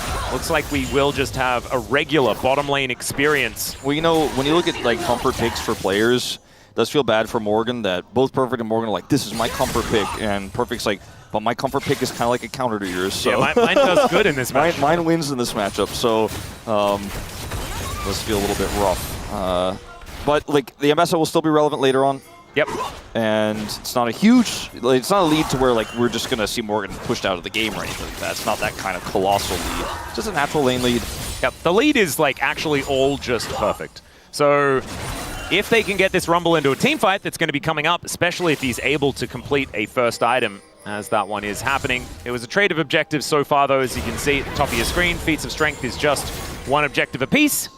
So nothing to write home about at all. You know, when you look at this game state, if you're a Bro fan, you're kind of ready. You got your brew, your Bro, and brewing, but in this game, you kind of want to, you know, get off the couch, because if KT are even like they are right now, then you're not feeling good about the game state, at least not yet. Peter has level 6, so I don't know if he's super worried. Doesn't even need to use it. Yeah, no quickness necessary. Battle Dance, of course, if he's anywhere near the Xayah, has extra range, so that's kind of cool. The fact that they chunked him out, though, or that Croco basically solo chunked him out, means that Bro are going to feel pretty good about starting up this dragon, put some sticks in it, so that Cuz isn't too interested in looking for a 50-50. Yeah, Polo going to be walking out of Banana Brush as now Cuz looking for the angle, but Peter finds a quickness onto 2. Fate's Call comes down, though. They're going to see what they can do, but it's not going to work. That's first blood going over to Doctom as he pulls back the feathers, and BDD just scatters them to the wind. That flash was brutal on top of 3 people. The charm lands, though, and BDD maybe bit off a little more than he alone could chew. But thankfully, Doctom is able to do that. They end up getting a 3-for-1 here. KT Rollster, and the objective goes to Bro. So it's still a win for Bro in that regard, but I think KT picking up a ton of money here really helps them stabilize through this mid-game. And Peter was just not afraid, man. He lost so much of his health, but he was like, I have this angle. Yep. Flashes in. I mean, this is the kind of play you want to see from a Rakan who has mastery of the champion like Peter does. And not to mention the fact that, like, this is exactly what we were talking about. Like, there's no Poppy, there's no Talir on the other side. Like, look at this charm, goes in, flashes to get on top of the support. Bull immediately has to Fate's Call, but can't use it defensively here. Then Cuz's follow-up flash. And then BDD is like, you're locked in here, by the way. He's like, Flash Cone? I don't think so. And then, yeah, that was a bit much. And Closer having his best individual year. Still died. Probably not the time where you needed to mention it. As KT fans, I love this when we get them on screen, because they look like they're on a roller coaster. Yeah, I've seen the fan on the left. I think pretty sure I've seen her at like many KT games as well. So that's how you know she's the. She knows this ride, but it's her favorite. Yeah, and and she's probably worried about how many times she's come to Lowell Park, how it might affect her lifespan. But she says it's worth it, and maybe the doctor says it's not, but she doesn't always listen to the doctor. I'm assuming a lot of things about this KT fan, but anyway, it didn't have to be her. It could be anyone who's here. You just explained KT fan. Yes. So it's like Law can definitely attest. If she's watching, she would let you know. And if you guys were there when she was interviewed after the last KT win, yeah, you'd completely understand. So there's a lot of gold that Perfect is sitting on here. He's up 700, so he's probably relatively close to his Leandri. He's probably going to get all his next back, and that's going to be where he starts to do a lot of consistent damage in these upcoming fights and really start pushing the Mbessa, you know, into a position in the lane where potentially you can see like a Cuz follow-up, you can actually win that, start to have lane pressure, even though Mbessa, like her worst part of the lane is usually the first few levels because obviously she's burned down, she's melee, and Rumble just kind of pushes her away with the hook shots, or not hook shots, what's the rockets. Harpoons? Harpoons, thank you. There you go. It's like not a hook shot at all. I was like, hook shots? Hang on a second. Are you talking about Ambessa's weapons? No, I don't know what that. no. Are they Notofo? No, that's Cassante. Close. Because they are one-hand weapons that look weird. They're mini Renekton blades, whatever Renekton's blades. Are they the ones like Tali from what's that game? Is it a real word, or is it like a Kanik Rookern situation where we're like, those are almost words, but no, it's a words. real word. It's like an elbow weapon thingy. I think that's on what Soul called, in Soul Calibur from Talim. Talim used them in Soul Calibur. Oh, yeah. Can't remember. I don't know whether they're exactly what she's using. Now Cuz is looking to go aggressive onto Polu. He will find the quickness, but Bull going to be able to flash away. Seismic Shove, though, pulls him back. That's good aim there from B2D. Their prize.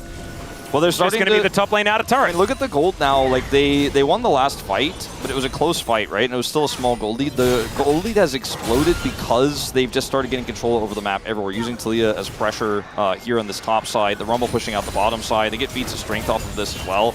Turret goes down, and suddenly you're like, oh, it was a small lead, and now it's pretty big. And we've already talked about what we think these compositions are going to be capable of when we get to the late game, where everyone is stronger. KT is already stronger is a bit of an issue, especially when you start pushing Kalista off the map and taking the flash away. Because Bro are going to heavily commit to this Herald here. 4 members on the top side of the map. BDD on the flank, though. In a little bit of trouble. That is a great charm, point blank, and BDD should be going down. It will take them a while, though, and he gets the shield as he completes the Seraphs at the time. That was ludicrous. He still dies, but man, that was pretty good transformation timing. So the Bros, they should be able to grab themselves the Rift Herald, while KT exchange that for the outer turret in the mid lane. Kind of a moot point, to be honest. Yeah, I mean, taking the Rift Herald if this is what you're trading for. Like, I want to get the mid turret first. Oh, wait. That's not exactly what they were looking for there, but spent some time killing BDD, and KT just pushed their foot on the gas in the mid lane. You know, when you commit to something like that, when you show like that on the map, KT are just like, well, we were already not going to fight for this. Well, BDD at least kind of kept them interested. I'm not 100% sure why BDD was on that angle, because he didn't have Weaver's Wall either. Oh, he did? Okay, yeah, I was thinking of that play because I was like setting up for a wall. I had the same thought, and then I looked at the cooldown, and I was like, yeah, BDD, I'm not sure. But he did complete Seraphs, and that was cool. It was good vision control there from Bro to make sure that they knew exactly where the Talia was. Otherwise, the wraparound could have been pretty terrifying. For sure, and that kill does give Bro like 1 gold lead. Closes best year. Yeah, Look at that. Having his best individual year. Oh no, now the gold lead goes back towards BDD, but it's only 4. Like, that's even, okay? Make it 60. Malignance is done though. So BDD and Close are both building towards the Leandris. It's Cuz! He finds 3! Bro thought they'd set up a trap, but who is trapping who? As they're all just in the grave. The Equalizer goes down onto a rock, so it's not necessarily where it wants to be. But Morgan, he is also not where he wants to be. The Ambessa will be taken down. Doctom is just getting everything that he wants right now. 4-0 and 3. 100% kill contribution on the Xayah. It's the Bros' worst nightmare right now. It really is. I mean, they had a draft where everything that they're comfortable playing was on the table. They had a draft that could have controlled the early game, but it's they who are engaged upon by KT twice now. Peter finds the angle. It was Cuz first, but Peter follows up, and it's a wombo combo between these two. Look at this. Look at this. He's like, all right, dodge the handshake, and boom, I'm in there. And then Peter's like, I'm followed up, and BDD's like, you want some rocks? I'm there. Duckdom is just sitting on the side. By the way, Morgan TP's in. Yeah. After the fight is lost, by the way. Like, not during the catch, but after. And oh, you didn't need to tell us that. Don't speak ill of our Lord. No, I don't want to, but I mean, I'm asking why. I guess I was advocating for the truth before, and maybe the truth is what needs to be spoken above all. And, you know, I mean, when you commit your teleport in like that when the fight is already lost, you're surely going to lose your life if you're that deep with it. But now you also don't have a teleport. So maybe he realized that the extra death is what they needed in order to put bounties up, so that when they decide to all take these turrets at the same time, they can skyrocket the gold lead back in the Bros' favor. Most pros, when that flash Wukong ult, the Cyclone comes through and then Peter gets the knockup, are like in that moment thinking about Game 2 draft. Morgan was like, I think we can win this. That's pros, but what we're talking about now are bros, okay? Pros ain't bros. Yeah. All right? Bros before pros. Yeah, exactly. Oh, man. I'm so glad. Like, we both just got a quote from today, you know?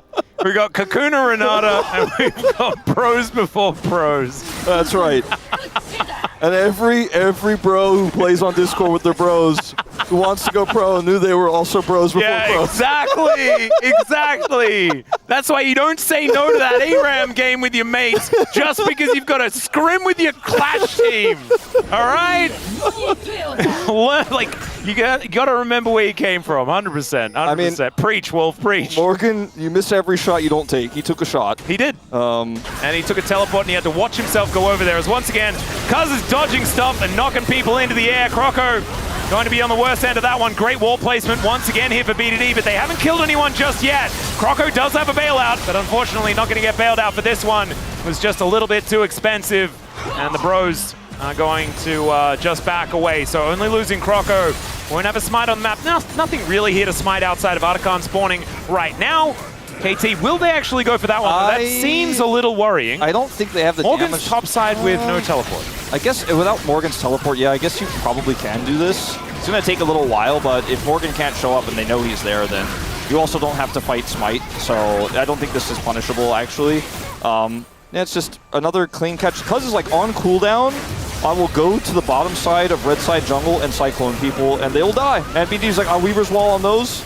Apollo has to flash away, not really in position to actually stop this fight. He attempts the hostile takeover, but it only buys a little bit of space. The hostile takeover plus the bailout are both two attempts to keep the Xin Zhao alive, but he dies, and so does the Otacon. And KT Rolster, man, I guess we just kind of have to accept this team is very relevant right now. Like, we're always reluctant to trust, and I'm not saying I'm ready to trust right now, but I'm starting to wonder. We're about to see, like, if KT pick up a 2-0 here, they get to 7-7, ±0. Yeah. Like, it is actually the most KT scoreline that you can possibly get. As, yeah, it's not a day for the Bros. But remember, they're not at full power, Dagon. You don't need to worry too much. As Dr. looking to try and stop this Rift Herald from getting a charge. Very sad that the Rift Herald is just kind of sacrificed in mid lane without being able to do her job. Shelly does really like to be able to headbutt stuff. So effectively, KT got the Rift Herald. Because they got the turret off of the Rift Herald due by Bro. They lost BD, but whatever. And then the Rift Herald doesn't actually charge to anything. So, yeah, it's looking a little bit worrisome. Bull is one item down, at least for a moment here. Dr. is 404 Wolf. That is a forbidden Has number. he ulted yet? 404, much like Swain's Law at the moment, when you have a look at the Universe website. Yeah, kind of weird. Yeah, it is. It comes up with the 404, though. It's right there. Maybe it's a reference. Perhaps it was actually Dr. that designed Scion. Maybe that's what they're telling us. Perhaps not. I don't know. I might be clutching. I really just want to know. I've tried to figure it out, but... yeah. Oh, nice. Cyclone's up. Cuz is going in. I mean, this time the skill shot landed. Because every other time it was a handshake goes wide, a charm goes wide, and then Cuz like, all right, I guess you die. And I mean, Cuz that's what happened the last couple of times. To be fair, like he dodged, especially the first one was pretty insane. Like he was like, oh, dodged it, and you're all dead. And now Soul Point. If he does not get charmed there, he Cyclones a BD Weaver's Wall, and Closer at best case scenario has to flash. And at worst case scenario dies, and they still get the dragon either way. But I love Cuz's aggression, man. Cuz is feeling like, you know, that prime KT that almost made it to the finals but didn't because aiming's Ezreal had a whoopsie. Level and Guma's Xayah game, that was also the same game, was really good. He's feeling like he's back at like peak form. Remember then, Cuz was ignored. Like, I'm going full Chrono Yeah, here, but this is actually like what I wanted to talk about, because like the Kwangdong situation where Cuz found himself last on the list of junglers to be chosen, we're finally seeing that was a mistake last year. Yeah, no, I mean, we all kind of knew it probably was, but now that the meta has shifted again and he's taken over games on these big damage-dealing junglers, it is like more than Dragons, man. I think of Cuz as the Viego guy. I think of him as the Nilly guy. I think of him as the Wukong guy, the guy who is just going to take over. You give him a small lead, and he's just like, you can't even be anywhere near my team, or I'm going to get you. And with the Sundered Sky plus Trinity Force, he's, again, a whole level or a whole item completed ahead of Krako's 1,500 gold behind. So Arm Guard for BDD means, like, is there any angle here for Bro even? Like, maybe a 5-man Renata ult could buy them a few seconds, but I don't know if they can actually... Yeah, I know. I'm trying to think of where, like, the Bro have got him exactly where they want him angle is, and it's just not there. I think maybe they might look towards game number 2 as far as finding that one, as Bull does manage to tidy up this wave. 2 items completed for him as well. Doctor with only an extra crit cloak on top of that. But this Xayah, I think, needs to go back and purchase another item, and will be doing that right now. We'll see how much more he can actually buy, because it's kind of terrifying. 3 items on the Xayah. That is about... Yeah, okay. Oh, God. This is Quick Blades on top. That means that this Xayah is going to really take over. There is the public execution, though, is perfect. Could be in some trouble. He doesn't have an arm guard or anything like that. He just looks to cook this wave. And so the Bros, they grab themselves a pick. But they're going to lose their mid-inner, I think. You remember that bounty goal that I was talking to you about, though? Yeah. You know what I'm saying? Yeah. Maybe that's going to be the angle here for Morgan. Actually didn't... I thought that Duckdom was there, so they're in fact not going to... Oh, the red dot. They will lose their top inner turret, though. So they still lost 1. Morgan will eventually be able to put some damage into this turret and hope to get a bounty, and I don't think anyone's really in position to counteract. The problem is there's no vision on Baron. If he does do that, this... Okay, so Peter is going to be able to take down this ward. I mean, Morgan can TP, so he can kind of both do this and then show up for the fight. I just don't know if they can win the fight. Look at where Cuz is. He's like, you guys can't be near the Baron. There's a Wukong here, and I'm not going to allow it. Well, he's seen at the moment, just dives on over. This is just dead. And Weaver's Wall is going to stop Kroko from doing anything. He needs 2 flashes if he wants to get over that. So the Baron is secured, I would say. Yeah, they put their seatbelts on in this one. You know, they were like, all right, you probably can't stop us, but I'll put a Wukong there. It was taken, like, it kind of felt like a red buff or a blue buff, you know? Yeah, it was just kind of fast, and Bro were like, well, it belongs to them. It's on their side of the map. It wasn't, by the way. Baron's on the red side. But yeah, I mean, what could Bro really do in that situation but trade Baron for a bounty outer turret?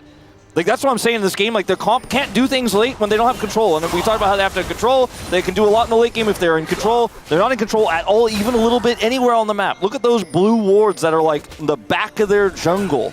Like, every move they make, every buff they take, they'll be watching They'll be watching you. It's a sting operation, Wolf. Yeah. Oh, my goodness. Watch out, bro. There are no secrets. I mean, KT's got you wiretapped, man.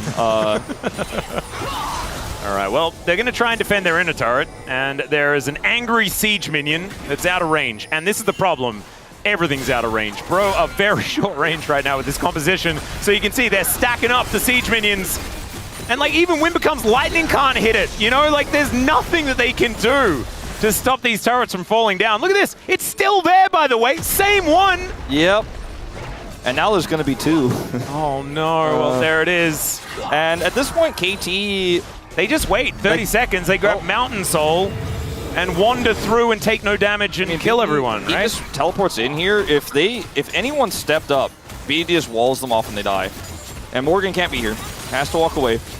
And now they're just going to look for some synchronized waves here. Once the mid wave comes up, they can actually then collapse and try to get that mid inhibitor. And Cuz can always flash engage. Like, we've seen it before. Peter's on this flank. Like, he and Cuz are like, you guys really think you can step up this wave? Because when my teammates show up, you're going to think otherwise. And BDD, again, sitting on that ultimate. The fact that Bro's this far up is actually kind of concerning, but they're trying to wrap around. But they need to stop the Mountain Soul, because otherwise they just lose the game. BDD doesn't find the seismic shove, but he'll have that one back available again. Kroko goes in. Morgan, public execution. is on the table. There's a quickness though, across 3, he's so charming, is this Peter guy. As out goes Croco, Doctom going to follow him though, that's going to be his first kill. Bull trying to pop off in this fight, but Doctom is untouched, unfettered, and KT will just mow them down. It's a little bit bedged there for Digon, but don't worry my friend. This is a 3-game series, you know? We have to believe that. The bros just getting through that first one, ripping that Band-Aid off as quickly as possible to make sure that they can get into game number 2. I'm sure Digon's got some serious optimism moving into game 2. Oh, yeah. Even though all the best champions here for these players, Bull got his Callista, now gone, I know he's got the Hopium angle, the Bropium. He didn't pick his Draven because he knew he'd need that to win game number 2. You know what I'm saying? Also still available as we watch this fight, and Peter's like, they seem to be interested in the objective. Also, let's cook them. Let's stop them. They can't be here, and also they can't be alive, I've decided. And so that did happen. Now, Bull, he did try to do a thing here, which was kind of cool and impressive, and his movement was good. If it was an even game set, or if they were ahead, or had control of the objective, he would probably be able to showcase those mechanics in a real, meaningful way. But unfortunately, he did his best, but that was never going to be enough. Yeah, and the problem was that so many cooldowns needed to be used to stop Perfect from cooking them, to stop Cuz from spinning around and killing everyone. But then BDD was there, he does so much consistent damage, and Doctom was ignored the entire time. He flashed after Croco and then came back in and said, oh, I guess I've got feathers for all of these bad guys. And then they're all lying on the floor. 7-0-5 now. This series now, like for KT, is just a competition between Cuz and Peter who gets palm. Like they both have 100% KP. They've both been involved in every single skirmish. Maybe this is the Peter angle. He's kind of locked out of it though as the seismic shove goes wide. BDD buying some time as there's the Cyclone and the quickness. Oh, the combo of Cuz and Peter is so beautiful to watch as Perfect is just burning them alive. Bull not going to get bailed out of this one, and Polo going to have to leave his 80 carry. I think this is just going to be a clean ace here for KT. Bro, just thinking about getting towards game number 2. And the smite in the air. What the heck? LeBron Cuz? That was so sick. He snaps his fingers and people die. Yeah, that's exactly how that one goes. Kind of like Jet Li from that movie where he was the Monkey King. This game, I really thought was going to be a lot more interesting than it was, but Peter and Cuz said just another day, just another KT win.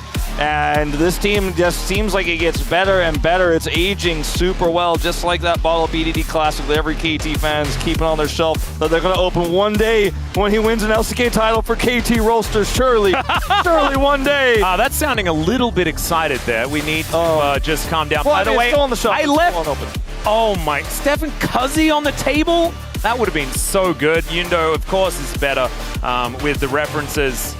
I imagine that also Digon will probably, he knows the regular sports ball better than I do. I feel like that flash cyclone would have been about a 3-pointer, yeah. Yeah, I would say so.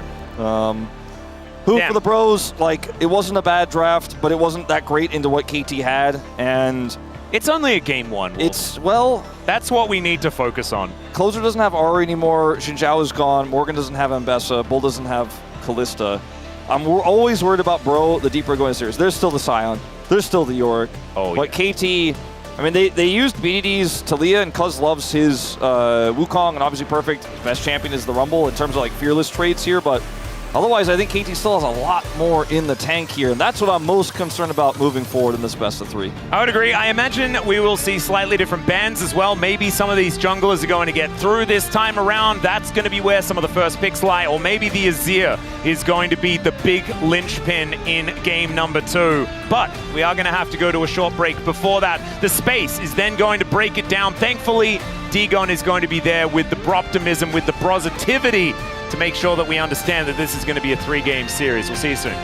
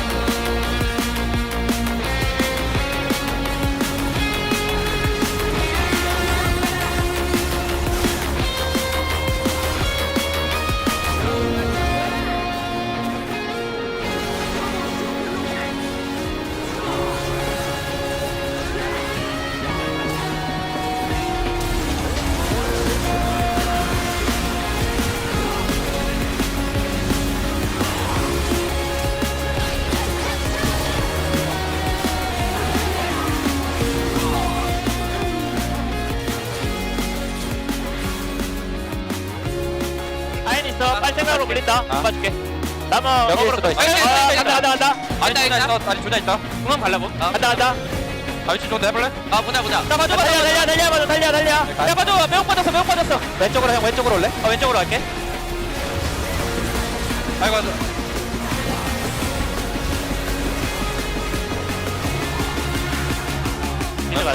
이래고 나간 중. 나 잡을 거 같아. 펜타 내 방이야. 내가 잡을래. 나 이렇게 언제 먹었어?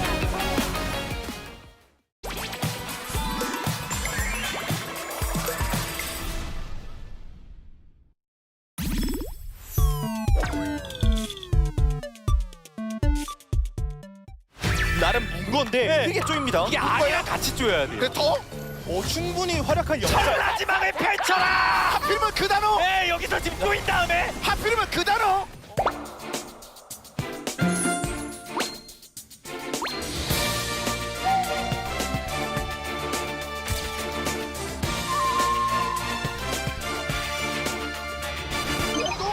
이거를 다.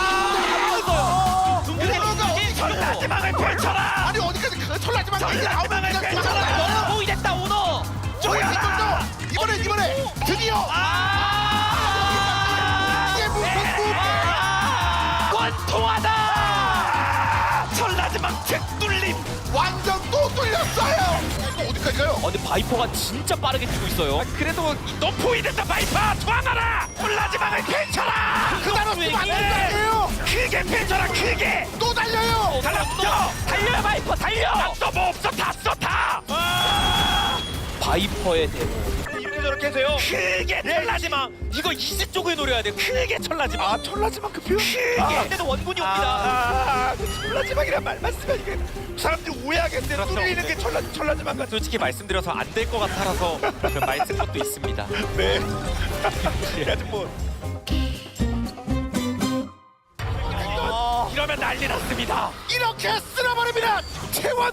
아니 이게 디플러스기아 입장에서 좋은 기회를 잡았거든요. 근데 이현우 해설위원님의 그 단어가 나와버렸어요. 그래서 전라지마. 그 플래그만 안 세우셨으면 저는 디플러스기아도 충분히 할만하다 생각을 했는데. 그래요? 네. 예, 저 때문입니다. 그래서.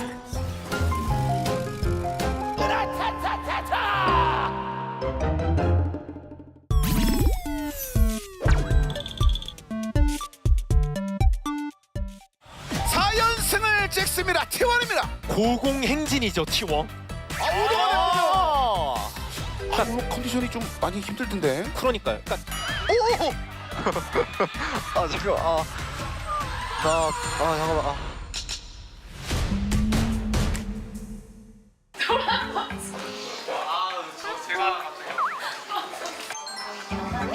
그다음에 정글러로서 가장 체감이 선수가 하나, 둘, 셋. 감사합니다. 승리. 오랜만에 인터뷰랑 좀 긴장도 됐고 그래도 잘 마친 것 같아요. 쑥스럽긴 했어도 그래도 하게 됐는데 좀 많이 부끄러웠습니다.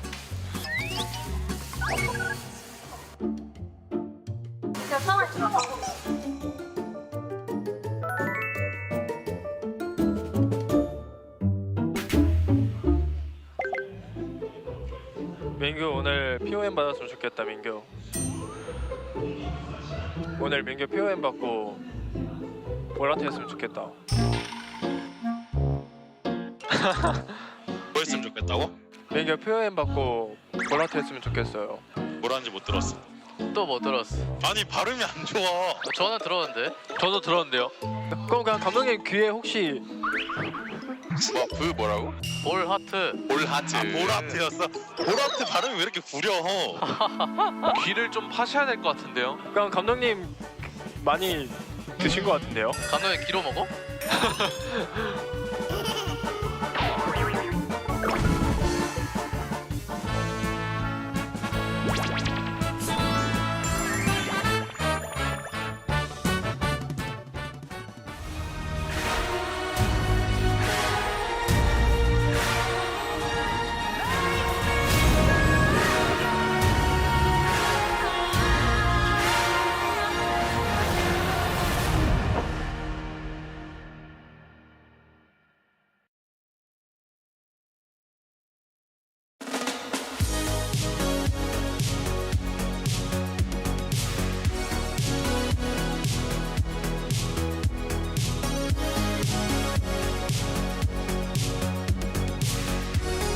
Hello, everyone. Welcome back to the space as the roller coaster is going up for KT. The bros still scaling for their upset victory attempt here in a 3-gamer. Definitely won't be a 2-gamer. Degon here alongside Chronicler and Wadid. I can wait, keep the camera. You can see the cracks. Yeah, you can see the cracks. Oh no, he's trying to maintain it. Actually doing a great job. But you can see a little quiver there. Look at the eyes! Oh my god! The eyes never lie. No. Yeah, I think that... I mean, it was fine at the beginning, right? I don't actually think that Bro are playing poorly. I think that KT are just finally as good as we hoped they would be at the beginning of the year. Yeah. Right? Because particularly because we've been very critical of up until like a week or two ago when the team kind of found their new ground, right? Like they were losing a lot. Off tempo. But now Cuz, he's so back. And guess who's also, I can't really be back because I don't think he's ever played this well consistently, but Peter, man! Yeah, I mean, with Peter, Dogdam is complete a new man. Like, he's performing so much better when he played with Wei. We were worried about like him just being AFK, just not doing anything, not really active in the game. But right now, he's one of the carry you can actually rely on. And I think that brings a lot for KT. Absolutely. We take a look at the first team fight, which I thoroughly enjoyed. Truly, this was a great play by Peter. It was actually so sick because he predicts... Because he has Croco has a firmed auto primed. So he knocks up Peter, Peter dies, that's the end of the fight. Yeah, I mean, I think... I'm not sure if I can do it, but I want to just rewatch it. Because it was too quick. It was so clean. Yeah, Because just... Watch. Let's do the slow-mo! So if Peter gets... Croco has it primed, and he does flash E. If Peter doesn't hit the R... Oh, look at the charm! And cancel the auto, like he dies. Because there was so much setup. The rest of the team is ready as well, and instead... This Winston that early scrims. The setup from Bro was actually good. This isn't one of those cases where we go, bro, what were you doing? Exactly. This clearly shows that like KT just outplayed them. Bro had full control in the objective, and they had the idea how should we engage on them. And it's one of the tool where you can actually trust on Xin Zhao Flash E. And I mean, it's just so easy. You just target CC him, and you can chain CC easily after that. But Peter, man, like he just outplayed Bro with that charm, with that outplay. I mean, it was just insane play by him. Nothing you can do there except tip the cap and keep trying to find ways on in. But it's really hard to find any way in when you can't see anything here, Chronicler. Well, I think the main issue was that KT did see. So what we're going to see here is the fight that actually ended the game with, again, last time it was Peter setup, Cuz follow-up. Here it's the other way around, where it's Cuz that actually makes the big play, and it's the follow-up from Peter that cements it. They have a very strong idea that they're in Tri-Brush here. Watch this sidestep from Cuz. Who knows they're in there? Yeah. You clearly know that they are there because of their vision control. And then, the PDD flash.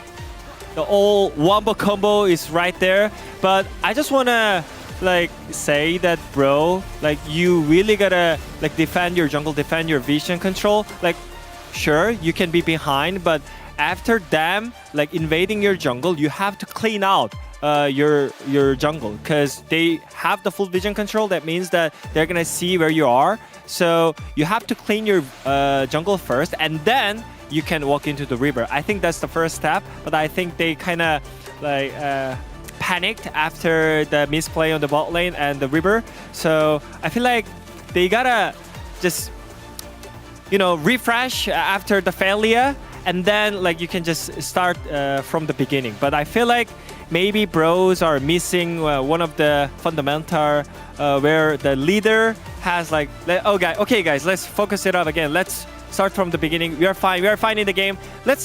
I mean, we can do it. I mean, but I feel like no one is actually actively doing that. Yeah, mainly because I think a lot of the times we see these teams, once they fall behind, there's no real way back in. Yeah. Bull was fifth in the league at gold at 15 across all players, not just at bot lane, all players. In this game at 15 minutes, they were behind. And I don't think that this team knows how to play from behind, especially when they feel behind, despite however big that deficit is. It's so tough, though, because if KT play to their peak, I think KT should always win this series 2-0, right? One of the big issues that we've had with KT before was that Dokdom was playing below his peak, Cuz was playing far below his peak. They had the swapping in and out of casting and perfect. And then Peter was also, when he came, because he came in relatively early, right? But he was also fine, but not that crazy. But ever since that Hanwha Live series, and even before that, we kind of start to see the rise for KT. Right now, they are legitimately a good team. How long will it last? We don't know, and I'm not going to make any statements about that because we're not meant to know that. But right now, they are playing like maniacs. Yeah, I mean, I didn't talk about the draft that much, but I really didn't like just giving up the Talia for the blue team for free. So I feel like they gotta fix some issue on the draft as well for the game 2. Well, if it is a clean 2-0 here for KT, it will be equilibrium. But if they end up losing this game, then they can't achieve equilibrium in this series, which means they could achieve equilibrium in a different series, which means they could lose this game. That's my Cope angle. Atlas, take it away.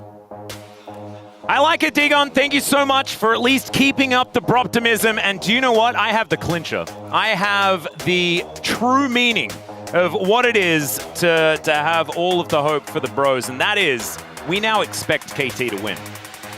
And that is death to a KT fan. Yeah, so until that Nexus explodes, there probably won't be trusting. But I hope not. There's a lot of BDD fans in the audience, as there have been basically since his debut. But he, I felt like was the follow-up in this one. He was the one who was like, okay, thanks for the setup. I'll get some finishing kills. That funky flash and weird play, but otherwise it's just been, the follow-up guy on this one. This has been all Cuz, all Peter so far in this best of 3. But let's talk about the draft, because this is where I worry for the Lord. Yeah, I would agree. And I also talking about any sort of religious figures. I'm talking about the man in the top lane. I don't think, I don't think KT are going to be banning Poppy this time around, though. I think they want something to deny an easy Azir first pick. So taking away the Vi makes a lot of sense. I think still going to be banning the Poppy on the red side, as the Yone and the Nidalee both taken away from BDD and Cuz. Yeah, I mean, Closer is not as known for his Azir, but he is having his best individual year, so they could first pick it. Every time he gets an opportunity, he's going to say it. And I do wonder if maybe it's just an Azir ban, but they'll take the Naafiri away instead, which I think is warranted. So Naafiri, the Azir in trade for the Pantheon, I guess. I feel like BDD isn't necessarily happy to play Sylas. Like, I'm not saying he's a bad Sylas player, but it hasn't really been a BDD greatest hits champion, which I think is one of the best mid laners that's left available, especially with an open-ended draft like this into the Azir. But it is, I don't know, otherwise going to be perfect denying Morgan's Yorick. That would be so cruel. Well, he's considering it. Instead, it's going to be the Varus pick away. Denying Bull's Varus? And then picks the Yorick? Oh my goodness. The bro fun police. BDD plays mid Sion. Hey, mid Varus actually used to be the counter pick to Azir. That's true. I don't think in 2015. And it was attempted in the LCK once, like 2 or 3 years ago, and I don't think it worked, but it was fun. It wasn't good. Annie is also a pick that BDD is known for, by the way, and feels pretty comfortable to lock in. Annie slots in so many drafts so well. She's good for setup. She's a phenomenal engaged champion, but also can be used as just a kind of strong skirmishing pick as well because of her ultimate and how much damage it does over time in extended fights. Was it ever a question? Nope. Were we ever in doubt? Nope. It was kind of a question when they didn't steal the Yorick from me. Could have played it, but Sion makes a lot more sense with the Azir. Sion Pantheon is an incredible round out to this first round of picks. You want to punish the Sion, you want to push deep in side lanes, Pantheon shows up. Mm-hmm. And Croco, I could imagine, is feeling pretty happy about taking it. I would say... Oh, instead. No, this is actually the price you pay. If you wanted to get the Jhin and a decent matchup, I guess, into the Varus, you can, outrange just a little bit with a few of the buttons. Does Cuz just play the Pantheon now? I think that it would be silly not to lock it in. Because that's kind of why I don't really like the Jhin. Is like, yes, you've made a bottom lane matchup a little bit more playable, but Jin with Sion front to back isn't my favorite. Is because we said Viego was iconic. He'll take that instead. It works really well with the Annie because you can line those stuns up together, obviously, and you blow somebody up with the Tibbers combo, and then suddenly your Viego has a reset instantly and can do a bunch of things in the team fight. So that's fine and all, but Pantheon will probably be banned alongside the Sejuani, you have to imagine. I would hope so. Well, I mean, it's not like the best Pantheon comp. I just think it's so strong right now anyways, that it'd be silly not to ban it, and they will agree. Yeah, they kept us guessing a little bit with the initial Sejuani ban, as Palu actually looking a little bit gleeful, which could be scary. Yorick banned? Oh my goodness, you will never forget Yorick, Mori, okay? I mean, Yorick can be quite strong into Sion. So can Lily, which is also banned. But so can Jace, which is still available. You do outscale a bit against the Jace, I guess. Yeah, and I mean, obviously Jace doesn't do a whole lot of damage to Sion later on. And that's why Sion is played a lot into Jace, even though it loses the early laning phase. Also, I'm not sure if Perfect is comfortable enough to play the Jace in a comp like this, but it could absolutely work. Nocturne will be the jungle of choice here for Kroko, which makes the Jin pick feel a lot better, because now you've got a comp that does a little bit more diving in. Wolf, do you think top lane Lilia would work? Into Sion? Yeah, you do a lot of mass health damage. I do. I don't know whether top lane Lilia was a thing for like a week and a half or something like Remember that build, like the double purple mask, brace, and then you go like Dead Man's Plate third? Like, I could see something crazy like that. I'd like to see it. I don't know whether it's not going to happen, but I mean, I think it's a fun thought. Yeah. But it will just instead be the Gnar, it looks like, here for Perfect. He's not going to index into something crazy like Camille or the Jace I was talking about earlier. Just wants to have a little bit more team fight power, and will obviously be able to just chip away at the Sion with his ranged attacks here. So Sion doesn't win against almost anything. If you mess up your spacing as the Gnar, though, if you get caught by a charged up Q, which weirdly enough has happened a lot this year. Mini Gnars get absolutely walloped by that Q. If you get hit by it, you will not win, but he should be able to use the walk fast technique and use his boomerang and run around and not be hit by it and still feel fine. The Gnar also is a second form of ranged attack damage to break through the Sion's health pool later on in the game, so do think that is going to be quite powerful for team fights for them. I do like the comp for Bro, though. It's about whether Bold can play Jin well. I think a lot of the time we're kind of doubtful about some of those types of picks for him. But it's a pick that can give you a stable laning phase to be able to get ahead there. You have a really strong front line. You have the Nocturne also that's going to dive forward and allow you to follow up with your ultimate. So I do like what Bro put together here. It was predictable, but that doesn't necessarily mean it's bad. No, I would agree with you, and I actually think that this is the type of draft that looks good for the Bros. However, I do feel like it's the type of draft that looks good with the hype Bros, not necessarily with the Bull Bros, because Jin, more of a finesse pick, not necessarily the brute force that he likes to utilize. So we'll see how he does on this Jin. He might surprise us, and hopefully he does, so that we can make it to the maximum amount of games. Let's get onto the Rift for game number 2. 소환사의 협곡에 오신 것을 환영합니다.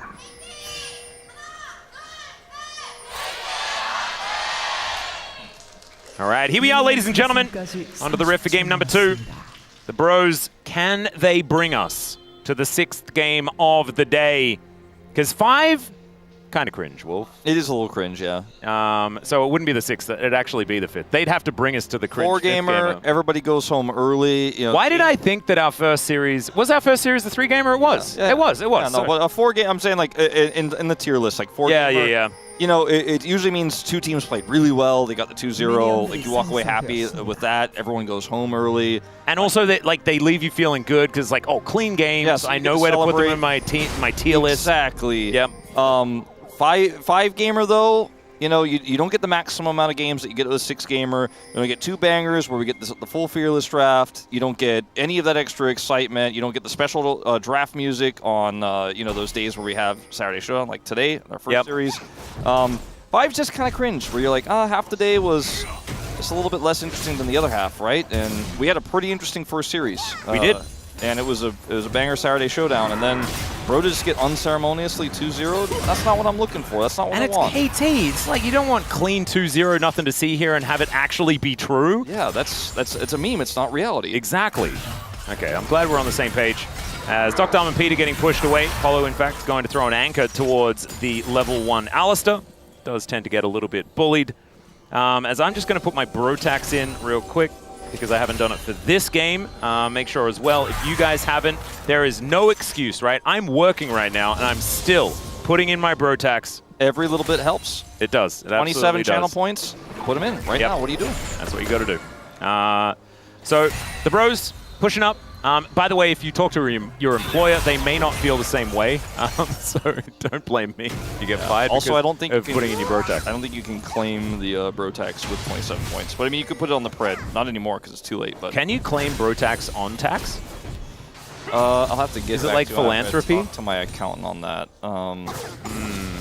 We should. I don't think the government will be asking for more channel points from you if you do claim it. Like they're not going to be like, ah, yes, I would like some channel points because you did. I don't think they're looking for that. Anyway, let's go. We should ask them, but they probably know. A lot of people, I assume, would be putting their Brotax in. As Morgan the Lumberjack. Morgan he's queuing. He slowed him. He autoed, he got another grasp stack. And you just don't really you don't have very much health as Mini-Na. So you can see Perfect is struggling a little bit, although it's not really translating to too much. Ooh, like Ships in the Night. Spooky Nocturne is going to discover Cuz. Does Nocturne have a ghost? You know, afterwards, because he's a ghost initially. Heather Pulverize is going to save Wolf from the question here as Doctor pushing forward. Bull will get trampled here as the piercing arrow comes on through, and the Jhin is looking a bit worse for wear. Might need to spend some time back in the fountain. Yeah, that is really unfortunate for Bull. Had control of the lane a little bit there until he didn't. Nice play, though, from Peter. Just having a bit of a day of League of Legends. Oh, yeah. The tempo heal. Does get the trample. Gets the damage layered in there from Duckdom. Sometimes you don't hit it. With this skin for Kroko, though, is he a ghost already? That's what I'm saying. Yeah, no, I feel like maybe ghosts don't have ghosts, right? Because they can't. Yeah, because they're already a ghost. Yeah. As BDD teleports into near death. That is a suboptimal teleporting situation here, as BDD just spent a fair bit of time getting that health bar back, and now he's down to 100 health. And Closer did not teleport yet, so he's going to come back to lane and be like, well, if you TP now, or if you recall now, I'm going to get turret plates. If you do not, I will trade with you aggressively, and we'll make your life really hard, and we'll probably deny some CS in the process. Bull is doing some reloading here towards the top side of the map. Peter has to stay in the mid lane to make sure that BDD can go back. Yeah, needs the crash as well, as he just gets rid of the Azir. That's a good way to do it. Man, Peter, he's having a game. Oh yeah, look at him go. Pushing the pigeon out of the way. You can see cows are more powerful than pigeons. Well, we're learning about the animal kingdom as well. If I had to pred on the pigeon versus cow fight, definitely go with the cow. Yep, it behooves you to go for the cow. I suppose if the cow fell asleep first or something, that would be counted as a loss. Oh yeah, because there is like cow tipping thing. You know, they sleep standing up, and you just push them over. I mean, the pigeon could just fly away for a really long time, like just wait on top of like a signpost. But isn't like a pigeon would then be flying the entire time, so they'd get sleepy and possibly fall out of the sky. And also, if they just run away for forever, the cow would live longer because they have a longer life expectancy just in general, yeah, that's true. But like, let's say I think we need to define the arena. Because it might be like a low ceiling, there might not be any fly space at all, but there also could be like a perch of some kind. Even if there's like a light hanging from a ceiling, you know, the pigeon could sleep on it. Or maybe it's like about how many hits they get in, and I imagine the agility of a pigeon would probably help out. Getting those hooves off the ground is difficult for the cow. Can use some long-range bombs potentially as well that smell funny, and the cow wouldn't like it. Oh, I've heard of those. Yeah, pigeons certainly use that on a lot of architecture quite often. Yes. Closer, okay. Whew. Yeah, BDD, thankfully, back to lane with a health bar now, but is behind a little bit on CS. And this was always his favorite Annie skin as well, the Prom Queen Annie. Yeah. I remember. He was the one that used this. Not very many others used it. I like reverse Annie. I think that's the best. That when you're like dressed as Tibbers. Yeah. And you just throw down a big Annie. That's the one I best. see the most. I love it. It's such a good skin. All of those, you know, like definitely not Blitzcrank and like all of the silly skins. So good. The Mundo with a big giant. Oh yeah, Corporate Mundo. Yeah. Oh baby, that's so good. Those TPS reports. Mundo filed. So good. And the voice lines as well. This game has been quite quiet, hasn't it? Bull, We are brewing. Bull Yeah, got- we spoke for a long time about cow versus pigeon. Yeah. You can tell that, okay, here we go, some action. Flash going to be traded there, very nicely done by Closer to make sure that BDD was forced, keeping him honest. The vision. X-Flash Annie? Yeah. Oh, why not? Yes. Because that's how you Tibbers from far away. Uh-huh. Wherever you want to be. That's pretty cool, actually. We haven't really seen that yet, but Yeah, I hadn't noticed it. I don't know whether it's been taken before, but I love that it has been taken. yeah, I don't think it has been taken before that I can remember, at least in the LCK. Might have been like on a support Annie or something in another region, but I like the vision control that Bro have on the top side of the map that allows Closer to make aggressive plays like that because he knows that Cuz is far enough away to where that. Oh, cannon denied. Yeah, that's unfortunate. But some cool little small things here from Bro that I'm watching from Croco where he and Paulo got some deep vision and now they have the level 6 here for the Nocturne. Unfortunately, no one is set up to contest these grubs with it. And if they knew where Duck Dom was, maybe they could make a play there, but he's not on vision. So they had vision on the top side. Didn't deny Cuz from just walking over and taking these grubs anyways. Yeah, one of the problems that I have as well is that Cuz is just kind of completely unhindered in this game. Is perfect throwing some rocks around here. Doesn't really have much more to say, though, to the Scion once those buttons are on cooldown. So he's just going to be throwing him around a little. We'll be able to get that wave back in order. So they're not creating too much ground. And Morgan, now thinking he has an opportunity, has to flash as the Q gets charged. See? As soon as Roar of the Slayer lands, it is so hard to get out of a big damage Q. Yeah, you're just so slow. So you get hit by that, it might actually just force you out of the lane, and Perfect wants to stay there. Like, he probably wouldn't have died, but he might have because ult's up for Morgan, and you just don't want to mess around with that, so flashing is definitely the safest option. So Croco got level 6, now is level 7, by the way. Didn't ult, didn't start Dragon because he didn't have enough control of the bottom side of the map, didn't deny the grubs either. So it hasn't really, like, now Cuz is just going to get both objectives and play around the prio they have in a lot of places. Like, in mid there's prio for Closer, but it's not using it. So Bro are just kind of, they're brewing a little bit here, and I think KT are pretty happy to sip the tea. I'm not really sure where I'm going with this in terms of the analogy, but like, Bro aren't winning the objectives. They are not collecting the neutral things on the map. Like, let's just put it this way, they don't have any dots on that risk feat of strength. averse. Yeah. I'm going to say risk averse is what they're going for here. Apart from Perfect, who is now going to have to deal with everything being thrown at him. Almost hits Meganar, but does not. Teleports coming in from all over the place, but this one for KT is looking worrying. BDD really wanted to kill Polu. Let's see whether he can get him, and the answer is probably not, ladies and gentlemen. And 2 TPs for BDD back-to-back, where when he shows up, he does not like what he sees. Yep. And that was a bit of a weird one, because now, like, Closer's like, cool, I mean, I'm getting plates, right? Like, there's nobody up here. Look at all the vision they still have, by the way, in the jungle, which is why they can make that play happen in the first place. Vision control has been so good here on the top side of the map for Bro, and they knew that they pushed Perfect out of the lane. He did not have teleport from the last play where he had to flash the Q after he got hit by the slow. I mean, just look at all the vision. They know no one is even in the same universe, and they see this teleport from BDD, and they're like, okay. And also, yeah, I don't think that was ever going to work out no matter what the plan was. Yeah, I don't really fully get it.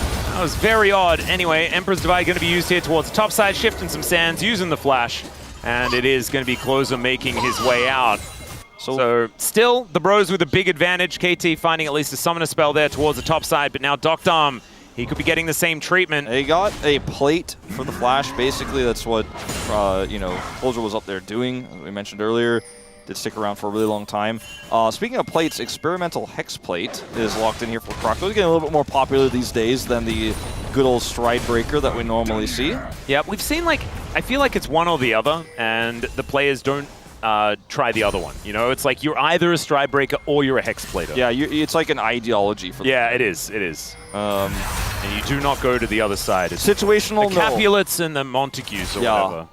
And the Hexbladers hate the Stridebreaker. Oh, players. they really do. They really do. Don't fall in love with a girl. There's actually like a side, special forum for both sides where they actually talk trash about the other side. I don't need to slow those players. I already have a fear in my kit for that. Yeah, exactly. I want to press R all the time, baby. No, the Stridebreaker players are like, oh, how many kills do you really scurry out? You got a lot of ults over there, buddy. How many ults did you use before level 8, buddy? How many ults did you really need? Like, how many ults did you need? I didn't need as many because my ults landed and... Yeah, I've heard Darkness a couple of times over the last 11 minutes, okay? All right, average that out. Are you but I gotta ask, are you a experimental Hexblader or a Stridebreaker? I think I'm a Stridebreaker, actually. Me too. All right, thank God. Oh. Imagine if we didn't have the same ideology. Oh, no, but wait. We need to stay neutral on this broadcast. So aren't we supposed to have representation of the Hexbladers? Any Hexbladers on the team that we can have? I hope not, Atlas. Any Hexbladers in the chat, you just get right out. Oh, there is actually a lot of preach in the chat. So I think most of us are Stridebreakers. But I feel sorry for the Hexbladers. Maybe they're learning a thing or three, though. As Peter is also learning some stuff, as he has an unbreakable will, but that's going to wear off. There's the flash, Tibbers. All right. Closer will be able to shift some sands, though. Tibbers chasing after him, but in goes Croco. That paranoia is working out. Hexblade value, baby, is Cuz looking for some resets. Docdom in amongst 3 people as Cuz is now transformed, and this is not the same KT that I was witnessing in game 1. No, it is certainly not, and some claps, some cheering. Oh, we are no more Bedge. And, well, it's looking pretty good if you're a Bro fan right now, is initially on this play, you're kind of like, all right, Peter, maybe you're just dead here, but he pops his ultimate, and then KT get interested. They're like, maybe we can turn this. The ult comes out, though, from the Nocturne. The Emperor's Divide here defensively actually buys a ton of space. And now KT are just in the wrong place. They can't be here. Closer's prio was so massive. So even though he dies, Cuz has to cross the entire river to get down and to take him out. And then Bull is just like, well, you know, it's Nazir, but doesn't have ult, and I don't care about it. And that's going to be another kill. And Bro end up being now 6-1 in this game, almost 4,000 gold up. And I hope the Hexbladers aren't celebrating, because that was not what it was about. Yeah, that was not about the Hex. Even though he did use the ultimate to start things off, you know. Look, I don't want to be that guy. Will he use another ultimate here when it's on cooldown like instantly? If he waits like 15 to 20 seconds, and I'm like, I guess it could have been Stridebreaker. Well, Croco is now 4-0-2. He could have both if he would like. Yeah, that's kind of. I mean, that's was part of the joke like that we started with here. But Paulo just doing battle right now. There is paranoia up, and that's why Paulo can kind of just go in with reckless abandon. There can always be the spooky ghost to be layered on in. And Morgan is winning side lanes as Scion. It's a problematic scenario. Next Dragon going to be an Ocean, meaning that we will have a pretty valuable soul this time around. He doesn't even have to TP. He's got ult. He's walking down. KT really playing with fire here. Well, this one is likely to be never mind, not a 50-50, as the train is a little late to the station. Peter is going to interrupt. Closer on a flank angle. As now Bull off to the side, but BDD actually in a great position in this one. The headbutt out of the Scion, but right on top of BDD is unfortunate, so he's going to die. Perfect still looking for something more, and now in for a penny, in for a pound, say KT, as Morgan is just cutting them down where they stand. A true lumberjack is this man, as Bull off to the side with the curtains. He's going to call this fight over. Did I just watch the same fight twice, basically? Yeah. Or Closer defensively ults, does a ton of damage, dies, but ultimately then Bull ults and they clean up everybody. Yeah, so I mean, KT, they end up getting the Dragon here, but the fact that Morgan can show up here, they don't have enough control. Look at where BDD is on this fight. Ends up being the Tibbers, but who can follow up? Nobody. And Peter actually plays this really well. Like, he does. I don't know whether putting Morgan on top of BDD was the angle. But maybe they wanted to single out Closer so they could kill him, and they just didn't kill him in time. time. Just want to deal with the Scion there. Either way, like, I don't know if that really is the big thing that changes this fight. It's just the fact that the damage the Azir does, the peel he has, and Peter, I mean, look, he was caught, had to ult, look for the knockups there, but maybe the headbutt was a bit much. I'll agree with you there. either way, it's still not enough. The fight is too split, and the Annie didn't have any follow-up from Duckdom there, so Cuz tried to do his work, just like he did in the last one, and then Bull just pulls out the ultimate. It feels like two back-to-back, practically the same fight. And both of them look just as bad for KT. It is about a 5,000 gold lead, as Polo making his way over. Looks like Rift Herald will be collected. And we're looking for one turret on either side. That will mean feats of strength for either team. Right now, you've got Closer being the closest to knocking down that top outer. I think it's only a matter of time before that one is going to be secured here for the Bros. All right, Bull is going to have to Ghost Blade away. But I think that, like, there's enough minions here in the Voidling, so this turret may just go down, may just hold it. And it's going to be close. They did not have enough. Yeah, not able to get in there. Even with the Void Grubs, it's not quite enough. So KT, they will back away. Not going to get punished too much, but there are those feats of strength that we were talking about. Closer going to upgrade his shoes by taking down the structure.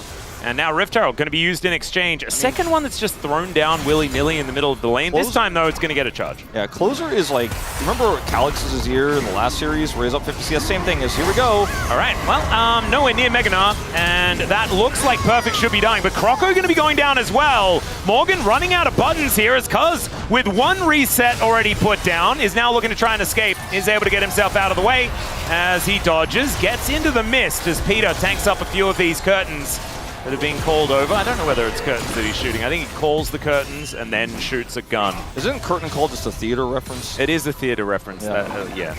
I don't know if it really is about his gun. Curtain call's the end of the show. Yeah, I think that's kind of like, I think there's no real curtains involved. He's just saying like, this is the end, by the way. I think. I mean, I don't know. That was my take. Maybe I'm just too theater pilled on it, but maybe I'm a little bit too practically minded. Calix in the last series got 50 CS lead, right? Pushed the sides. It was almost an exact similar situation where he's just so ahead of the enemy mid laner. This time there's no pressure on him. BD has to clear the wave, and he can also TP down Closer, in this case the Azir, in this iteration of the same situation, comes down and offers a lot of damage.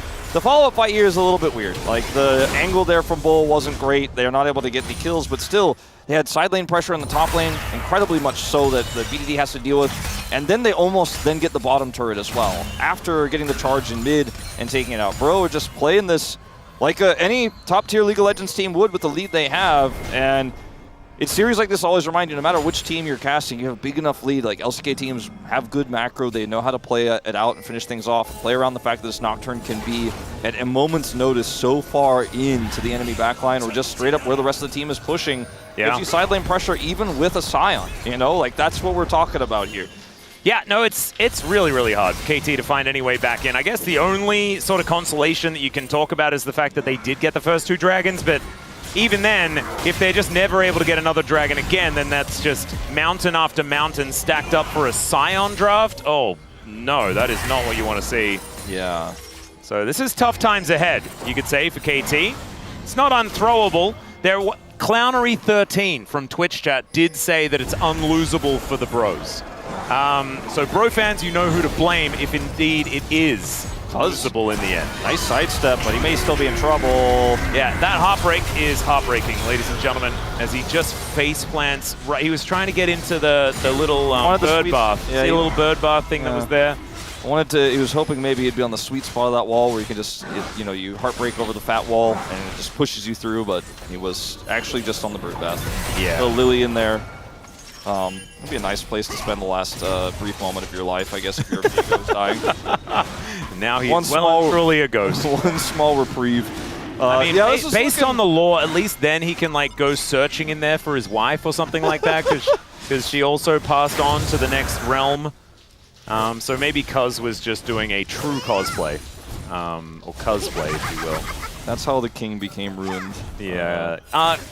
Guys, KT are losing this game. Yeah, no, it's a 6-gamer, baby. It's no cringe 5er. I'm telling you guys straight. I'm trying to see the angles here for KT because we've cast 2 games today now where one team is really winning, and it doesn't seem like there's any way back in. KT was the winning one last time. And then there wasn't any way back in. There wasn't any way back in. This one, I'm like, oh, I'm seeing, is there an angle? No, they're really just, I don't think so. Wait, unless Bro all die in a fight and then Otacon? KT gets all the stuff. Yeah, maybe. But that's going to be really, really There's a lot of bounties up. for them to take if they win that fight. Dokdom sacrificed a cannon in order to stay hidden in that brush. Committed to stealth. You love to see it. He doesn't even just take the pedals, man. Yeah, no, I don't know. I mean, that one's that's a bit weird for me, but I feel like chat's too young to know the Ducker's emote, where it's Ducker Z. The Ducker Z. And every time I talk about Duckdom, I see the duck. I mean, that's what used to be in every single chat forever. As Hook is going to catch Cuz, and he's sandwiched. Down he goes, cut down like a tree. Emperor's Divide onto Peter. Headbutts his way back over. Chains of Corruption to try and keep the cow alive, but he's knocked up and anchored back in once more. Is it an overextension? The answer's no. The bros can do whatever they want, ladies and gentlemen. That's a double kill as Dokdom goes down. Perfect has given up on his teammates entirely. Not sure if BDD lives there, by the way, if he had Strybreaker. Just saying. Well, right now, he's not actually able to affect the fight, okay? So the outcome of the game is still going to be there. And we are all about outcome-focused assessment here in the LCK. So, they're very far ahead. Cuz gets caught. He's ulted. He's dead. Yeah, it's an Emperor's Divide. Two dead for KT effectively here as Peter goes down incredibly low, then gets hooked one more time. But I just want everyone to watch this ult here. Yeah, nah, he probably still gets out. He got over the wall. I just want, I mean... That is the main thing to focus on at this point, because right now, KT have absolutely no chance. I let my hatred of Hexblade, like, consume me for a moment. Yeah. Sorry, 995 stacks here from Morgan as well. Really wanting him to hit those 3 digits. He's very healthy. Oh, yeah. He has a lot of health, and he also has 0 deaths, which means that he's healthy as well. Yeah, he's been healthy all game. Eating well is this Lumberjack. Well, I think if Bro stood in a Tibber-shaped 5-man unit and maybe got a 5-man Tibbers, maybe there's a way, but otherwise... Well, there's another ult. I don't know what the timing is, but it sounds pretty good for the Hexplaters as it's a double kill on top of it. Are you a secret Hexplater? You're like... No, I am unbiased, okay? You've got to really sell both sides, right? Not if you think Strybreaker is better. I also think that Strybreaker probably, like, even if he had that build, it would have been okay. Yeah, no, I just, it's got a black cleaver, like, it's fine. Yeah. But I didn't want to say that part of it, because we need to celebrate the victories of the Hexplater in Croco, right? Well, I mean, as commentators, it is our job, but I'm telling you what, you and I off-camera later, we haven't done. All right. So this is a precursor to the Stern talking to that I'm going to get. Look at this control they have over the map. Like, as KT here, you might assume there's a chance that there's a Nautilus Hex flashing over the wall. But I mean, if you play like that, you just hide in your fountain, and you just can't see anything. Whereas Bro could see everything, and they can make the engages happen. They can utilize the Nocturne ult to follow up, and it's just a snowball rolling down the hill. The snowball is quite big. It would make Nunu and Willem I like proud. to imagine there's a Hex plating Nocturne inside, like spinning with it, and it's gonna roll all the way down to the end of the slope where KT's Nexus is, and then it will explode, even though it's just been hit by a snowball. Yeah. We've got some one-sided games. This one is like on another level. There's something about the Baron noise when it's extra loud that really makes me feel like I have indigestion. Okay, yeah. When he's like popping out of the ground, it's like. Yeah, it does. There's a little gurgling. Because if the because it's here in LOL Park as well, like it does kind of vibrate the ground, like the base of the sound. Cuz he can't see, but he can flash smite. Well, there's a paranoia.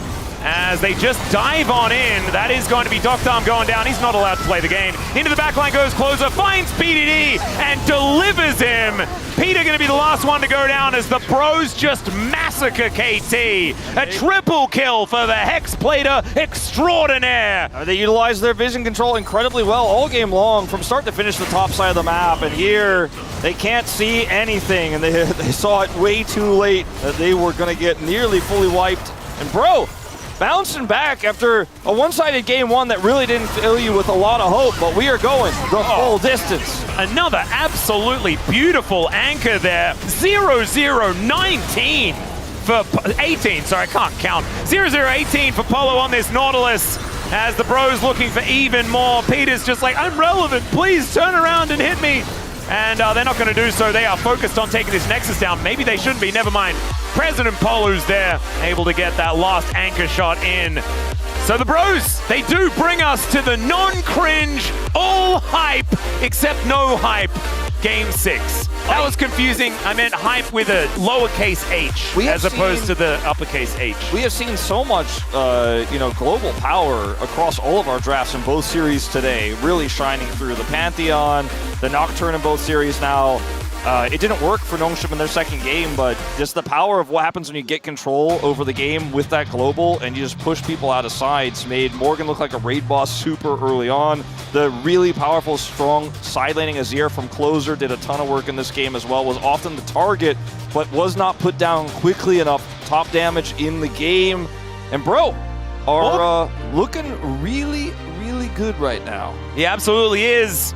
And we'll see whether the bro levers are going to be rewarded. Who are the bro levers? I think Dagon's probably one of them. He always needs one and didn't vote against T1. So we're going to check that one out. I'm pretty sure that he did go bro on this one. Still, could be a little bit of a difficulty here as we're checking it out. And there it is. A bro lever. I spy no bro levers here. Yeah, no bro levers over on this side, as Prince looking a little bit worse for wear as well after the DRX escapades from earlier. And so Dagon really, really excited with this blue side win for the bros, but the rest of us that predicted KT, we have absolutely no feelings because we just don't have any idea how this one is going to eventuate. Only time will tell, Wolf. Yeah, only time will tell. Yep. Preds for game 3? Blue side has been winning, so let's go with that. Time to go to a short break. When we get back to space, and then game number 3. We'll see you there.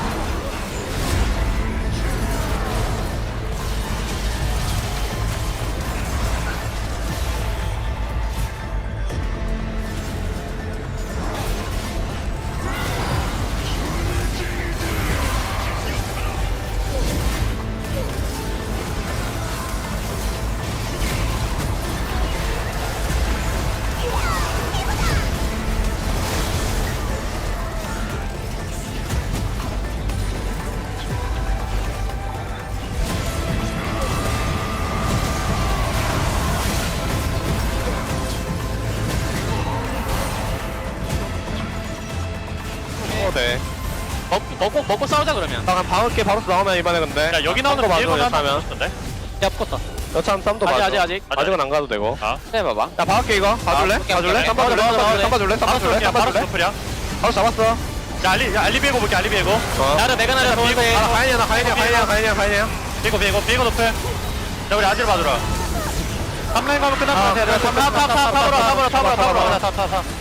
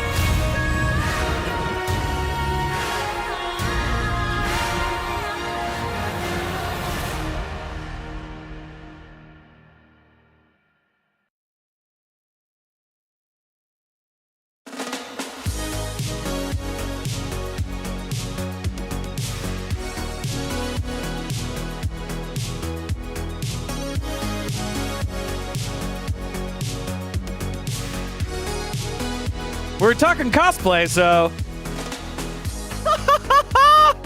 You want to play two? How about three? Timbers! Whoa! Ah, geez, it missed, just like BDD's. All right, welcome back to the space. We're going all 6 games today, baby. The bros were able to battle on back due to the bro leaf, but the KT roller coaster isn't done yet. Digon here alongside Chronicler Tibbers and Wadid after that last game number 2. Yeah, I mean, I think BDD should have played like that, you know. I think you played better because, I mean, it was so critical that BDD died twice with that TP. I mean, he didn't die at the first, but I feel like he almost died. He TP'd back, but it was so it was huge misplay, and I think he was the only AP damage for the team, and this shouldn't happen at all. You know, you can just TP in the turret.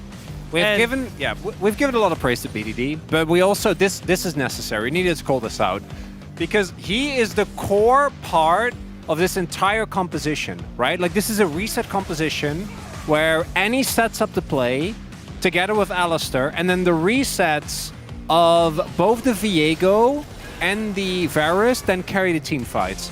And the previous one was one thing, but this is where the game ended. The moment this composition falls behind, you don't get to play. Legitimately, like Viego and from behind do absolutely nothing. And the Tippers pick. I mean, we've seen it be good before for BDD, but this time it ended up like that. Yeah, I mean, it shouldn't happen at all. And I think the draft that the bro had was actually solid. You know, they had consistent damage, early game priority, and I really like the balance that they had. Seriously, like I think picking Azir, Sion, Jhin, like clearly we can see the plan that they have, and I think the jungle support pick, it doesn't matter. You can just pick whatever with it, and I feel like their draft plan was wholesome. Actually ended up playing out really nicely, and the team fights from the Bros were way better this time around than they were last time. Yeah. This time Peter couldn't really make the same difference, and because they were already setting up early game leads, really any play that you go for, as long as you execute well, ends up working, right?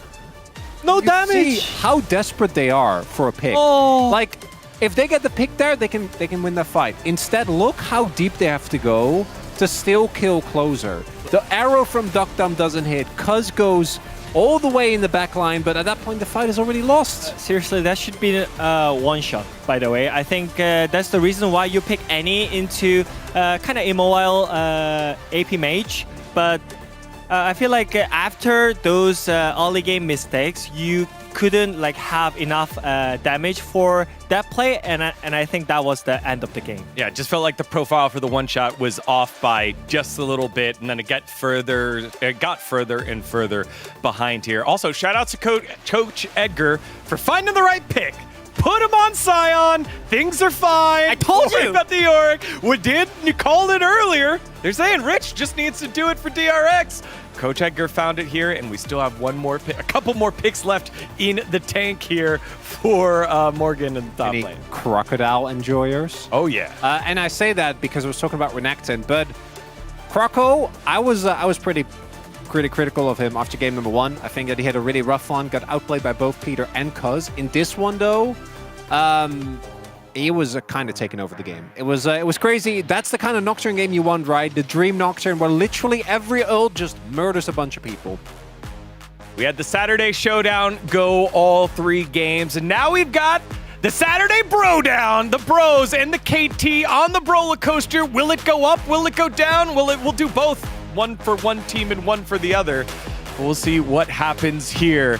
The Bros needing a win to keep their Western hopes alive. KT trying to continue the climb over to the Western standings. Let's see who gets it done here with Atlas and Wolf. Thank you so much, Dagon. Oh, man, from Showdown to Bro-Down. Oh, we're going to have ourselves a hoedown, Wolf. Yeah. That's what's going to happen here. That's right. I don't, that was not a great attempt there. I'm, you know, immediate regret. I can definitely feel, I could see Score and Edgar square dancing. Like, I have the image. Yeah. I think if I had the music, you know, if I had some, like, what is it, the fiddle and the twang of the guitar thing. I feel like Score would mess up the promenade, though.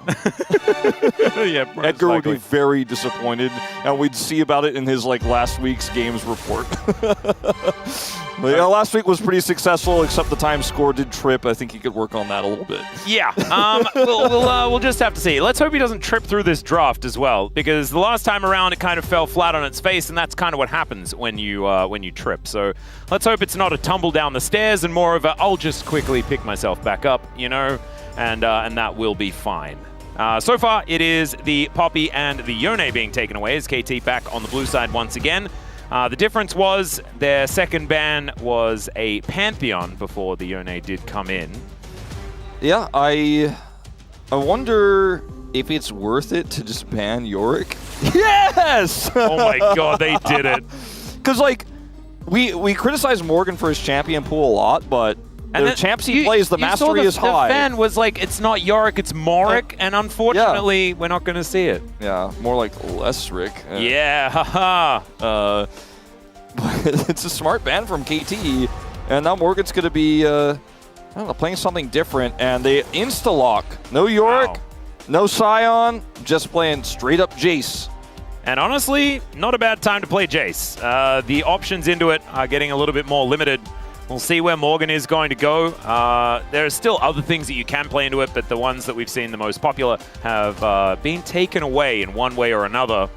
We are Victor, though, just doing a little tier list here of the mid lane and going straight for the first pick, Blind Victor, which is fine. It's very safe, very strong scaling. Question is, what are we doing jungle-wise here for the Bros? And do they want to just prioritize something for Bull instead? There's no Renata. Pantheon's still up, right? Yeah.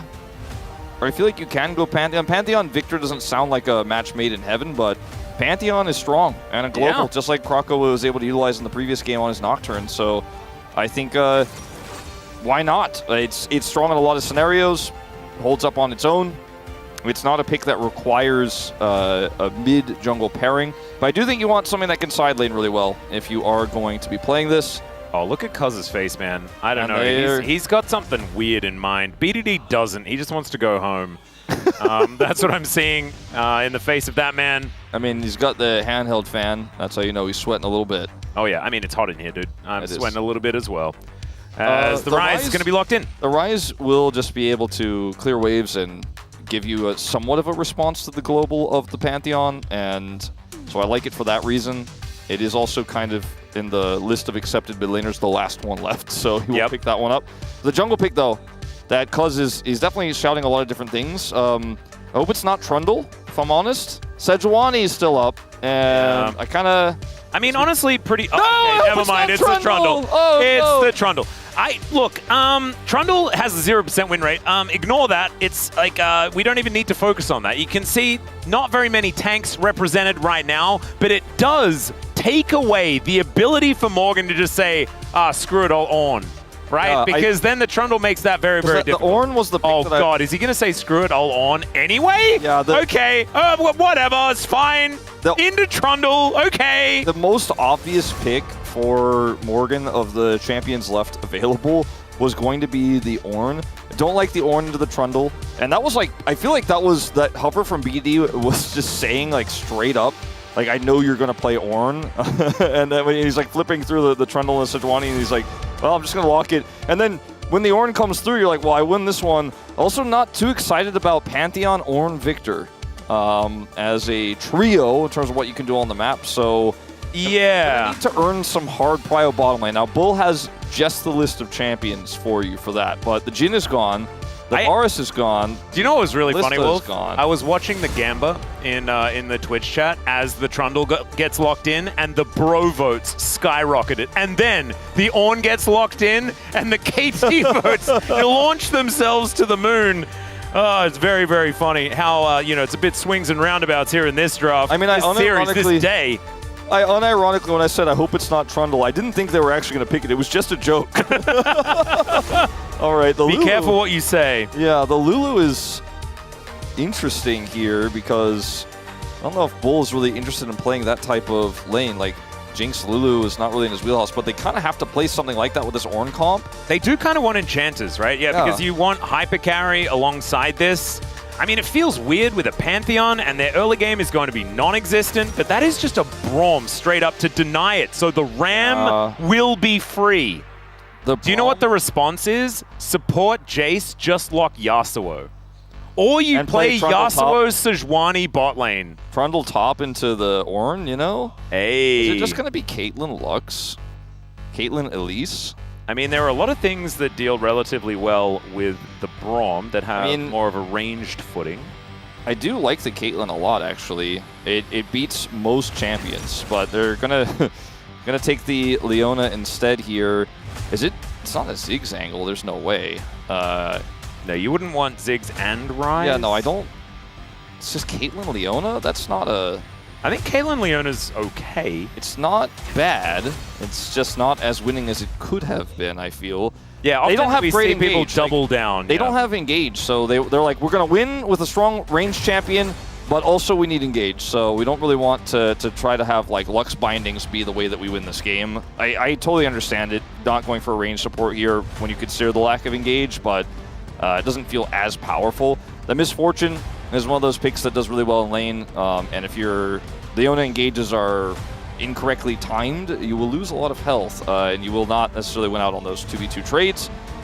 This draft is weird. It's a Game 3 Fearless draft. We've seen a few more of the wonky ones in recent days. I don't feel like this Pantheon angle is the best. You know, you're playing into Trundle, that's not the biggest issue, but you are playing into these lanes that have really strong prio and power, and you don't have a side lane champion that's going to push so far that the enemy team has to chase you down, and then Pantheon shows up like we saw in our previous series. So It's really just about scaling. And I think Bull is going to have to prove that his Misfortune positioning is really good. Yeah. And those ornaments are going to come in clutch and that everything will be okay. Because right now I look at the drafts and I feel like KT definitely winning on this one. I would say so too. I think the 1v1 matchup for the Trundle, absolutely fantastic. Into the Pantheon, eating away at that AD is always good. The Subjugate on the Ornn is just free. I don't know why the Ornn was picked into Trundle, but it was. And so you kind of bailed out of what could have been an awkward situation. We saw T1 deal with this really, really well. And that was to say no to the tanks, yes to Talon. Yeah. There is no Talon on the Bros. They're going for a different strategy this time around, and we'll see whether it works. As Bull also going to have really good positioning on that ult because he has Solar Flare and Pillar to worry about. Let's get onto the Rift. 소환사의 협곡에 오신 것을 환영합니다.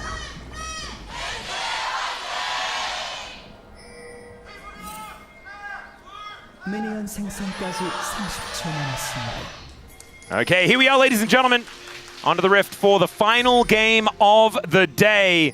And we get all 6 of them for the 3rd time this week. Yesterday was a little bit of a blip. You know, it was Bull and I's birthday. You know, we wanted to celebrate instead of watching the LCK, and so we made it a shorter day. But now we are back to maximum value Yesterday LCK. was the only day of the week that I wasn't working.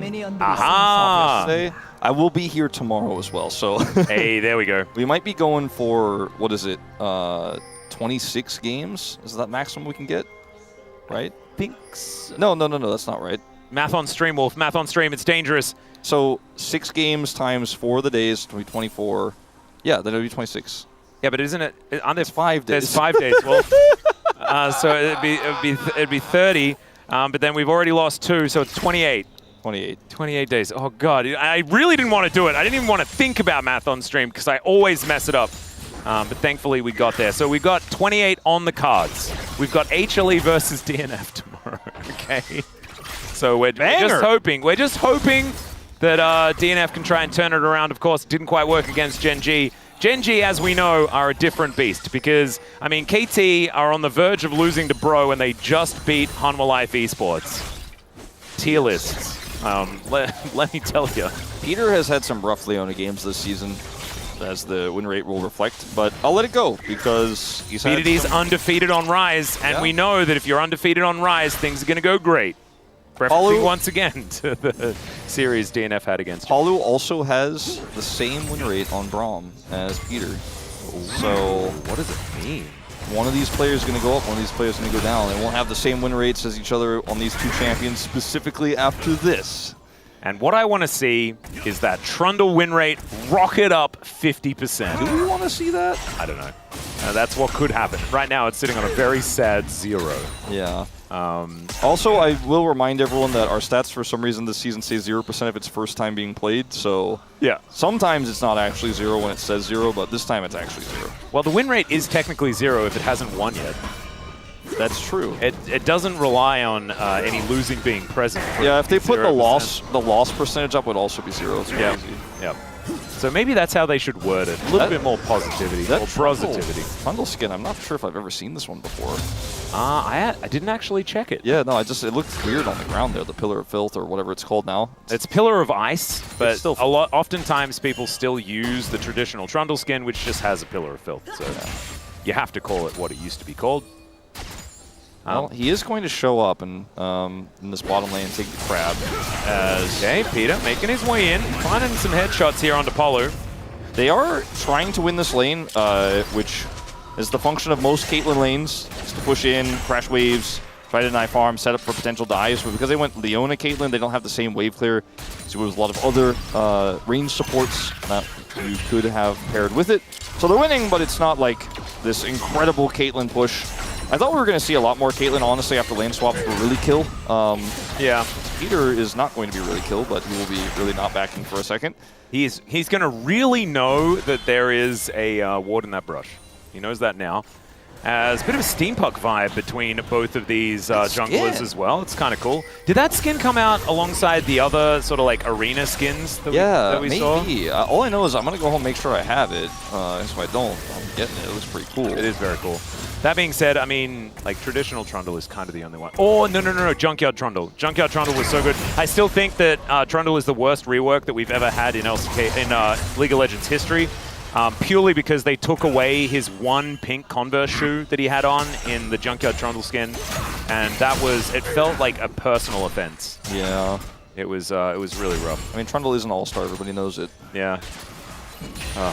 Very sad. This lane has turned around after Peter's back got stopped, and Bull was able to take back control of it, so that's not a good look, unfortunately, for KT Rolster for what they're trying to do here, because Caitlyn is going to have a bit of a trough, as we call it in the LCK, where she sits on one item but isn't quite able to take over the game and is still not going to make the same kind of impact a lot of other AD carries would in skirmishes, because her kit doesn't really suit it, but when she starts to get a little bit stronger later on, can shoot from far away when she has a rapid fire cannon and does a ton of consistent damage, then she gets out of the trough and she's relevant, so got some Berserker's Greaves off of that one. It's going to help her shoot a little bit more quickly for the moment. A Cull picked up for the Jace, I think, is appropriate in this matchup. And he's going to teleport top lane, so he's going to have the rude awakening of the lane swap, as we can see Bull making his way up there. With Polu walking over a ward, I'm pretty sure it was at least close to vision. They might get some information as to what's going on. I remember this one Bro versus T1 series where Polu played Ornn, Senna Ornn, into the Guma Caitlyn, and it didn't go well. But now it's Morgan who's playing the Ornn into the Caitlyn in the bottom lane. I think the Jace kind of likes his chances a little bit more here about being able to clear these waves and feeling safe. I mean, no one's going to dive the Ornn, but Perfect is just kind of chilling here. Yep. He's got a little combat power, and we'll be able to clear these waves no problem. Peter going to come up here just in case, because he's a little bit more diveable than the Ornn is. And also, it's kind of flexible here on KT's side. Like, you can just kind of park the Caitlyn in the lane against the Ornn. You're probably still going to be able to shove up, and then you just lane the Leona with the Jace. Yep. The all-in potential is certainly going to be there as well if they can find a way, especially with the melee nature of the hammer form Jace as well. Now, the cleanse feels really good here for Bull in this situation. As Morgan, don't step on those. Yeah. It's making it so annoying. He might have to searing charge through them or something like that if he wanted to get rid of them, but he isn't going to do so, just waits them out. So Realm Warp towards his top side, and oh dear, that door is facing the wrong way, and that is special delivery of the Troll as well. The Troll King coming on over, helping out with this first blood as well, and that goes over to Perfect. He's going to be a nightmare in side lanes. Yeah, and this is 30 seconds before these grubs spawn, so Paulo will respawn, and we'll be able to come over and potentially contest here, but I don't know if you really want to anymore. So you do see the back come through for Duckdom right now. Is going to head to the top lane, so it looks like this Leona Jace has done its one job, the one engage, the one angle, and now they're ready to swap it back to normal here. Will be some potential damage done to this turret on the bottom side by Morgan, but he's not going to stick around, so it doesn't like it's going to eventuate into anything. But yeah, ups here, really important for KT's composition, and I think that they should be able to force the fight for them. Because yeah, you're down your Realm Warp, but it's not really a combat ultimate for a team fight for Grubs. Pantheon didn't have ult to answer just yet, but now Kroko does have it. So he can join from far away if we're going to actually have a real 5v5 fight here, or big fight. Doesn't necessarily have to be all 5 members, but like a skirmish for the Grubs. We do want to say as well, the Grubs, really good battleground for a Trundle. Yeah. King's Tribute is pretty powerful when you just get health back from everything dying all over the place, and all those little Void Mites die all over the place all the time. Even the ones that kind of just despawn on their own, it's the same story. It's kind of crazy. Yeah. So a bit of extra value that you do have. This is going to be some priority given over to the Bros, but they won't have the bullet time to fight for this. They have information that it's going down. Morgan is also over here, Perfect, respecting the fact that a cross map could be on the way. We will need to deal with this wave though. There it is. Morgan throws the ram, and there's everything being thrown at Perfect here, but they're underneath the turret with absolutely no hope of ever being able to kill anyone. BDD's teleported in. Oh, I thought he was TPing to the control ward. I was a little bit worried, but... Oh, God. I mean, I can understand why you would expect that, because that happened in the last game. No, I was like, no, not again, my man. I think that if he was on that control ward, they probably would have just turned and killed him. I don't think he would have been catching them. It would have been a different story. But either way, the Jace does survive. Perfect had to flash, but played it well. And now he's just going to the mid lane, while the teleport from BDD to the bottom lane deters any sort of follow-up, and he's going to be able to catch subsequent waves. Looks like nothing really will be lost here in the mid lane. It's just a good macro game here from KT so far. I just want to say, like, the change in the amount of respect KT are giving Bro is kind of ridiculous in this game. The fact that you saw already, Perfect was playing really far back. They knew that there was the possibility of this dive, and then Bro, they also knew that they were forced into this scenario because they had to make a cross-map play. Otherwise, they just lose the grubs. Yeah. And there's nothing else they can really get from it. The Jace was already getting further and further ahead. You can feel the pressure they were under. Perfect was just like 100%. He identified it. Cleared out the minions, the melee minions, goes hammer form to clear the ranged minions, and he's like, I'm actually safe now. And he also I have flash, and I know that the Pantheon will just stun me, but who cares, because there's no minions here. The turret's just going to do insane work. He also played some amazing Frogger as Cuz. Look at that. See? That's exactly what I was talking about. The respect. As up, like in any other game, I swear, Cuz would just walk up, face check, trying to get the crab and die. This time around, he might blabber, you know, he goes flash smite. Honestly worth. I never understood why that was a joke. Because, you know, crabs were worth so much gold back then as well. My goodness. It was a different era. It was. Morgan will remember it differently. Yes. Morgan took a fair bit of damage in that trade, but I think doing all right for now. Closer in danger. Or not anymore. Yeah, okay. Never mind. The weird circle goes down. Looks like a spider web with this skin. That's kind of cute. And the Infernal Drake going to be a consideration here for KT. Not going to be a Chemtech once again, as Perfect standing on top of a ward, but he's got one in preparation here for Morgan, who's going to do some black smithery and head back to the lane. Yeah, got his Sunfire cape actually put together there off of that, so feeling very good about that. Especially because Perfect is low on mana.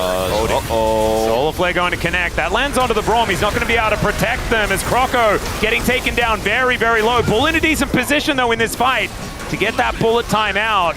No one dead just yet, but everyone holding on to cooldowns as best they can. Oh, God. The Yordle Snap Trap's making this so difficult as the back comes through down. Away goes the Pantheon. And that should just be enough Prio to take this dragon here. It's going to be the second of the game. We'll find out what sword we're going to get. Will Croco get in range? That's the question, because there's a teleport coming in from the Ornn, and KT, they realize that they need to get out. There it is, the Realm Warp for the escape. Croco turns up. He's like, where did everyone go? I don't know. This situation is pretty on a knife's edge here. Perfect doesn't have mana, so never mind. I was going to say, he had TP. If he just goes in right as they turn, maybe KT actually Realm Warp away and then look for the re-engage, but because Perfect didn't have mana, stayed here so long into the Ornn, he has teleport advantage now, but isn't going to be able to do anything without mana in that fight, so they decide not to push the issue any further. But I thought maybe that there was an angle there for KT with a relatively low health bars of Bro for them to Realm Warp away during the Pantheon ult, but then go to front to back the fight. They decide not to, which was the right call. And Dr. is starting to feel some of that range hitting hard here. The lethal tempo, and Bull does not want him to charge it up. Yeah, Bull doing a bit of that walking forward, which Dr. didn't like. And so should be able to push him away. And when Dr. sort of debuted for KT this season, he did start with like a few Caitlyn games here or there. And honestly, they didn't look that good. No. So I'm hoping for a little bit of redemption despite the outcome of this game. I mean, a lot of the stuff that was happening back then. Precisely. For the bottom duo in general was less than optimal, but as Wadid said, Dr. is a new man. Whoa, Polo with the flash. Yeah, Polo is getting in there. Is going to be able to stun up the troll here, who does have that subjugate running, I'm pretty sure. There it is. Getting some of that health back, but it's not going to be enough. And KT just lose their jungler with zero response. Closer putting on so much pressure. And the Bros have just said, no, we are doing things this game. Here comes the wave. Yeah, there is the bullet time, and nothing that Peter could do about that one. As BDD doesn't have very many minions around for the Bros, and they use all of their health bars, and they do not manage to take him down. There it is, finally. Croco is able to get that last spear. As the Ram comes in, Dr. where are you supposed to go, buddy? The answer is back towards the enemy turret. Yeah, okay, this is a bit of a cute exit plan. Doesn't have the 90 caliber net right now, but he'll get into the brush. And he's got flash and barrier. He's alive. Yeah, I was gonna say if you only. Oh god, if you just go back to the mid lane and keep farming, that would be so bad. Yeah, if he actually just didn't press barrier there after flashing when Bull obviously could flash auto him, I was going to lose it, but he did press both. A little barrier for a second. That was actually well-timed. More well-timed, I think, than it needed to be, but it looked very cinematic, and he did end up surviving there, but cool little wraparound. And he was able to get some plate gold. He still maintains a lead that Perfect also still has over the Ornn right now, but things looking really good. That was a really well-coordinated play there from Bro. No hesitation from Palu, who flash ults, and sometimes engage bomb is actually kind of a thing. I mean, it looked very strange, right? Because it felt like there wasn't the same level of man advantage that there actually was. It's just, if you can get the Braum ultimate to keep Cuz in place, and then Kroko actually lands the stun follow-up, Ryze can't get there to really impact the play. Like, BDD is stuck onto that turret, and then it becomes this kind of like domino effect of how the fight plays out for Bro, because they just keep getting more and more man advantage if you keep trickling in to fight them there. And Pantheon can be so good at those types of brawls once you start getting control. And then Kroko hit the spear, which was very sexy there at the end. That's very cool. And has the extra execute damage there, takes BDD out. If he misses it, then you're like, well, it's still a good win, but gets an extra kill. That's Sundered Sky. And Bro, dead even on gold, but it feels like they're making these proactive plays repeatedly when their comp already has that scaling element of the Victor, of the ornaments. Liking their chances of going through this mid game right now with the Unitile is done for Duckdom, but he's about to be sitting in that trough we were talking about for a little while longer. Yeah, the Infinity Edge probably needs to come in before KT are feeling good about the Caitlyn in the later stages. Perfect is in a great position, though. You can see 2 items are now done. They have vision of this Rift Herald going down as Bull realizes he's not allowed to walk towards the mid lane. He gets back towards the rest of his team, and he's in a decent bullet time position right now. Teleport in from BDD is Morgan looking to walk on over. And Cuz off to the side. There's the flash forward. Realm Warp to get them into the backline as Closer is the target here for KT. They should be able to take him down as Morgan throws the ram in, but it just sails by. And there's the flash. King's Tribute also giving Cuz all of his health bar back, and that is a very cute house being put down. It is scary, especially if you're a Polu fan. Yeah, those blinking eyes are creepy too, but at the end of the day, they get the extra catch there. 2 kills go over. Jace flashed. Peter flashed, so you have 2 flashes down here as KT Rolster, but well worth it to pick up those kills and win the ensuing fight. And I want to watch back again because Closer was the target, didn't get hit by the shock blast here, but Peter with the flash engage gets on top of him, and the follow-up is just instant. And unfortunately for Bull, he was in a great position to maybe in the middle of like the entrance to the Herald pit look for a big ultimate, but was way off on the side, and no one could peel or offer any damage when that engage came through. A great play from Peter. Good catch onto the main carry, really damage-wise for this team, and just took him out right away. Yeah, that's exactly right. I think that Closer, he has that target on his back as, okay, what goes up must come down or something? Never mind. He puts down a pillar and then puts on the runny fast ground, and he's absolutely fine. It is a Cloud Soul this game, so we've got a lot of extra brushes. That is a little bit KT biased, ladies and gentlemen, because of course if you're Caitlyn and you're standing in brushes, you do charge up your headshots faster. So a little bit rude of the Rift. Yeah, a little Ocean Soul magic, gonna feel pretty good about that. Gonna feel good if you could pick up some of those for Morgan, as you're getting otherwise battered around by this Jace. Is Kroko's out? Yeah, has to walk between. Doesn't quite work out there as Cuz still looking to put on as much pressure as possible. Bull shows himself, KT back away. As the Dragon still position being fought for here. Perfect has total control of this top side, and with a backing Ornn, he should be able to get this turret. He has TP, and they're going to have this charge here with the Herald. So, all right, KT, Peter. To get the knock-up, that's pretty cute. Gets himself out of there. Gravity well not going to quite work as the teleport comes in from the Ornn. Kroko going to engage into the backline as well as Duckdom with the 90 caliber net, but the Arcane Storm will take him down the bottom lane, eviscerated. And they should be able to get themselves an Ocean Dragon. He's moving over here as Perfect in this top lane is running amok, but I think they'll trade that top lane outer turret for this Dragon and a couple of kills. Well, for Peter in this case, I think you could have been okay with just burning the Dragon and finishing it off. I don't know how low it was, because Cuz was doing Dragon while the Herald was being dropped, while also Perfect was getting the top side turret. I think KT tried to do way too many things all at the same time, and when Peter got caught, they decided to look for the fight. Because, okay, Cuz was already peeled off Dragon. I thought he was still on it at this moment. Yeah, he had it's at full health. Okay. Because I was like, okay, you obviously can't do all 3 of these things at once with the teleport from the Jace not coming through, BDD's not near, but they actually weren't even close to it. So they were kind of still trying to do too many things, but weren't heavily indexed into the Dragon. So Peter should have positioned a little bit closer to his teammates there if possible as they were trying to drop the Herald. They end up getting the charge with him, though, instead of just using it for prio. So yes, he dies, they lose the fight, they lose the dragon, but at least they got the turret. So like his initial objective was successful. True. It's just at a heavy cost as Bro do close that gap in the gold lead a little bit. But the top turret went down. Perfect did not teleport. BD's teleport's coming back online, so in a few moments' time here, that will be relevant, of course, in this game, as Morgan did TP. Doesn't have his, which is why that turret went down in the first place. But all is this to say is that KT kind of still in a really good spot here, but some of the judgment calls that we're seeing could be tightened up a little bit here. If you're a Bro fan, you're hoping for a few more mistakes so that this Victor can fully come online, because ornaments are starting to come through as well. Yep, there's the first one. Morgan going to put together his fire cape, Sunfire mega cape of big fire and burningness. Ornament names are something that we used to talk about a lot when Ornament was played almost every single game. We had like Infinity Force, that was a fun one. As now, I think that like all of them don't actually have official names anymore, so we have to come up with all of them ourselves. Yeah, which is, I mean, the best one was Syzygy, of course. Yeah, right? Syzygy was so good. Diacide was also amazing. Yeah. That was very, very cool. And once again, this Jace has a lot of side lane pressure. You know, 3 grubs for KT. And, you know, the Pantheon not able to necessarily punish right now as he has to lurk around this Otacon.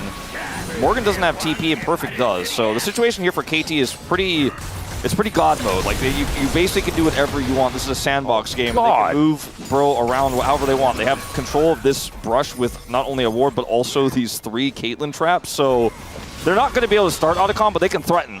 Yeah, well, now they're looking for BDD. There's the flash out. Solar Flare does not find Croco at all as Peter gets into the backline, interrupts the bullet time very nicely, but Closer is free hitting. In comes Perfect. He's going to try and disrupt this Victor, and Croco goes down. The war of attrition being won here from KT because a man comes in with a big hammer and smacks down the damage dealers. KT, they almost ace Bro, and Morgan was just lumbering towards the top lane and couldn't get there in time. The whole setup on this Otacon is because Perfect has side lane control and Morgan doesn't have TP. So you lost the Dragon fight in part due to the fact that the Jace didn't show up, but he got a ton of money. Then had bottom lane control. And look at the map right now. Like, Morgan rotating over faster, but not fast enough to beat a teleport. And even though BDD probably shouldn't have gone up that deep, they have enough. He has enough ways to buy time here. Obviously with the Seraphs as well, it's so difficult to kill him quickly enough before this Jace shows up to impact the fight further. Closer wants to survive, but doesn't offer a lot of damage back. As a result, they get Realm Warp behind him. Oh, Peter got left out of the Realm Warp, though. And Morgan is just like, well, I was on my way. My bad.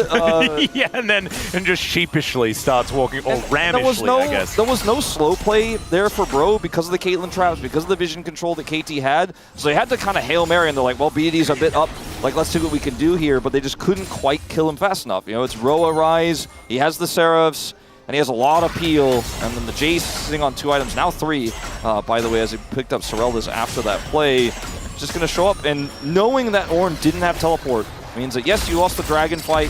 Morgan came down, impacted that, but what you gained here was a lot more. A bigger team fight win plus Otacon is absolutely what KT are looking for. Yep, that's exactly right. And oftentimes we'll be looking at compositions like this, and we see the Ornn, we see the Victor, and we're like, damn, that late game is so crazy. Late game Trundle makes tanks not work. They disappear. They do, and you get Subjugate and then a Caitlyn that's going to be able to actually have a massive amount of DPS. Like, that is not a frontline anymore, as in the spotlight is Dagon.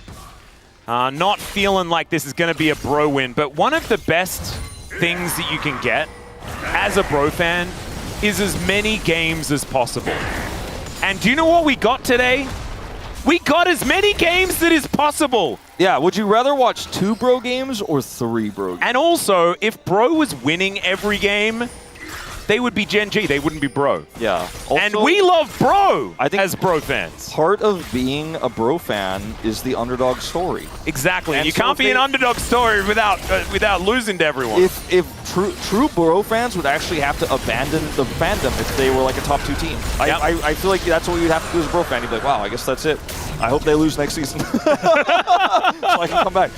It's kind of like the fan KT you are. fans. They have to not want KT to win for KT to have any hope of winning. All right, Morgan. Let's subjugate him. Yeah, so Fight him.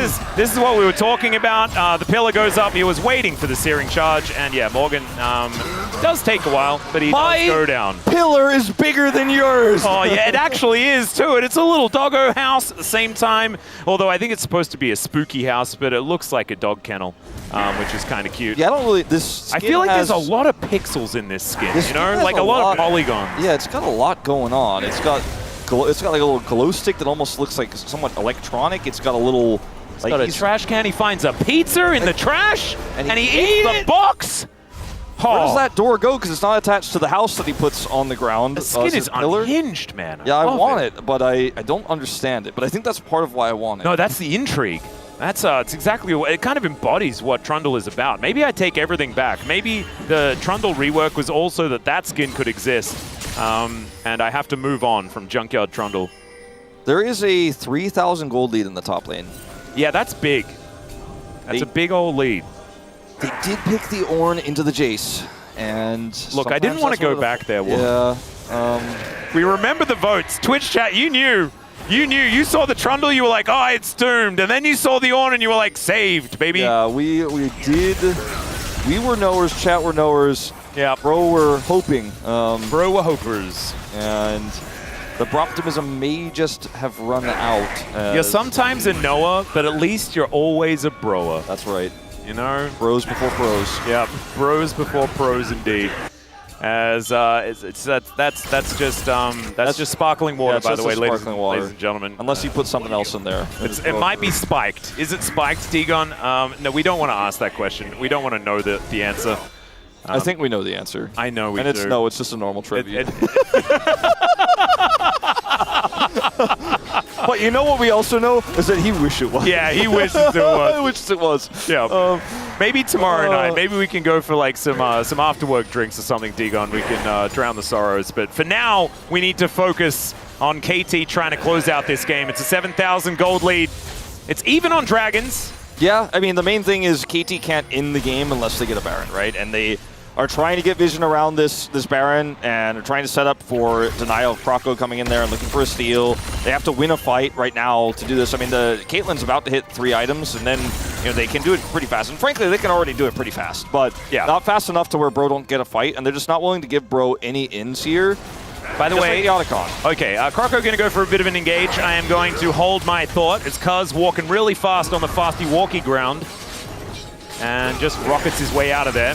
Peter, don't engage onto him. He's a Leona. We learned this from Lehens. He got POM. Peter is in a pretty good position to get a POM for himself after his game number 1. It's just the same thing they did on Otacon, where they set up so much control that you have to go for that Hail Mary Croco ult to try to catch somebody situation. And if, by the way, you leave, KT just start the Baron and get the Baron, and then they have Caitlyn with Baron, and they push down the mid lane and get your... And also, like, we have to remember back to when 1-3-1 compositions were actually a thing, and Trundle was one of the best champions for it because he's one of the greatest disengaged champs in the game. Yeah. You saw it just there. You can make him run fast, you can make everyone else run slow. Yeah. And that means you get to dictate how these fights are going to get orchestrated. You also just get to lock choke points with your pillar. You can cut a team in half who's trying to chase you, so it's harder for them to fall up, where it's like, oh, you didn't get all of them, you can't block all of them, but then they come in as 2 and then you can turn on them and kill them. It just has so much zone control. He has Randuin's. Wait, so why doesn't he upgrade? Wait, maybe he's waiting for Bull to finish IE so that he can upgrade IE? Yeah, I guess that's the reason. I don't know. But I mean, if you're going to win this game, it's going to be a much longer game than this, so I can see the thought process, I suppose. You're investing in the future. Yeah. And if everyone has 6 items, Bro will have more stats, right? Yeah. Because he makes the items gooder. And they've got the Seraph's Bear Hug, that's done. Because I think that's bigger than an Embrace. I mean, I think it's a huge win that Bro were able to stop them from being able to start Baron at all. Yeah. BDD looks for Croco in that side lane, or at least towards the side here as Morgan gets engaged on, and that's kind of good for the Bros. Down goes the Jace, that's a lot of their damage, but there goes the Ornn. The front line's gone, and BDD is a monster. He's in amongst 4 people, and he likes those odds as Closer gonna get taken down to half and then finished off as Doctom gets the headshot. And you thought you were getting away, Polu. That is not the way. It's Bull, it's your birthday. It was your birthday yesterday, so we'll let you live. But KT probably not wanting to say the same for the Dragon, or perhaps the Baron. They don't have a huge wave, so they're not going to try to end or anything like that. The Nexus, or rather the Inhibitor turret is still up. Nexus turret's, of course, both still up. And they looked for a potential Dragon take at the same time, but they're like, let's hone on Baron. As BD is not really caught here. He's just on a flank angle. And look at where the rest of Bro is. But this is a 3-level lead over Croc. This is a beautiful turn here. Like, Morgan gets the double knockup, then they have the Misfortune ult channeled on top of it. But unfortunately, they're just so far behind this game that BD is basically a raid boss. He's just so healthy, has the Seraph, so they can't kill him. And he's just machine gun rising them down as Caitlyn hits shots. And Caitlyn can shoot far, but she can shoot real far when she jumps out of a realm warp. Yeah. If you count that as like how far she can shoot. And Palu just says shoot himself as he goes down. And oh, shoot. Yes, he might have had a less euphemistic way of putting it in his head, but either way. Maybe he said, oh, darn? Yeah, something like that. And we said this game was another one-sided one earlier on, and I don't know. I'm still breathing, so I don't think it's Brover yet. That's how the song goes. I mean, they have spent, nearly a third of this Baron, like, hanging around Dragon, and, maybe Bro just... And hey, look, also, the Baron isn't that useful, because normally a Baron is about getting a 10k gold lead, and they already had that. True. And so, like, they didn't even... Like, the Baron's kind of useless, right? Because, like, why do you need a 20k gold lead? Yeah, it's hard. There's just not that much to get on the map anymore. They kind of already got it, so that's true. Yeah, checkmate. I mean, Baron power play 1200. They're usually that's a very good one. Yeah. And to be honest, like that's a bit confusing. That shot blast, not confusing. That's just deadly. Solar flare, gorgeous. As in goes Peter, right underneath the turret. He's dead. And not really too many good things happened. It's a very big arcane storm. Well, I mean, the Nexus is still alive. Yeah, it ain't over. Dagon's breathing, as we can see. PDD looking for a battle as the Ram flies by. The Gravity Well is doing a whole bunch of work as Closer. He can go into stasis as well. And that's so much damage onto Doctom. He's stunned for about 16 years. As Polu's going to get... No, never mind. They stun him up. And down goes Cuz. And there is 4 still alive on the Bros. They're looking to try and turn this. I didn't think that the buffer of the Leona Zenith Blade by Closer pulling him in was going to be an impactful moment in this game. They have to, like, they've taken one turret, but can they do it? I don't think so. There's too much to go through 30 here. seconds. It's not about, like, the wave size here. It's just the time it's going to take. Like, BDD and Doctom should be able to respawn here. Peter can also buy time here. Just drops the Solar Flare down, trying to slow this wave. And I think, Bro, that's about as far as this train is going to roll. But the fact that they win this fight and turn what was a 10,000 gold lead into a 4,000 gold lead this late into the game, that amount of gold isn't that significant here. But this is the moment here of Peter where he actually flashes. The fact that Closer doesn't have to Zhonya's here is insane. And he doesn't have to Zhonya's. And then things start to get like a little bit weird, right? Because KT really want to get something out of this Baron. BDD pushes up alone, by the way, super far. They don't know where Kraku is. He knows they don't know because he has a control ward. BDD then stasis to try to buy time for his teammates to get over. And even though we talked about how earlier on, even in that last fight, he's super tanky, has his Seraph so difficult to kill. He's still, like, not that tanky, He can't live through all of that, and Paulo just shuts him down as soon as he comes out of stasis, and they end up winning the whole fight. Peter buys time at home. They don't even lose an inhibitor. But, Bro, now that IE has been transformed. It's a new ornament here for Bull. Level 16 online for the Misfortune. What felt like the game was just at that point, like, we had already said it's done, it's over, we're just waiting to see the Nexus explode. Now, kind of interesting. I think KT still have a pretty significant lead, but there's a big dip you can see in that gold difference over time graph there. And, Bro, there's a chance. They're still breathing, and now they're breathing a little bit comfortably. I was going to say, we're hyperventilating a little bit in the Bro camp after that one. And KT may be sweating, knowing that this Victor is just getting more and more powerful. Does have that Zhonya's, as we mentioned. I mean, BDD is about to buy himself a really nice hat, and that'll be definitely powerful. Perfect has got some opportunities here in this game as he's completed item number 4. But KT still have to play well, right? And we'll see whether they can not go in without their Leona and not try and bite off more than they can chew moving further forward. So we have a minute 25 on the Dragon. That'd be Ocean Soul point for KT. But a minute 30, minute 40 on the Baron. I mean, Bro have a decent amount of prio in the mid lane, but they don't have control over the Drake pitch itself. It's perfect. He runs really fast, but there's Grand Starfall. Uz didn't know that he was the target, as he is going to get stunned up. The subjugation is almost working into the back line. Goes perfect though. He shuts down Bull, and he gets another to the skies, and that's exactly where he's sending the Bros. The headshots are raining in as Doctom will be unanswered, flashing after Morgan. Where is your lord now? Well, he's in the death chamber as KT are looking for the win, and Croco head in hand.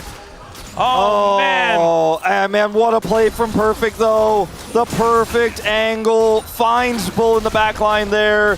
Totally. And Wolf, I thought AI was going to be the end of casting, but I think it was actually perfect. Because that play, I think, solidified his position in the top lane. I thought it was going to take a few more years for AI to actually take over casting, but I also thought it might be a few more seasons before Perfect solidified his position. But I think maybe you're right, that was the moment. As, man, we have not really seen this guy pull out the Jace too often, but in this game, he crushed an Ornn, got massive advantages, and in the final moment there, saved the game for KT as he destroys Bull. Oh, man. What an impressive play, and I think so many KT fans have been waiting for Perfect to have that kind of hero moment. I think Perfect himself is pretty happy that he's been able to make that one happen on stage as well. Absolutely the deciding factor in this game, and he just gives us just a sly thumbs up, gives us a half smile, and says, I got more than this. Cuz he's going to give us the oh, okay, never mind. Not the Cuz pose. Cousin Perfect, such a great series. Peter as well. Doctom just suddenly looks like he's a pretty clean player. And BDD is still BDD, right? It's oh, BDD. Like, some of the plays on the Annie didn't look fantastic, but his rise, second last big team fight for KT, it was all him. When you watch like those moments where the fight looks lost, Degon looks lost, unfortunately, but in those final moments, you know, when Peter, love to see it.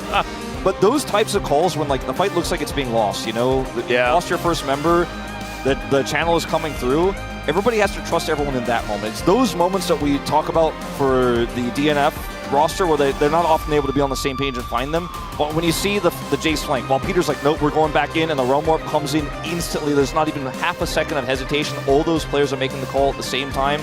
That's how you win a game like that. That's how you win a game that looked like maybe it was surely lost. You had lost full control. You were getting picked. And then, no, Perfect is on the exact angle he wants. He knows the misfortune going to channel that ultimate. That was just great calls and just snap calls from KT at that moment. Yeah, KT just having a really good wake-up towards the end of that one. Of course, it was a whole lot closer than it had any right to be. There was a reason why we were making jokes about the fact that the Baron was unnecessary, because they were 10,000 gold in the lead. The Bros, you show them any signs of disrespect and they will punish you for it. And they absolutely did. They just didn't in this particular moment, as the call of the Forge God was unanswered just a little bit. Yeah, Paul put in the doghouse, but this was the moment that we were talking about for BDD. Yeah, there were certainly some moments for BDD this game where I was like, if you weren't super ahead and you didn't have this set of items on another mid laner, you'd be in big trouble. But not on the Rise. He knows his limits. Maybe not with the mid push that got Bro back into the game there at the very end, where he was a little bit greedy, but ultimately still made the calls that mattered most in the early game to get them so far ahead, and was a part of the calls there at the end to win the game. I don't know if we'll skip straight to that or not, because we'll probably have that moment where he was caught here in the mid lane as well, I was talking about, which is why he was not on my list, sadly, of potential POMs for the series. But after this, the next fight we'll watch that is just so cool to see. It's the kind of synergy that some teams have to spend years building. Like, some teams dream of ever getting close to, is what's going to happen in this next fight, where Perfect is on the flank. And I actually thought that even like with this fight, I kind of thought that Croco had the right idea. Look at this, the bait and switch. 100%. That we're going to like just eliminate Cuz from the fight. Perfect just like waits, boom! Oh my god. And then watch, BDD's like, I'm Realm Warping already. Peter's like, I was already going back in. Like, Perfect is like, I'm going to kill him. He said something along the lines of that, right? No doubt. Maybe actually it looks like he didn't say anything, so we're watching the comments now. I was imagining it in my head, but either way, like, no words needed from the top laner who makes that play there with BDD, with Peter. Yeah. There's a lot of yelling. I saw Perfect there as well. He's like, I know that was all me. I know I'm dead right now, but he gives that little thumbs up, tiny little thumbs up that we saw in the player cam, and he knows it. He knows he did the most damage in this game. That was some Korean Jace right there. He was my POM. I voted for him. He had a fantastic Rumble game as well. And I really hope that it's a split between Perfect and Peter. I want a couple of Peter votes here and there. The Leona wasn't exactly fantastic, but his Rakan performance was just series winning. It was so incredibly good. Of course, winning one game will never win you a series. That's not how that works. But still, Cuz going to pick up the player of the match. Maybe it's a like, when in doubt, it's the jungler type situation, but his Wukong was outstanding. Yeah, the Wukong was really it. The Viego and the Trundle were fine, but you know. And he increased Trundle's win rate by 50%. That's true. So, like, that's huge. Like I said earlier, I don't know if we like it. I don't know if we're happy about it, but it did numbers. Yeah, it certainly was there, and it worked. Like, the fact that the Ornn was picked into it was part of the big deal. But let's have a chat to Cuz now. Let's throw it over to Deer for the translation.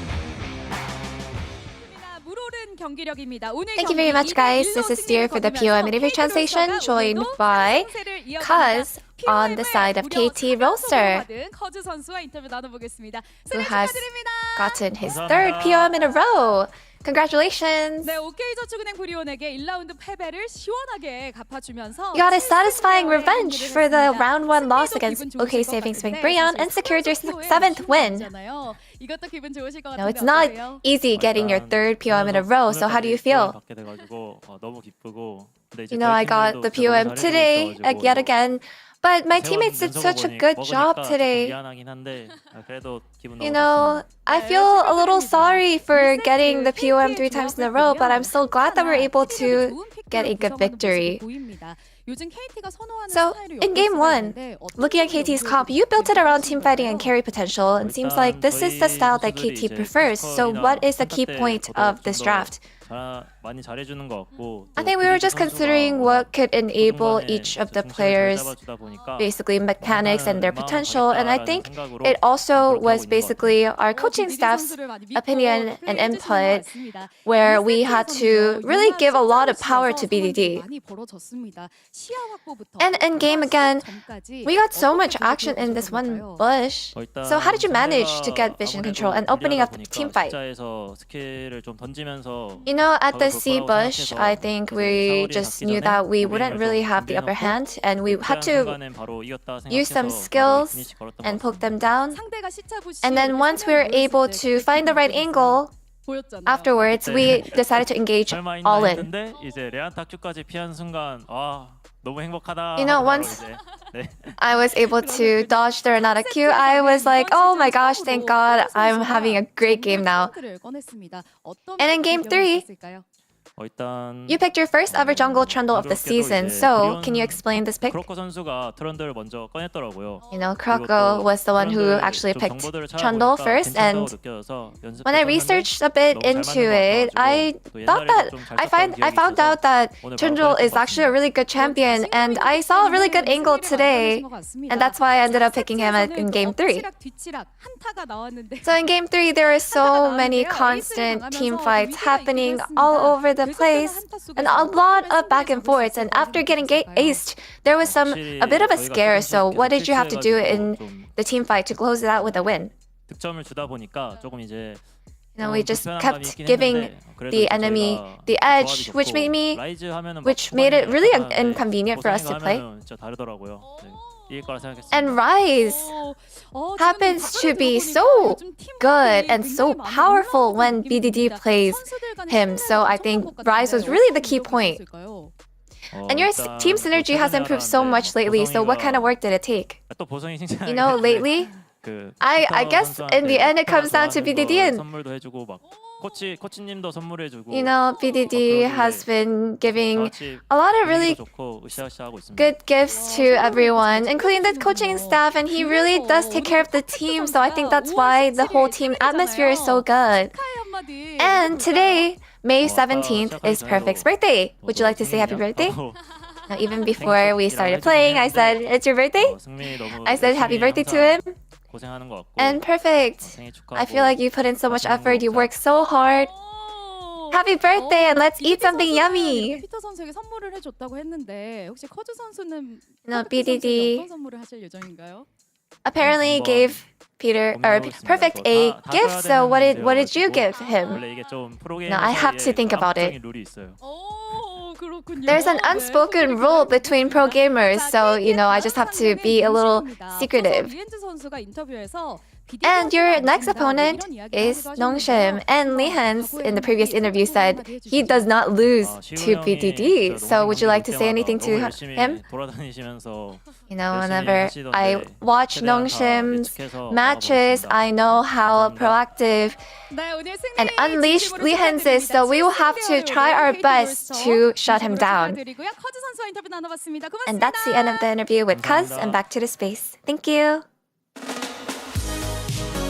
Thank you very much, dear. Yeah, as it was a valiant closeout there after a little bit of a hiccup by the KT roller coaster. And yeah, let's just rub it in, y'all. Unlucky. Yeah, we'll just, you know, we can rub that one in. You know what? To get the one right like I did against T1, sometimes you get a couple wrong. It was close. It was close. I respect that. They almost pulled it off. But they got it. That's the price for believing, Dagon. I'm still proud of you. That was very... you did it. Lawful evil. Let's take a look at the POM votes here. As it was Kuj getting this one as the POM. 5 of 13. Could have gone either way. Everyone getting one except Duck. No Peter vote, which I am very upset about. Actually, I didn't vote for Peter, so I can't really be too mad. Wait, that's crazy. I thought someone would have voted for Peter. Yeah, he was. I think his Leona game didn't help him, and in the final game he was fine, but not the main reason.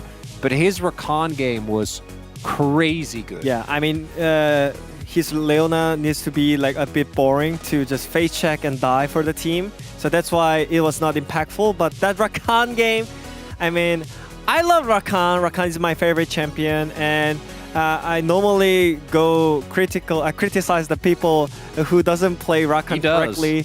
But this guy, I mean, the outplay, the Drake pit was just insane. I heard what did say, I don't know if I could have done that, but Peter did it. Yeah. That's kind of crazy. That doesn't happen often. Doesn't. And you guys still didn't vote for PETA. So let's get to your comments, though. We can start with Chronicler. Yeah, I'm getting absolutely dragged in on the prompter. You guys will never know what was playing so well. You can win a Trundle, earns you a vote. It's a bit facetious because his Wukong game was monstrously clean. And for me, he is the main reason that KT is now actually winning again, right? Peter started the trend upwards. Perfect coming in has been big, but it's Kuz returning to form that really cements this team as a team that definitely still is KT, but they are winning now, which is nice.